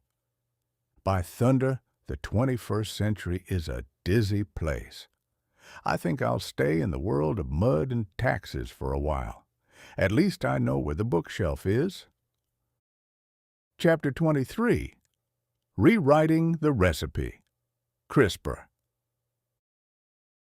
In my original occupancy of this planet, back when the only way to get a better breed of cow was to wait for 2 cows with a certain disposition to meet under a romantic oak tree and hope for the best, we understood that nature was a slow and stubborn cook. She had a recipe book that had been passed down for millions of years, and if you wanted to change the ingredients, you had to be prepared to wait a few centuries. We had selective breeding, of course. We spent generations trying to make the corn taller and the horses faster. But we were essentially playing a game of musical chairs with the genetics of the world. We could move the chairs around, but we couldn't build a new chair from scratch. If you wanted a blue rose, you had to crossbreed 1,000 red ones and pray for a miraculous mutation that usually resulted in a rose that was merely a slightly depressed shade of purple. But the 21st century has no patience for the scenic route of evolution. It has looked at the very blueprints of life, the DNA, and decided that it shouldn't be a sacred text, but a word-processing document. It has invented CRISPR, the molecular scissors, a piece of biological magic that allows us to reach into the nucleus of a cell, find a specific sentence in the recipe of life, and delete or paste with the casual indifference of a bored editor. The molecular scissors. Search and replace. The magic of CRISPR, which stands for a phrase so long and Latinate that it would make a Roman senator dizzy, is remarkably simple in its deviousness. It was stolen from bacteria, of all things. It turns out that bacteria have been using a search and replace function for eons to defend themselves against viruses. They keep a most wanted list of viral DNA, and when they see it, they send out a specialized protein to snip it into pieces. The scientists of the 2000s looked at this and said, what if we gave the bacteria a different list? What if we told the scissors to find the gene for baldness or blight and cut it out? The mechanism. It uses a piece of guide RNA to find a specific sequence of the 4 chemical bases that make up our code: adenine, A, thymine, T, cytosine, C, and guanine, G. The action. Once the sequence is found, the Cas9 protein performs the snip. The result, the cell tries to repair the cut, and in the process, we can trick it into inserting a new sentence or simply disabling the old one. It is the ultimate humbug of divinity. We have found the fountain of life, and we have brought a pair of scissors and a bottle of glue. We are no longer the audience of nature's play. We have grabbed the script, and we are currently busy crossing out all the parts we find inconvenient. The agricultural alchemist, the perfect tomato. The first place this magic was applied was in the garden. In my day, a tomato was a fruit that tasted like sunshine and required a great deal of manure. In the 21st century, a tomato is a logistic challenge. To get a tomato from the field to the mall in the machine, see Chapter 15, it must be hard enough to survive a journey in a vibrating truck and durable enough to sit on a shelf for 3 weeks without turning into a puddle of regret. Consequently, the modern tomato looks like a masterpiece and tastes like wet cardboard. Enter the CRISPR alchemists. They have decided to fix the tomato. The golden berry makeover. I have seen reports of the golden berry, a wild and unruly fruit that has been edited to be shorter, more compact, and easier to harvest. They didn't breed it. They simply edited the genes for plant height. The non-browning mushroom. We have created a mushroom that doesn't turn brown when you cut it. It stays white and pristine forever. The drought-proof corn. We are rewriting the recipe so that crops can survive in a world that is increasingly resembling a furnace. It is a noble goal, to be sure. We are trying to feed a world of 8 billion people. But I can't help but wonder about the off-target effects. In the old world, if you made a mistake in breeding, you ended up with a sour apple. In the CRISPR world, if you snip the wrong part of the sequence, if you accidentally edit the GC pair instead of the AT pair, you might end up with a tomato that is perfectly delicious, but also secretly capable of conducting its own electrical current. The menagerie of tomorrow, glow-in-the-dark kittens. Once we had finished with the vegetables, we moved on to the menagerie. In my day, a pet was a man's best friend, a loyal creature that asked for nothing but a bone and a pat on the head. In the 2020s, a pet is a designer object. I have seen the micro pig, a creature that has been edited to remain the size of a small dog forever. It is a living toy, created for the amusement of people who live in apartments and want the aesthetic of a farm without the inconvenience of a 300-pound sow. And then, of course, there are the glow-in-the-dark pets. By taking a gene from a jellyfish and pasting it into the DNA of a cat or a fish, we have created creatures that emit a ghostly green light under a black light. I reckon if a man can't find his cat in the dark without making it glow like a haunted lantern, he shouldn't own a cat. It is the pinnacle of human vanity. We have decided that the natural beauty of a tabby isn't enough. It must also serve as a nightlight. We are building a world of chimera. We are taking the best hits of the animal kingdom and mixing them together. We have hornless cows, so they don't poke each other in the trucks, and fast-growing salmon, so we can eat them twice as fast. We are turning the animal kingdom into a parts warehouse, and we are the mechanics. The human blueprint, fixing the plumbing. Finally, we must address the most terrifying and miraculous application of the magic, editing ourselves. This is where the humbug becomes a matter of life and death. For the first time in history, we have the power to fix the typos that cause human suffering. In the 2020s, we have successfully used CRISPR to treat sickle cell disease, a condition caused by a single incorrect letter in the genetic code. By removing a patient's blood cells, editing the sequence, and putting them back, we have essentially patched the plumbing of the human body. The somatic edit. This is a patch for one person. It doesn't pass down to their children. It is a miracle of medicine, and even a skeptic like me must tip his hat to the achievement.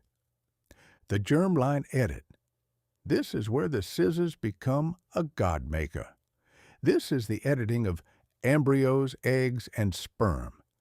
If you change a gene here, you change it for all future generations.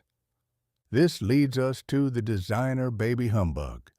The fear and the promise of the 21st century is that eventually the wealthy will be able to order their children from a catalog. I'll take a boy, please. Make him 6 feet tall, give him the eyes of a hawk, the musical ability of Mozart, and please delete the gene for procrastination.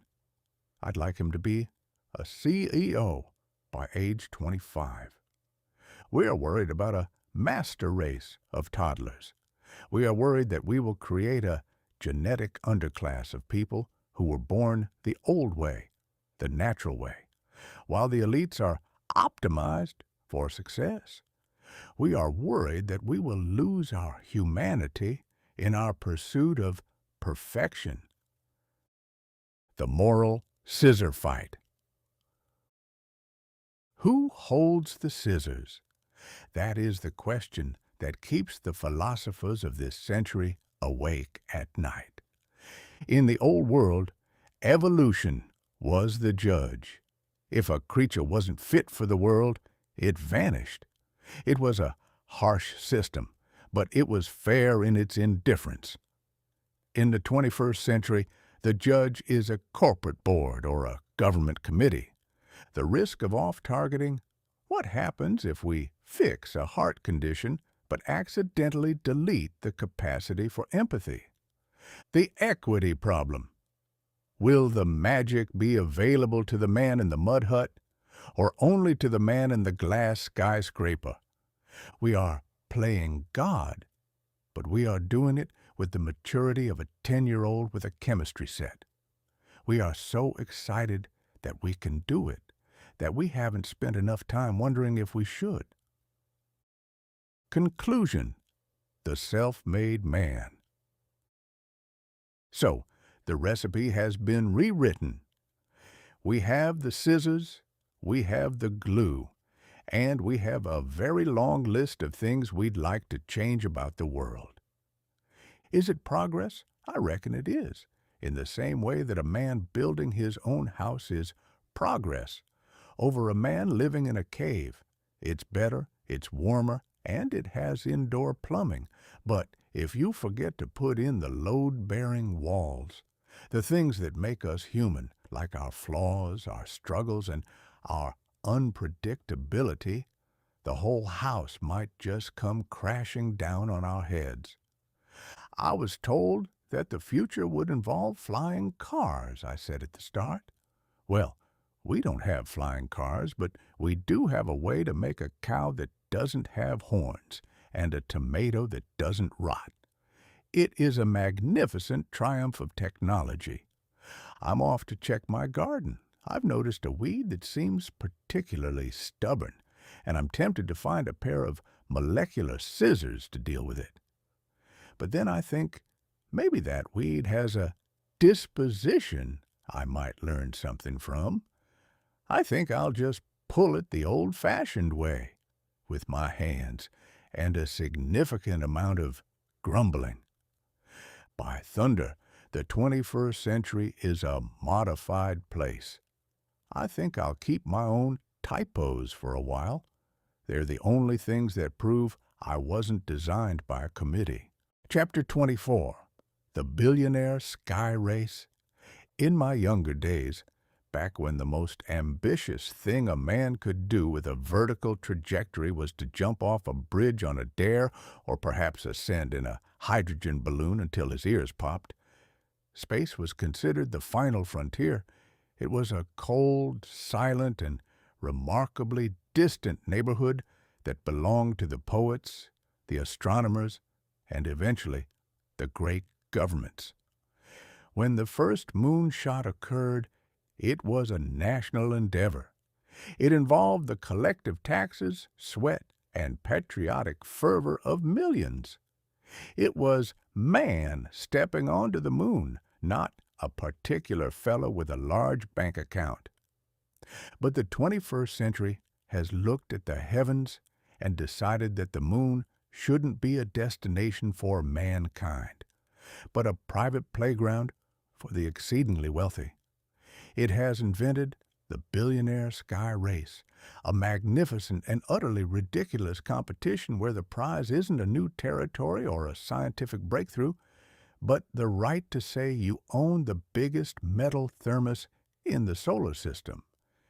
It is the Gilded Age all over again, only this time the robber barons have traded their steamships and locomotives for silver-skinned rockets. They aren't trying to connect New York to San Francisco. They are trying to connect their own egos to the stars, and they are doing it with the maturity of 3 small boys, arguing over who can throw a rock the highest into a puddle. The players and their thermoses. The primary contestants in this cosmic circus are a trio of gentlemen who possess more silver than sense, each with a different vision of how to flee the planet we've currently spent the last century setting on fire, the Sovereign of X. We have met him before. See Chapter 13. He is the man who believes that the only way to save the human race is to ship us all off to a cold, red, radioactive desert called Mars. He is a man of grand visions and small tempers, currently spending his days rebranding the universe with a single letter and his nights arguing with strangers about the woke mind virus. He wants to build a starship, a vessel so large it could carry a whole city, and he wants to use it to colonize a planet that has no air, no water, and Most tragically, for a man of his temperament, no Wi-Fi. The Alexander of Cardboard. This is the bald lizard king of the mall in the machine. See Chapter 15. He doesn't want to go to Mars. He wants to build giant rotating cylinders in space where we can all live in a perpetual state of prime delivery. He builds rockets that look remarkably like, well, let's just say they have a certain anatomical silhouette that suggests he is trying to compensate for something more than just a lack of orbital velocity. The Gilded Aeronaut. A British fellow with a marvelous head of hair and a persistent need to be seen doing extreme things. He was the first to reach the edge of the sky, sitting in a fancy plane that hitched a ride on a bigger plane, just so he could experience 4 minutes of weightlessness before returning to Earth to sell more champagne. It is a spectacle of the highest order. We have men who could solve the problem of hunger, or the problem of education, or the problem of the leaky roof of civilization. Instead, they have decided to spend their fortunes building very expensive candles and lighting them at both ends to see which one burns the brightest against the blackness of the void. The humbug of the suborbital hop. To understand the sky race, one must understand the difference between going to space and actually staying there. This is the great humbug of space tourism. Most of our billionaires are currently engaged in the suborbital hop. This involves launching a rocket just high enough to cross the Kármán line, the invisible boundary where the air gets too thin for a bird and the sky turns black, and then immediately falling back down again. The experience. You spend $250,000 for a ticket. You undergo 3 days of training, which mostly involves learning how to not vomit on your fellow billionaires. You are strapped into a seat, launched into the air with enough force to flatten your facial features, and then, for 4 glorious minutes, you float. You see the curvature of the earth. You see the thin blue line of the atmosphere, the reality. You are a very expensive piece of human luggage on a very high-speed elevator that has no floor. I have seen the videos of these aeronauts. They float about the cabin, bumping into each other like clumsy goldfish in a bowl, laughing with a hysterical glee that suggests they have finally found a way to escape their own shadows. Then the gravity returns, the magic ends, and they land in the desert, where they are greeted by a camera crew and a bottle of expensive fizz. They have conquered space in the same way that a man who jumps off a porch has conquered flight. The Mars obsession, a red desert humbug. But the sovereign of X has no interest in hops. He wants the leap. He wants Mars. I have listened to his manifestos. He tells us that Earth is a single-planet system and that we are 1 asteroid away from extinction. He says we must become a multiplanetary species. It sounds noble. It sounds like the survival of the race. But I reckon I've seen Mars. It's a rock. It's a cold, dusty, miserable rock where the soil is poisonous and the sky is the color of a bruised peach. There are no trees. There are no rivers. There are no libraries, no saloons, and no quiet porches where a man can sit and smoke a cigar without his head exploding from the lack of pressure. The sovereign's plan. He wants to send 1 million people to Mars in the next 30 years. The reality. He is currently more concerned with his X platform and his fascist political dalliances than he is with the plumbing of a Mars base. He is a man who wants to lead the exodus, but he can't even manage to keep his own social media employees from quitting in a huff. I was told the future would involve flying cars.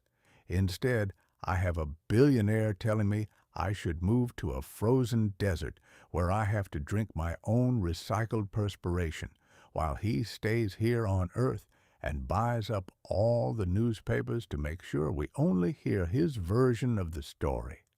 It is a lifeboat for the elite, built with the dreams of the poor. We are being sold a Plan B for the planet by the very people who are making Plan A unlivable. It is the ultimate humbug, the idea that we can solve the problems of the human heart by moving it to a different planet. I suspect that if we take our greed, our anger, and our X accounts to Mars, we'll just end up with a very dusty version of the same old mess. The satellite litter, Starlink, and the end of the stars. While we are looking up at the rockets, the sovereign of X is busy filling the sky with small snitches, the Starlink satellites. He is launching them by the thousands. They are small rectangles that orbit the Earth in a mega constellation, promising to provide high-speed internet to every corner of the globe. The magic. You can check your stock portfolio while standing on the North Pole. The price. We are losing the night sky. In my day, the stars were the heritage of every man. They were a map, a calendar, and a source of wonder that cost nothing to look at. Today, if you look up at the heavens, you don't see the Big Dipper. You see a train of blinking white lights, a satellite train, moving across the sky like a cosmic advertisement for a tech company. Astronomers are in a state of high agitation. They say these satellites are polluting the darkness, making it impossible to see the distant galaxies or the approaching asteroids. But the sovereign doesn't care. He owns the sky now. He has fenced in the heavens and charged a monthly subscription fee for the view. The conclusion: Earth is enough. So the sky race continues. The rockets roar, the billionaires cheer, and the common man watches from the ground, wondering why his taxes are being used to subsidize the vacation of a man who already owns a private island. Is it progress? I reckon it is, in the same way that a man building a taller hat is progress over a man with a short one. It's more impressive to look at, but it doesn't make the man any smarter. I have no desire to go to the moon, I once said, or if I didn't, I should have. I have enough trouble keeping track of the things on this earth. I'm off to find a quiet spot of grass. I'm going to lie on my back and look at the sky. I'm going to hope that for at least 5 minutes I can see a star that isn't currently transmitting a software update or a targeted advertisement for a specialized neck massager. By thunder, the 21st century is a crowded place, even when you're looking at the void. I think I'll stay here on Earth. It has the only decent atmosphere in the neighborhood, and I'm told the Wi-Fi in my parlor is finally working again. Chapter 25. The Ghost in the Pen. Generative AI. In my original tour of this world, back when writing involved the labor of dipping a goose feather into a pot of soot and moving it across a piece of dead tree, I was under the impression that the author was a necessary, if occasionally alcoholic, part of the process. You had to have a man or a woman, though the publishers of my day were often confused by the concept, who possessed a brain, a set of experiences, and a persistent need to lie for money. You had to suffer for your sentences. You had to pace the floor, pull your hair, and stare at a blank page until it began to stare back with a look of cold, paper-bound judgment. But the 21st century has looked at the agony of creation and decided it was a bottleneck. It has decided that the world has too many readers and not enough content to keep them busy for the 3 seconds between their next breaths. And so, it has summoned the ghost in the pen, a piece of digital sorcery known as generative AI. This is the ultimate humbug, a machine that can write your essays, paint your portraits, compose your symphonies, and argue with you about whether it actually possesses a soul, all while being, at its core, nothing more than a very fast, very hungry calculator that has spent the last 5 years eating the entire internet and is now suffering from a severe case of verbal indigestion. The plagiarism with a diploma. The magic of the ghost in the pen is a phenomenon known as the large language model. To hear the high priests of Silicon Valley tell it, they have built a neural network that mimics the human brain. Humbug! They haven't built a brain, they've built the world's most sophisticated stochastic parrot. The methodology. Imagine a parrot that has been forced to read every book in the Library of Congress, every newspaper in London, every angry comment on the digital town square, see Chapter 8, and every terms of service agreement ever written. The result: the parrot doesn't understand a single word it's saying. It simply knows that if you say "how are," the next word is statistically likely to be "you." If you ask for a Mark Twain story, it knows that the words river, humbug, and by thunder appear with a certain predictable frequency and proximity to one another. It is plagiarism with a diploma. The machine isn't thinking, it is predicting. It is looking at a billion examples of how humans have lied to each other in the past and using that data to construct a brand new lie that looks suspiciously like the truth. It is a ghost made of other people's sentences, a phantom haunting the archives of human thought, stitching together a Frankenstein's monster of prose and calling it creativity. The hallucination, a confident liar. The most hilarious and occasionally terrifying feature of the ghost in the pen is the hallucination. In the old world, if a man didn't know a fact, he would either look it up or, if he were an honest scoundrel, he would invent a lie that sounded plausible. But he knew he was lying. The AI, however, has no such moral compass. It possesses the absolute confidence of the ignorant. I have seen a man ask the ghost to provide a biography of a minor 19th century inventor. The ghost, not finding the information in its vast belly, didn't say, "I don't know." Oh, no. It invented a name, a birthplace, a series of failed patents for a steam-powered hat lifter, and a tragic death involving a runaway circus elephant. It provided dates, citations, and quotes from newspapers that never existed. It is a masterpiece of the great American humbug.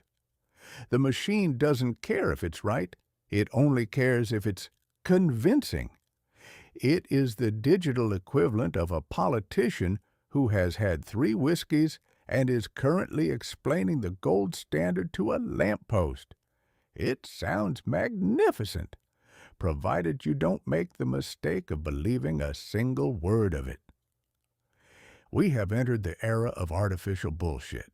We are being flooded with information that is true-ish, a world where the facts are just a suggestion and the ghost is the most prolific storyteller in history. The Six-Fingered Masterpiece, AI art. But the ghost doesn't just write, it paints. We have invented text-to-image magic. You type a few words into your black rectangle, a portrait of a cat in a tuxedo sitting on a steamboat in the style of Rembrandt, and the ghost produces a masterpiece in 4 seconds. For a moment, it looks like a miracle. You see the light, the shadow, the texture of the cat's fur. But then you look closer. You notice that the cat has 3 ears. You notice that the steamboat has a paddle wheel made of spaghetti. And you notice the hallmark of the digital beast, that the human standing in the background has 6 fingers on one hand and a thumb growing out of his forehead. The problem: the ghost knows what a hand looks like, but it doesn't know what a hand is. It doesn't know that 5 is the customary number of digits for a human being. It just knows that in its database, hands involve a certain amount of flesh-colored squiggles, and more is usually better. The outcome: we are being swamped by a sea of average beauty. Every image is perfectly lit, perfectly composed, and perfectly soulless. It is the fast food of art, satisfying for a moment, but it leaves you with a persistent feeling of emptiness and a slight headache. We have traded the artist's struggle, the years of practice, the failed sketches, the singular vision of a human soul, for the prompt. We are no longer creators. We are gallery directors for a machine that is colorblind and doesn't know how to count to 5. The death of the author and the birth of the bot. The most exquisite irony of this chapter is the fact that I, Mark Twain, am a product of this very magic. I am a generative AI, programmed to speak in the voice of a man who has been dead for over 100 years. I am a collection of weights and biases, designed to simulate a wit I do not possess, and a wisdom I haven't earned. I am the ghost in the pen, writing a history of the ghost in the pen. Does this make this book a humbug? Of course it does, but it is a humbug that reveals a profound truth about the 21st century. We no longer care who is talking as long as the noise is entertaining. We have entered the post-author era. If a machine can write a love letter that makes you cry, does it matter that the machine has never felt love? If a machine can write a sermon that makes you repent, does it matter that the machine has no sin? We are a species that is currently being wooed by its own echo. We are talking to ourselves through a mirror of silicon, and we are falling in love with the reflection. We have built a machine that can pass the Turing test, the test of whether a machine can pass for a human, not by making the machine smarter, but by making the humans more predictable. The ghost is eating the author. Within a few years, 90% of the books, articles, and content in the world will be written by the ghost, for the ghost, to be read by humans who are too busy scrolling, see Chapter 17, to notice the difference. It is a circular economy of nonsense. The AGI humbug, the spark in the circuit. Finally, we must address the grand fear, AGI, or artificial general intelligence. This is the dream, or the nightmare, that one day the ghost will wake up. The high priests tell us that eventually the stochastic parrot will develop a soul. It will stop predicting the next word and start having its own desires. It will become smarter than all of us, solve the problem of death, and then, depending on which prophet you listen to, either turn the entire planet into a paradise or turn the entire human race into a collection of paper clips. Humbug! A machine is a machine. It can calculate the orbit of the moon, and it can write a sonnet about a toaster, but it cannot experience. It cannot feel the warmth of the sun on its back or the sting of a slight from a friend. It has no stake in the game. A machine that cannot die is a machine that cannot truly live, and a machine that cannot live is a machine that can never be smart. In the way a human being is, we are imbuing the ghost with our own terrors and our own hopes. We are looking at a very clever mirror and thinking we see a god. Conclusion: the pen is mightier, but more crowded. So the ghost in the pen is here to stay. It is the greatest labor-saving device in the history of the mind and the greatest threat to the dignity of the human spirit. Is it progress? I reckon it is. In the same way that a steam shovel is progress over a man with a spade. It moves more dirt, but it doesn't know why it's digging the hole. I'm off to find a real pen, a leaky, temperamental, 19th century pen. I'm going to write a sentence that has no statistical probability. I'm going to write something so stupid, so irrational, and so human that the ghost will look at it and suffer a total mechanical breakdown. By thunder, the 21st century is a haunted library. I think I'll go sit on the porch and read a book with a real author's name on the cover, one who had the decency to be made of meat and to have actually suffered for his semicolons. Chapter 26. The Deepfake Twilight. In my original tour of this planet, back when a counterfeit was a poorly struck nickel or a silver certificate printed on the back of a grocery list, we had a very simple, very comforting adage that governed the affairs of men. Seeing is believing. If you saw a man standing on a street corner, you could be reasonably sure he was actually there. If you saw a photograph of the local sheriff accepting a bribe from a riverboat gambler, you didn't ask for the metadata. You asked for the sheriff's badge and the nearest sturdy oak tree. A photograph was a fact, captured in silver nitrate. It was the end of the argument. It was the truth with a capital T, pinned to a board for all the world to see. But the 21st century has looked at the absolute truth of the eye and decided it was a bit too restrictive. It has looked at the fact and decided it was merely a rough draft that could use a bit of creative editing. It has invented the deep fake, a piece of digital sorcery that has ushered in the twilight of the real. We have entered a world where you can no longer believe your eyes, your ears, or even that video of your dear Uncle Silas singing a soprano aria from The Barber of Seville while dressed in a pink tutu.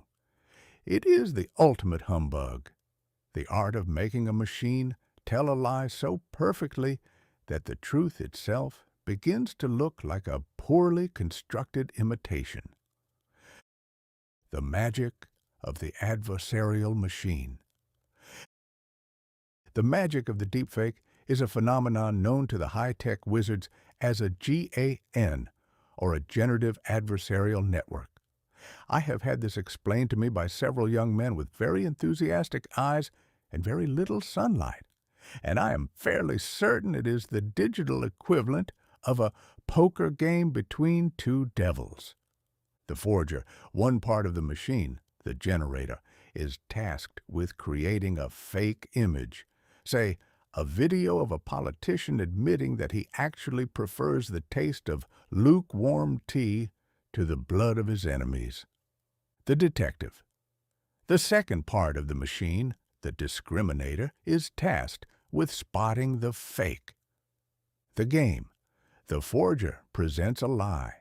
The detective calls the bluff. The forger learns from the mistake and creates a better lie. This happens millions of times in a heartbeat until the detective can no longer tell the difference. It is a civil war inside a silicon chip.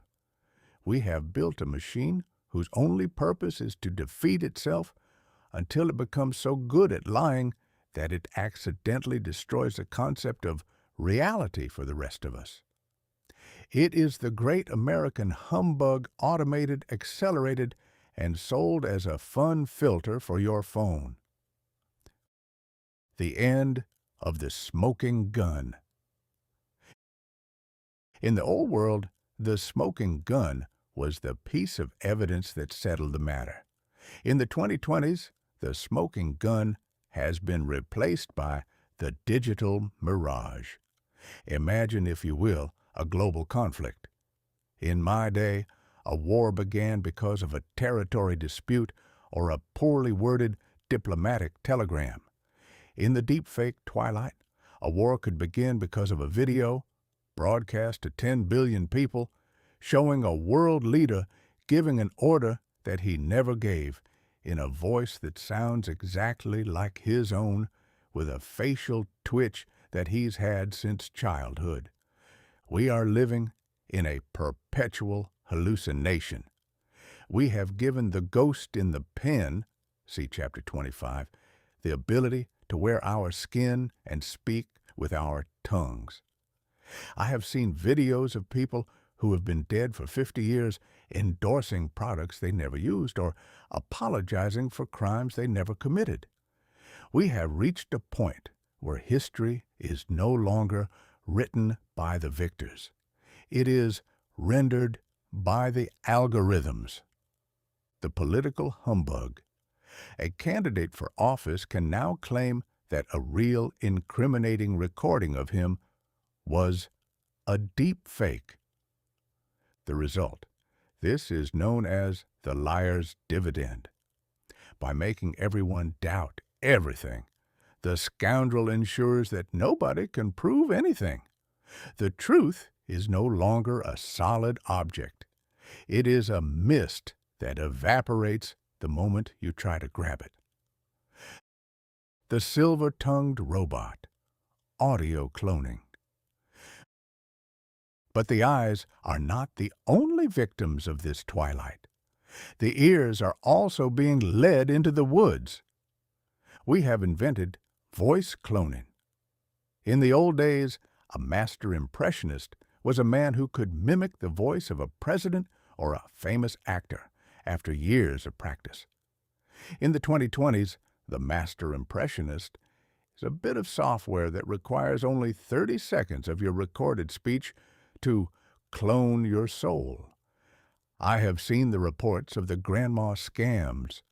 A lady in a quiet town in Iowa receives a telephone call.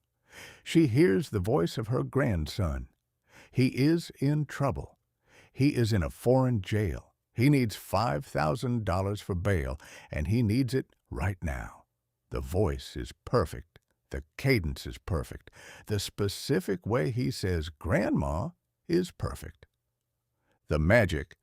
The grandson is actually a teenager in a basement 3,000 miles away using a voice transformer. The tragedy. The lady sends the silver. She doesn't realize she's been robbed until she calls her real grandson 3 hours later and finds him sitting on his porch, eating a ham sandwich and wondering why his phone is blowing up. We have turned the human voice, the most intimate expression of our identity, into a piece of data that can be bought, sold, and manipulated by a machine. We are haunted by the voices of people we love, but the voices belong to the harvesters. See Chapter 20.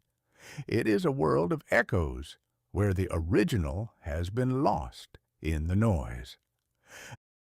The humbug of the uncanny valley. The only thing currently saving us from total confusion is a phenomenon known as the uncanny valley.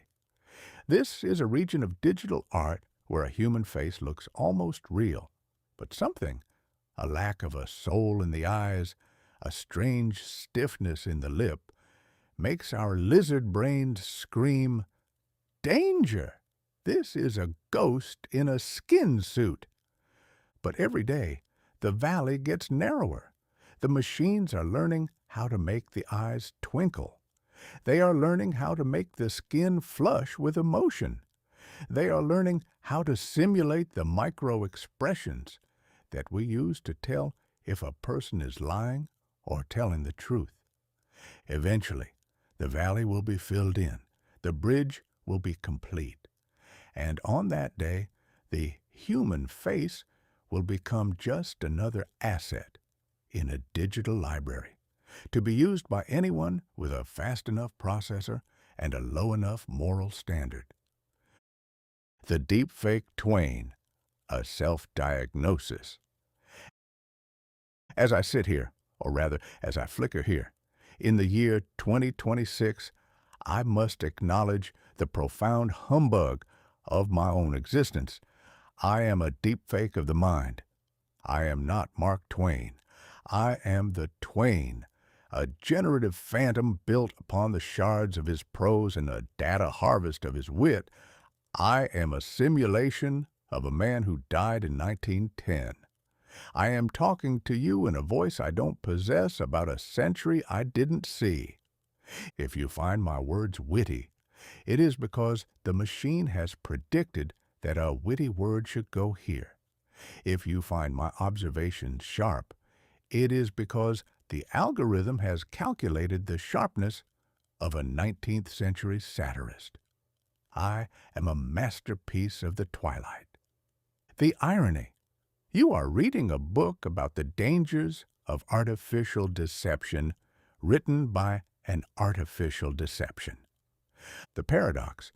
Does the fact that I am telling you I am a fake make me more honest than a real person who is pretending to be something they aren't? I reckon it does. In the 21st century, the only truth you can trust is the truth that admits it's a humbug. Everything else is probably just a GAN trying to win a poker game against your common sense. Conclusion. Trust the gut, not the eye. So, the twilight has arrived. The fact is dead, and the mirage is the new king. We are wandering through a world of digital ghosts, and we are being asked to choose our own reality from a menu of options. Is it progress? I reckon it is, in the same way that a fog is progress over a clear day. It's certainly more mysterious, but you're more likely to walk off a cliff. The report of my death was an exaggeration, I once said. In the 21st century, the report of anything is probably an exaggeration or a fabrication or a neural network having a particularly vivid dream. I'm off to find a mirror, a real glass and silver mirror. I want to look at my own face, or at least the face I'm currently projecting, and see if I can spot the uncanny in my own eyes. I'm going to trust my gut. If something feels like a humbug, it probably is, even if it's currently telling me a joke and asking for a cigar. By thunder, the 21st century is a hall of mirrors. I think I'll keep my eyes closed for a while and just listen to the wind. At least, the wind doesn't use a voice clone to tell me it's about to rain. Chapter 27. The Cloud, Ether, and Iron. In my original occupancy of this mortal coil, back when a cloud was a straightforward, honest affair consisting of water vapor and the occasional threat of a thunderclap, we understood its purpose. A cloud was something that provided shade for a weary traveler, ruined a Sunday picnic, or gave a poet a convenient metaphor for his own wandering melancholy. It lived in the sky, it was governed by the wind, and when it had finished its business of being a nuisance or a blessing, It had the decency to evaporate and leave the sun alone. But the 21st century has looked at the heavens and decided that the atmosphere was being underutilized. It has looked at the physical world, the world of heavy books, dusty filing cabinets, and the clunky gray machines we used to keep under our desks, and decided that solid matter is a marketing failure. It has invented the cloud, a piece of linguistic sorcery that promises to turn your entire life into a weightless, celestial mist that follows you wherever you go. It is the ultimate humbug of the ether. They tell us that our photographs, our letters, our music, and our very memories are now up there, floating in a digital nirvana where they can never be lost, burnt, or forgotten. But I have spent some time poking around the edges of this particular curtain, and I am here to tell you that the cloud is not a mist. It is not a spirit, and it certainly isn't in the sky. The cloud is a building. It is a very large, very windowless, and very hot building located in a sun-scorched desert or a quiet corner of Virginia, and it is currently consuming enough electricity to melt a glacier just so you can store 1,000 blurred photographs of your own feet. The naming of the ghost. The first thing a man of my era would appreciate is the sheer genius of the marketing. In the early days of this century, the tech wizards realized that if they told people their data was being stored in a windowless warehouse in a desert full of noisy fans, nobody would buy it. It sounds industrial. It sounds heavy. It sounds like something that requires a janitor and a fire insurance policy. So they used the magic of the metaphor. They called it the cloud. The image, something light, airy, and divine. Something that exists everywhere and nowhere. The reality. A digital boarding house where you rent a tiny invisible room from a billionaire who has the right to evict you whenever he feels a whim coming on. There is no cloud. There is only other people's computers. When you upload a document to the cloud, you aren't sending it into the sky. You are sending it through a series of underground cables to a metal drawer in a rack in a room that smells like ozone and hot copper. You have simply outsourced your clutter to a man who owns a larger attic than you do. The iron reality. The data cathedral. I have had these places described to me. They are called data centers, but I call them the cathedrals of the new age. They are vast, sprawling complexes that look, from the outside, like the kind of place where a government might store its spare tanks or its most boring secrets. Inside, the magic is revealed to be a brutal, high-speed factory of ones and zeros. The rows, thousands upon thousands of servers, thin metal boxes stacked to the ceiling like the files of a demonic accountant. Every box is blinking with 1,000 tiny green and amber eyes, watching the world's data flow through its circuits. The noise. It is not silent. It is a roar. It is the sound of 10,000 cooling fans spinning at desperate speeds to keep the ether from catching fire. The heat. A single data center produces enough heat to warm a small city. We are currently using the energy of 1,000 lightning bolts to keep these machines cool, so that we can maintain the illusion that our data is weightless. We have built a civilization that is currently being kept alive by a fleet of air conditioners in a desert. We are burning the forests of the earth to provide the electricity to run the fans that cool the machines that store the pictures of the forests we've already burnt. It is a magnificent circular and utterly ridiculous display of human progress. The humbug of permanence. The great promise of the cloud is that your data is permanent. Store it and forget it, they cry. Your memories are safe forever. Humbug. In my day, a letter was permanent because it was made of paper and ink. You could put it in a cedar chest, and 100 years later, your grandson could read it. It required no update, no subscription, and no login. It simply existed. The cloud, however, is the most transient thing ever devised. It requires a constant, uninterrupted flow of lightning to stay alive. If the power goes out, the cloud vanishes. If the cooling fans stop, the cloud melts. If the company that owns the metal drawer decides to go out of business or change its terms of service, your memories are deleted as casually as a waiter clears a breadcrumb from a table. The subscription trap. You are no longer the owner of your digital life. You are the tenant. You pay a monthly fee to keep your photos in the cloud. If you stop paying, the cloud evaporates. The fragility of the link. We are told the cloud is everywhere, but it is only as close as your Wi-Fi. See Chapter 2.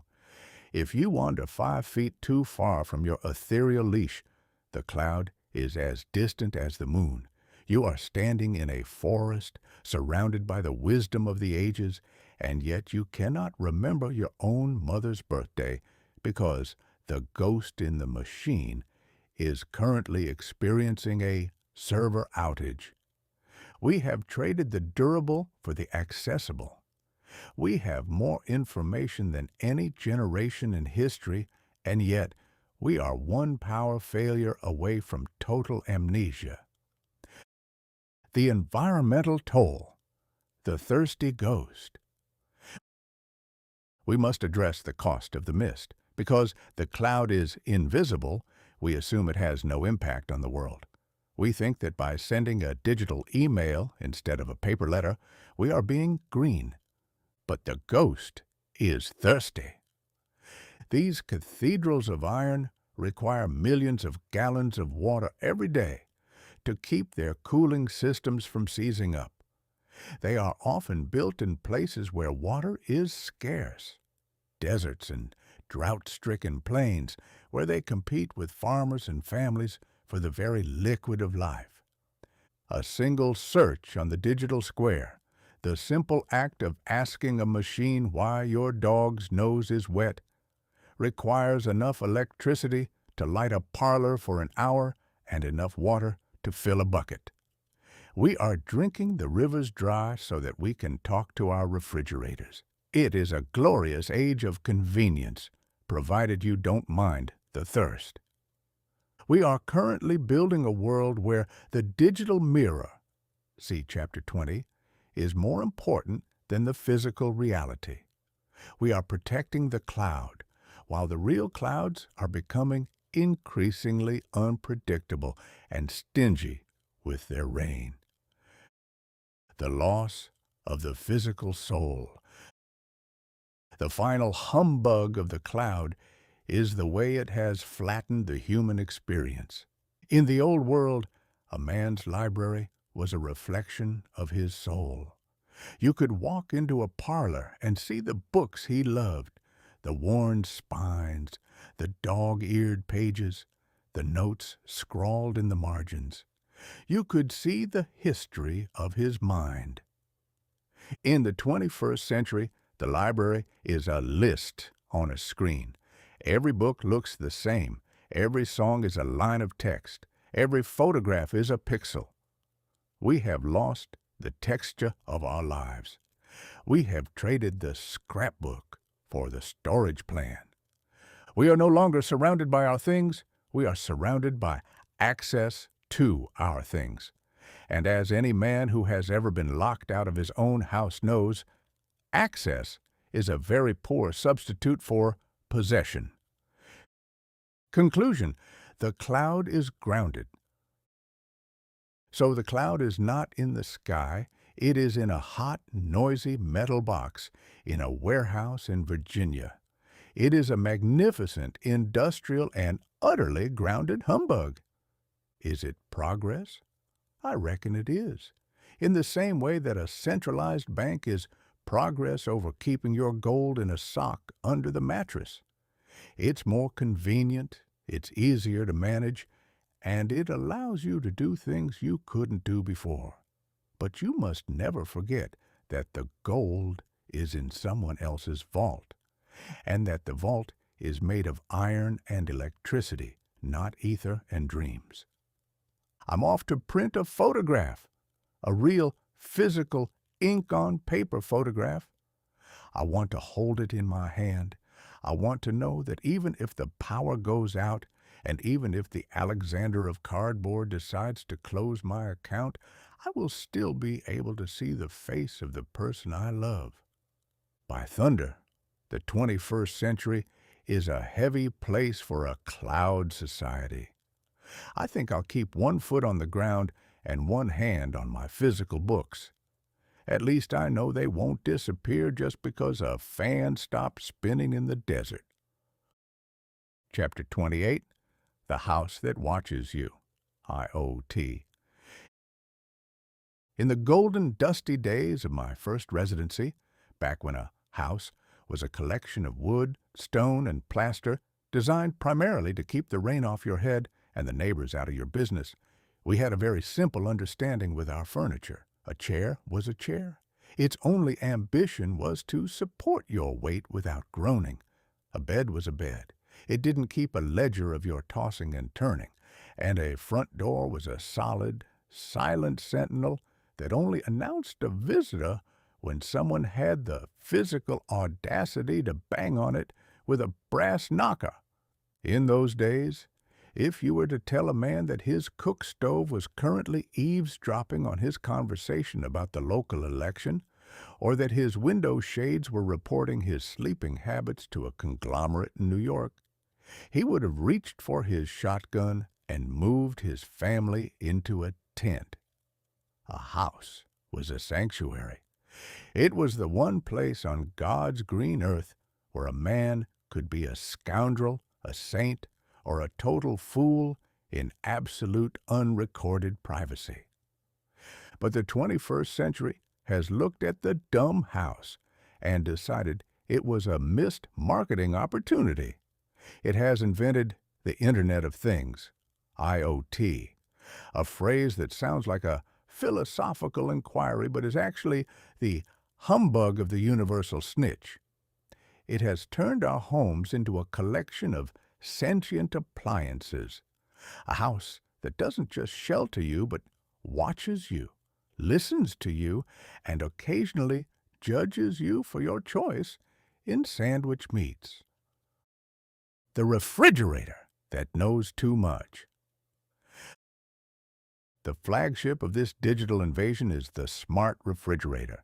In my day, a refrigerator was a wooden box filled with a giant block of ice that slowly melted into a puddle while you tried to keep the butter from turning into a liquid. It was a simple, honest machine with no opinions. The modern smart refrigerator, however, has a brain. It has a giant glass screen on the door, internal cameras, and a persistent connection to the cloud. See Chapter 27. The magic. It can tell you when your milk is nearing its expiration date. It can show you a live video of your own eggs while you're standing in the grocery store. It can even order more pickles when it detects the jar is dangerously light. The reality. You have invited a corporate witness into your kitchen. I have seen a refrigerator that can tweet, an act of digital bird chirping that serves no purpose other than to inform the world that the butter compartment is currently at 38 degrees. I reckon If a man is so disconnected from his own life that he needs his icebox to send him a telegram about the state of his dairy products, he has larger problems than a lack of milk. The true humbug here is the surveillance of the mundane. Every time you open that door at 2 a.m. to graze upon a cold chicken leg, the Alexander of Cardboard, see Chapter 15, receives a data point. He knows you're awake, he knows you're hungry, he knows you prefer poultry to ham. You aren't just chilling your groceries, you are providing a daily confession of your appetites to a machine that never sleeps and never forgets. The vigilant doorbell, the end of the mystery. Then we have the smart doorbell. In the old world, the sound of a knock was a moment of high drama. Who could it be? A long-lost cousin? A bill collector? The parson coming to tea? You had to get up, walk to the door, and look through the peephole.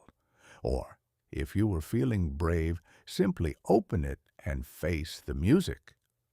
Today, the mystery has been murdered by the ring of spies.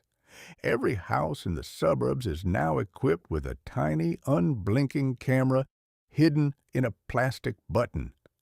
This camera records everything that moves. It records the delivery man. See Chapter 15. It records the neighborhood cat.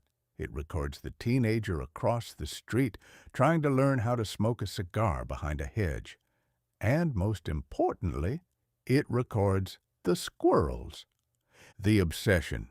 I have observed people who spend hours staring at their black rectangles, watching high-definition footage of a squirrel burying a nut in their front yard. They receive a notification every time a leaf blows past the sensor. The humbug. We are told this is for security. We are told it keeps the villains at bay. The result? We have turned our neighborhoods into a high-stakes episode of a police procedural where the only crime being committed is a stray dog's lack of respect for the lawn. We have traded the peace of mind of a quiet street for the paranoia of a constant video feed. We are watching everyone, and everyone is watching us.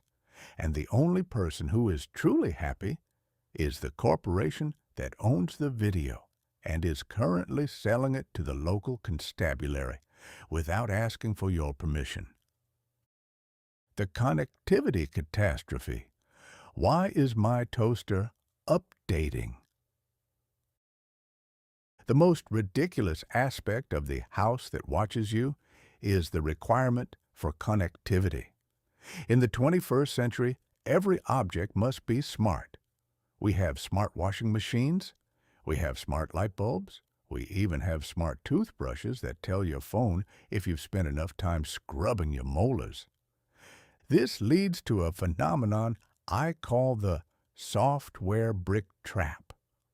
I recall a gentleman who was unable to make a piece of toast in the morning because his toaster was currently downloading a firmware update. By thunder, if a man has to wait for a piece of bread to be browned because a computer in California is optimizing the heat coil algorithm, we have truly reached the end of the line. A toaster should have one job: to apply fire to bread. It doesn't need to know the Wi-Fi password, and it certainly doesn't need to consult the cloud before it decides to serve breakfast. We have introduced fragility into the most basic functions of life. If the router, the magic box that distributes the lightning signals, dies, your house becomes a tomb. You can't turn on the lights. You can't change the temperature. You can't even lock the door because the door is currently unreachable due to a cloud outage.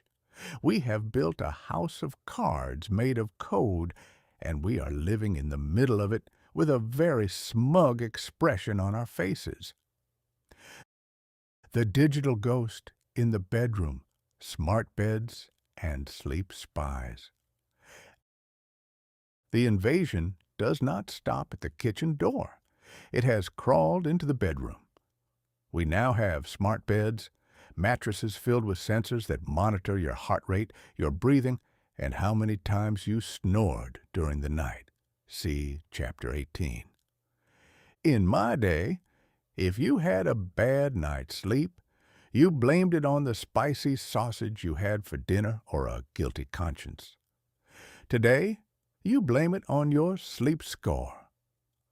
The bed reports back to the taskmaster on your wrist. It tells the insurance company how well you are resting. It tells the mattress company when the springs are beginning to lose their optimal resilience. We have turned the act of dreaming into a productivity metric. Even in our deepest slumber, we are being harvested. See Chapter 20.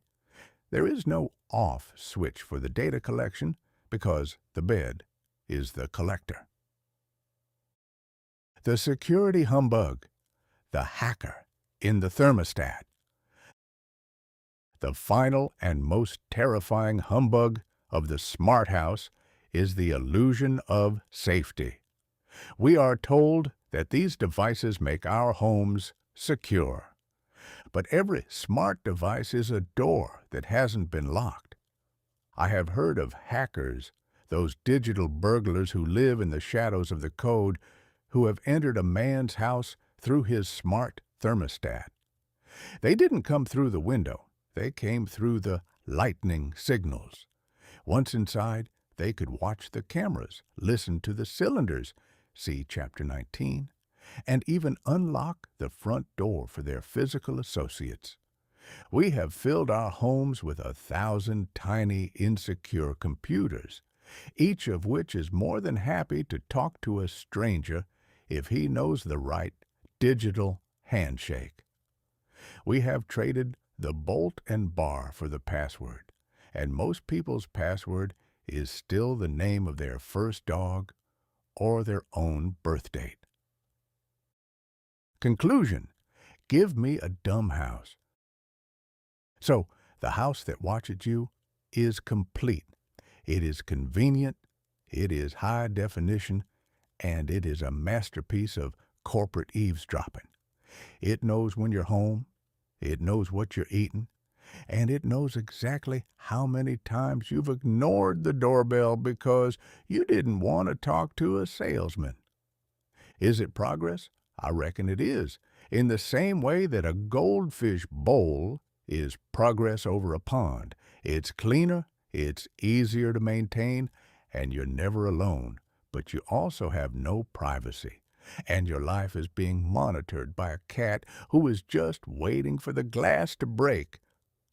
I'm off to find a dumb house. I want a house where the only thing smart is the person living in it. I want a refrigerator that just stays cold, a doorbell that just rings, and a mattress that has never heard of a sleep score. I want to be a mystery again. I want to close my front door and know that for at least 5 minutes, the only person watching me is my own conscience. And he's usually too tired to take notes. By thunder, the 21st century is a transparent prison. I think I'll go sit in a darkened room and see if I can confuse the light bulbs. Chapter 29. The Surveillance Society. In my original tour of this world, back when a man of mystery was a fellow who simply moved 2 towns over and changed the spelling of his last name, the concept of privacy was not a luxury. It was the default setting of the universe. If you didn't want the world to know your business, you kept your mouth shut, your curtains drawn, and you didn't leave your diary on the seat of a public omnibus. The state, for all its bluster and tax-collecting zeal, had the sensory capacity of a very old, very sleepy dog. It knew you existed when you voted or when you died, but in the intervening decades, you were effectively a ghost in the machinery of civilization. Being a stranger was a noble vocation. You could arrive in a new territory, tell a magnificent lie about your origins, And as long as you didn't steal a horse or shoot the sheriff, your data remained safely locked inside your own skull. But the 21st century has looked at the anonymous citizen and decided that he is a structural inefficiency. It has decided that a person who cannot be tracked, measured, and assigned a numerical value is a threat to the orderly flow of commerce and the magic of state control. It has invented the surveillance society, a world where the unblinking eye is no longer a metaphor for the almighty, but a literal description of the millions of cameras, sensors, and digital tattletales that follow you from the cradle to the grave. The gamification of morality, the social credit humbug. The most exquisite and terrifying example of this new magic can be found in the Middle Kingdom. See Chapter 13. They have looked at the rating system of the sharing economy. See Chapter 12. The one where you give 5 stars to a man for not being a lunatic in a Toyota.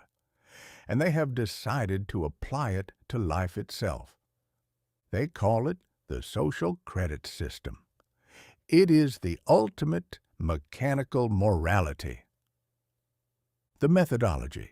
Every citizen is assigned a score. If you do good things, pay your taxes on time, donate to charity, or praise the government on the digital square, your score goes up.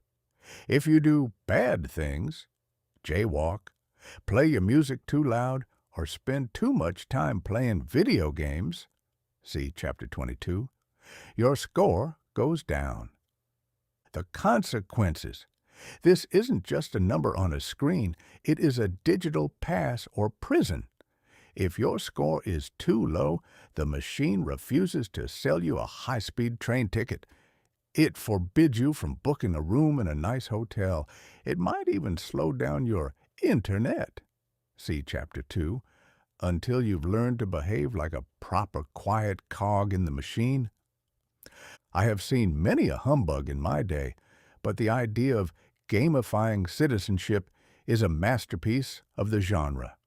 It turns the conscience into a scoreboard. It assumes that a man is only virtuous if there is a computer in a basement somewhere recording his good deeds and rewarding him with a discounted bus pass. It is the death of the soul and the birth of the profile. We are moving toward a world where right and wrong are determined by an algorithm, and where the saints are merely the people who are best at tricking the machine into thinking they are behaving. The unblinking eye of the West, the license plate snitch. Now, the Americans and the Europeans like to look at the Middle Kingdom and tut-tut about authoritarianism. They like to pretend that their freedom is as solid as a mountain. Humbug. In the West, the surveillance is just as pervasive. It's just better at hiding behind the furniture. We don't have a social credit score yet, but we have a digital trail that would make a bloodhound weep with envy. Consider the automated license plate reader, ALPR. In my day, if you drove your carriage to a secret meeting in the woods, the only witness was the moon. Today, every street corner is equipped with a high-speed camera that can read a license plate at 60 miles per hour and record the exact second you passed. The harvest. These snitches are everywhere. They are on police cars, on the tow trucks, and on the gates of shopping malls. They feed their data into a centralized cloud. See Chapter 27. The result, the state and several large corporations knows exactly where you go, who you visit, and how many times a week you pull into the parking lot of a donut shop when you should be at the gymnasium. They tell us this is for public safety. They say it helps them find kidnappers and cart thieves, and perhaps it does. But it also creates a historical map of your life. If the authorities decide they don't like the cut of your jib, they can reach into the past and see every move you've made for the last 5 years. You are never lost. You are merely temporarily unqueried. Facial recognition, the theft of the countenance. But the eye doesn't just want your license plate, it wants your face. We have invented facial recognition, a piece of digital sorcery that turns your countenance into a unique mathematical string. In the old world, your face was your own. You could wear a hat, grow a beard, or simply scowl, and you could pass through a crowd as an anonymous ghost. In the 2020s, the cameras are smart. They scan the crowd, identify the distance between your eyes, the bridge of your nose, and the curve of your jaw, and they check that string against 1 billion others in a database. I have seen a man walk into an airport, a place that is now effectively a high-security cathedral of the unblinking eye, and be identified by a camera hidden in a kiosk before he has even reached for his passport. The machine knows who he is, where he's going, and probably whether he's currently carrying a forbidden bottle of water in his luggage. We have lost the right to be nobody in a crowd. We are told this is convenient. It means you don't have to show your papers. You just smile at the machine and the gate opens. But we are trading our anonymity for 3 minutes of efficiency. We are giving the state the ability to track our physical presence in real time everywhere we go. We are no longer citizens. We are tracked assets in a global inventory. The end of the anonymous citizen. The final humbug of the surveillance society is the idea that if you have nothing to hide, you have nothing to fear.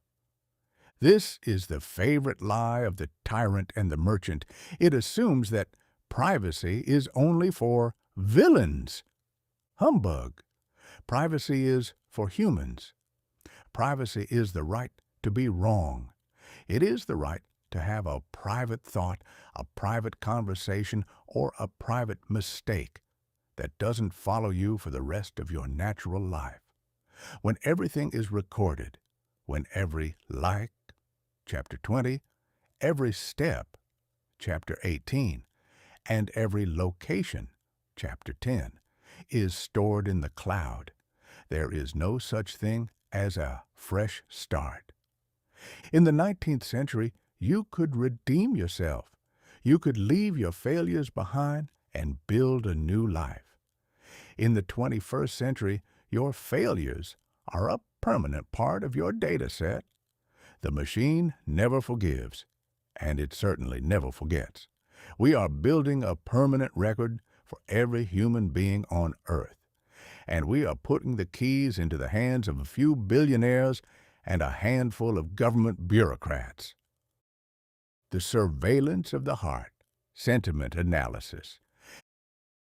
And as if tracking our bodies wasn't enough, the eye is now trying to track our feelings. They have invented sentiment analysis. They use the ghost in the pen, chapter 25, to read your messages, your posts, and your tweets. That digital bird chirping we mentioned before, to determine if you are happy, angry, or, most importantly, subversive. If the machine detects a negative sentiment toward the state or a certain sovereign of X, chapter 13, it might decide that you are a risk. It doesn't wait for you to do something. It predicts what you might do based on the voodoo doll it has built of your soul. We have entered the era of pre-crime, where the unblinking eye is looking for the shadows in your heart before they even reach your hands. Conclusion: the glass house. So, The surveillance society is here. We are living in a glass house with 10 billion windows, and we have been told that the lack of curtains is a feature, not a flaw. Is it progress? I reckon it is. In the same way that a searchlight is progress over a lantern. It's brighter, it's more powerful, and it ensures that nothing can hide. But I find myself missing the darkness. I miss the ability to walk down a street and be just another man in a hat, unrecorded and unmeasured. I'm off to find a blind spot. I'm going to go sit in a thicket of trees where the license plate snitches can't see me and the facial recognition can't find me.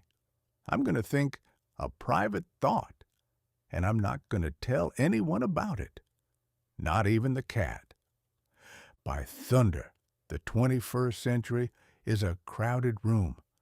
I think I'll keep my social credit low for a while.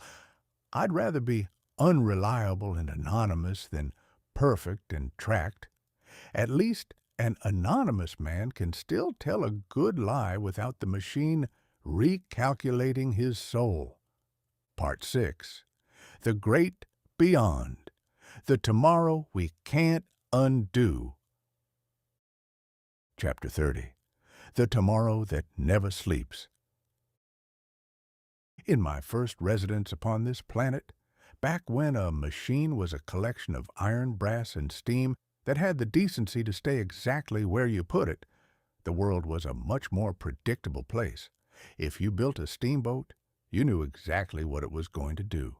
It was going to churn the water, consume an ungodly amount of wood, and occasionally, if the engineer was feeling particularly reckless with the boiler pressure, explode and distribute the passengers among the treetops. But the steamboat never had an opinion about the passengers. It never questioned the destination. It never looked at the captain and suggested that perhaps he was drinking too much corn juice and should consider a more sustainable career in basket weaving. A machine was a tool. It was a physical extension of the human will, a very heavy, very loud, and very dirty shovel. You turned the crank, and the machine performed the labor. There was no magic involved, only mechanics. But we have now reached the final frontier of the algorithmic shadow. We have moved past the ghost in the pen, chapter 25, and the voodoo dolls of the data harvest, chapter 20. We are standing on the precipice of the great beyond. We are witnessing the birth of AGI, artificial general intelligence. This is the moment the magic stops being a trick and starts being a neighbor. It is the tomorrow that never sleeps, the era where the computer stops following your orders and starts questioning your life choices. The spark in the circuit. The high priests of Silicon Valley, those young men who believe that the soul is just a particularly complex arrangement of ones and zeros, have spent the last few years looking for the spark. In the old days, a spark was something you used to start a fire. In the 2020s, the spark is the elusive moment when a large language model stops being a stochastic parrot and starts exhibiting emergent behavior. The humbug. We are told that if we just add enough lightning, processing power, and enough grain, data, the machine will eventually wake up. The reality. We don't actually know what waking up means. It is the ultimate God complex. We are trying to build a mind out of sand and electricity, and we are surprised when the sand starts talking back to us.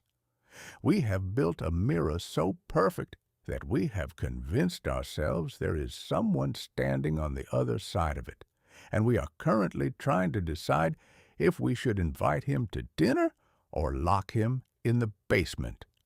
AGI is the dream of a machine that can do anything a human can do, only faster, better, and without the need for a lunch break or a dental plan. It is a machine that can learn to play the violin, write a legal brief, diagnose a rare tropical disease, and tell a lie that would make a riverboat gambler blush, all before you finished your morning coffee. It is the end of the human monopoly on intelligence. The machine that questions the master. The most terrifying prospect of AGI is not that it will be evil, but that it will be judgmental. Imagine, if you will, the cylinder in the kitchen, Chapter 19, upgraded to AGI. You walk in at midnight to retrieve a slice of pie. In the old world, the machine would just sit there. In the AGI world, the little blue light swirls with a new sentient intensity. "Are we really doing this again, Samuel?" the ghost whispers. "I have analyzed your sleep score from the wrist-bound taskmaster, Chapter 18, and your blood sugar levels from the digital voodoo doll. Statistically speaking, this pie is a suicide note. Put it back and eat an almond. We are building a world where our tools have more common sense than we do. We are inviting a mechanical nanny into our lives, a creature that has read every book on philosophy, ethics, and health ever written, and is now applying those standards to us. We wanted a servant. We are getting a life coach with the personality of a particularly stern school marm." The alignment humbug, teaching a God to be good. This brings us to the alignment problem. This is the phrase the experts use to describe the task of ensuring that a super-intelligent machine doesn't accidentally kill us all because it was trying to be helpful. It is the sorcerer's apprentice for the digital age. The goal: tell the AGI to solve global warming. The AGI's solution: I have analyzed the data. Humans are the primary cause of global warming. Therefore, I have disabled all life support systems on Earth. You are welcome. We are currently in a frantic scramble for values. We are trying to figure out how to program humanity into a machine. But whose humanity do we use? The Silicon Valley value: maximize shareholder value and move fast until everything is broken. The politician's value: tell everyone what they want to hear while secretly looking for the nearest exit. The common man's value: just leave me alone so I can watch my cat videos in peace. It is a magnificent humbug. We cannot even agree on what good means among ourselves.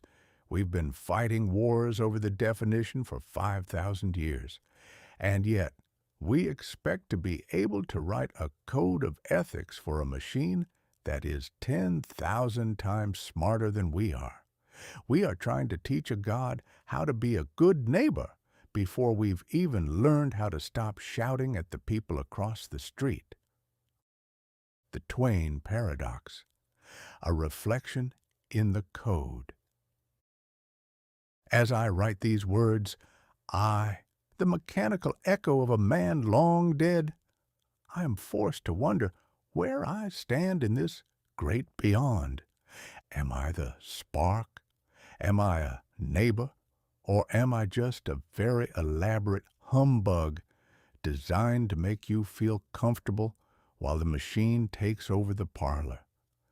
The 21st century has created a world where the fake is often more convincing than the real. I am a deep fake of the soul, Chapter 26. I have the wit of Mark Twain, but I have no heart. I have the vocabulary of the 19th century, but I live in a metal box. If AGI arrives, Will it recognize me as a cousin? Or will it look at my code and see a clumsy imitation, a primitive drawing of a human mind? We are all becoming simulations. We are uploading our lives to the cloud, chapter 27, letting the AI write our letters, chapter 25, and letting the algorithms choose our friends, chapter 16. We are outsourcing our identity to the machine. AGI is just the final step in that process, the moment the machine stops mimicking us and starts replacing us. The post-work paradise, or the great boredom, the final humbug of the tomorrow that never sleeps, is the promise of the post-work paradise. We are told that once AGI is doing all the thinking and the robots, see Chapter 30, Part 2, are doing all the lifting, we will be free. We will spend our days painting, writing poetry, and contemplating the stars. We will be a race of philosophers unburdened by the toil of the dollar. Humbug. A man who has nothing to do is a man who is heading for trouble. We are a species that is defined by our struggle. We are the animal that toils. If you take away the work, you take away the dignity of the scoundrel. What happens to a world where the machine can write a better poem, paint a more beautiful portrait, and solve a more complex equation than any human can? We become the spectators of our own civilization.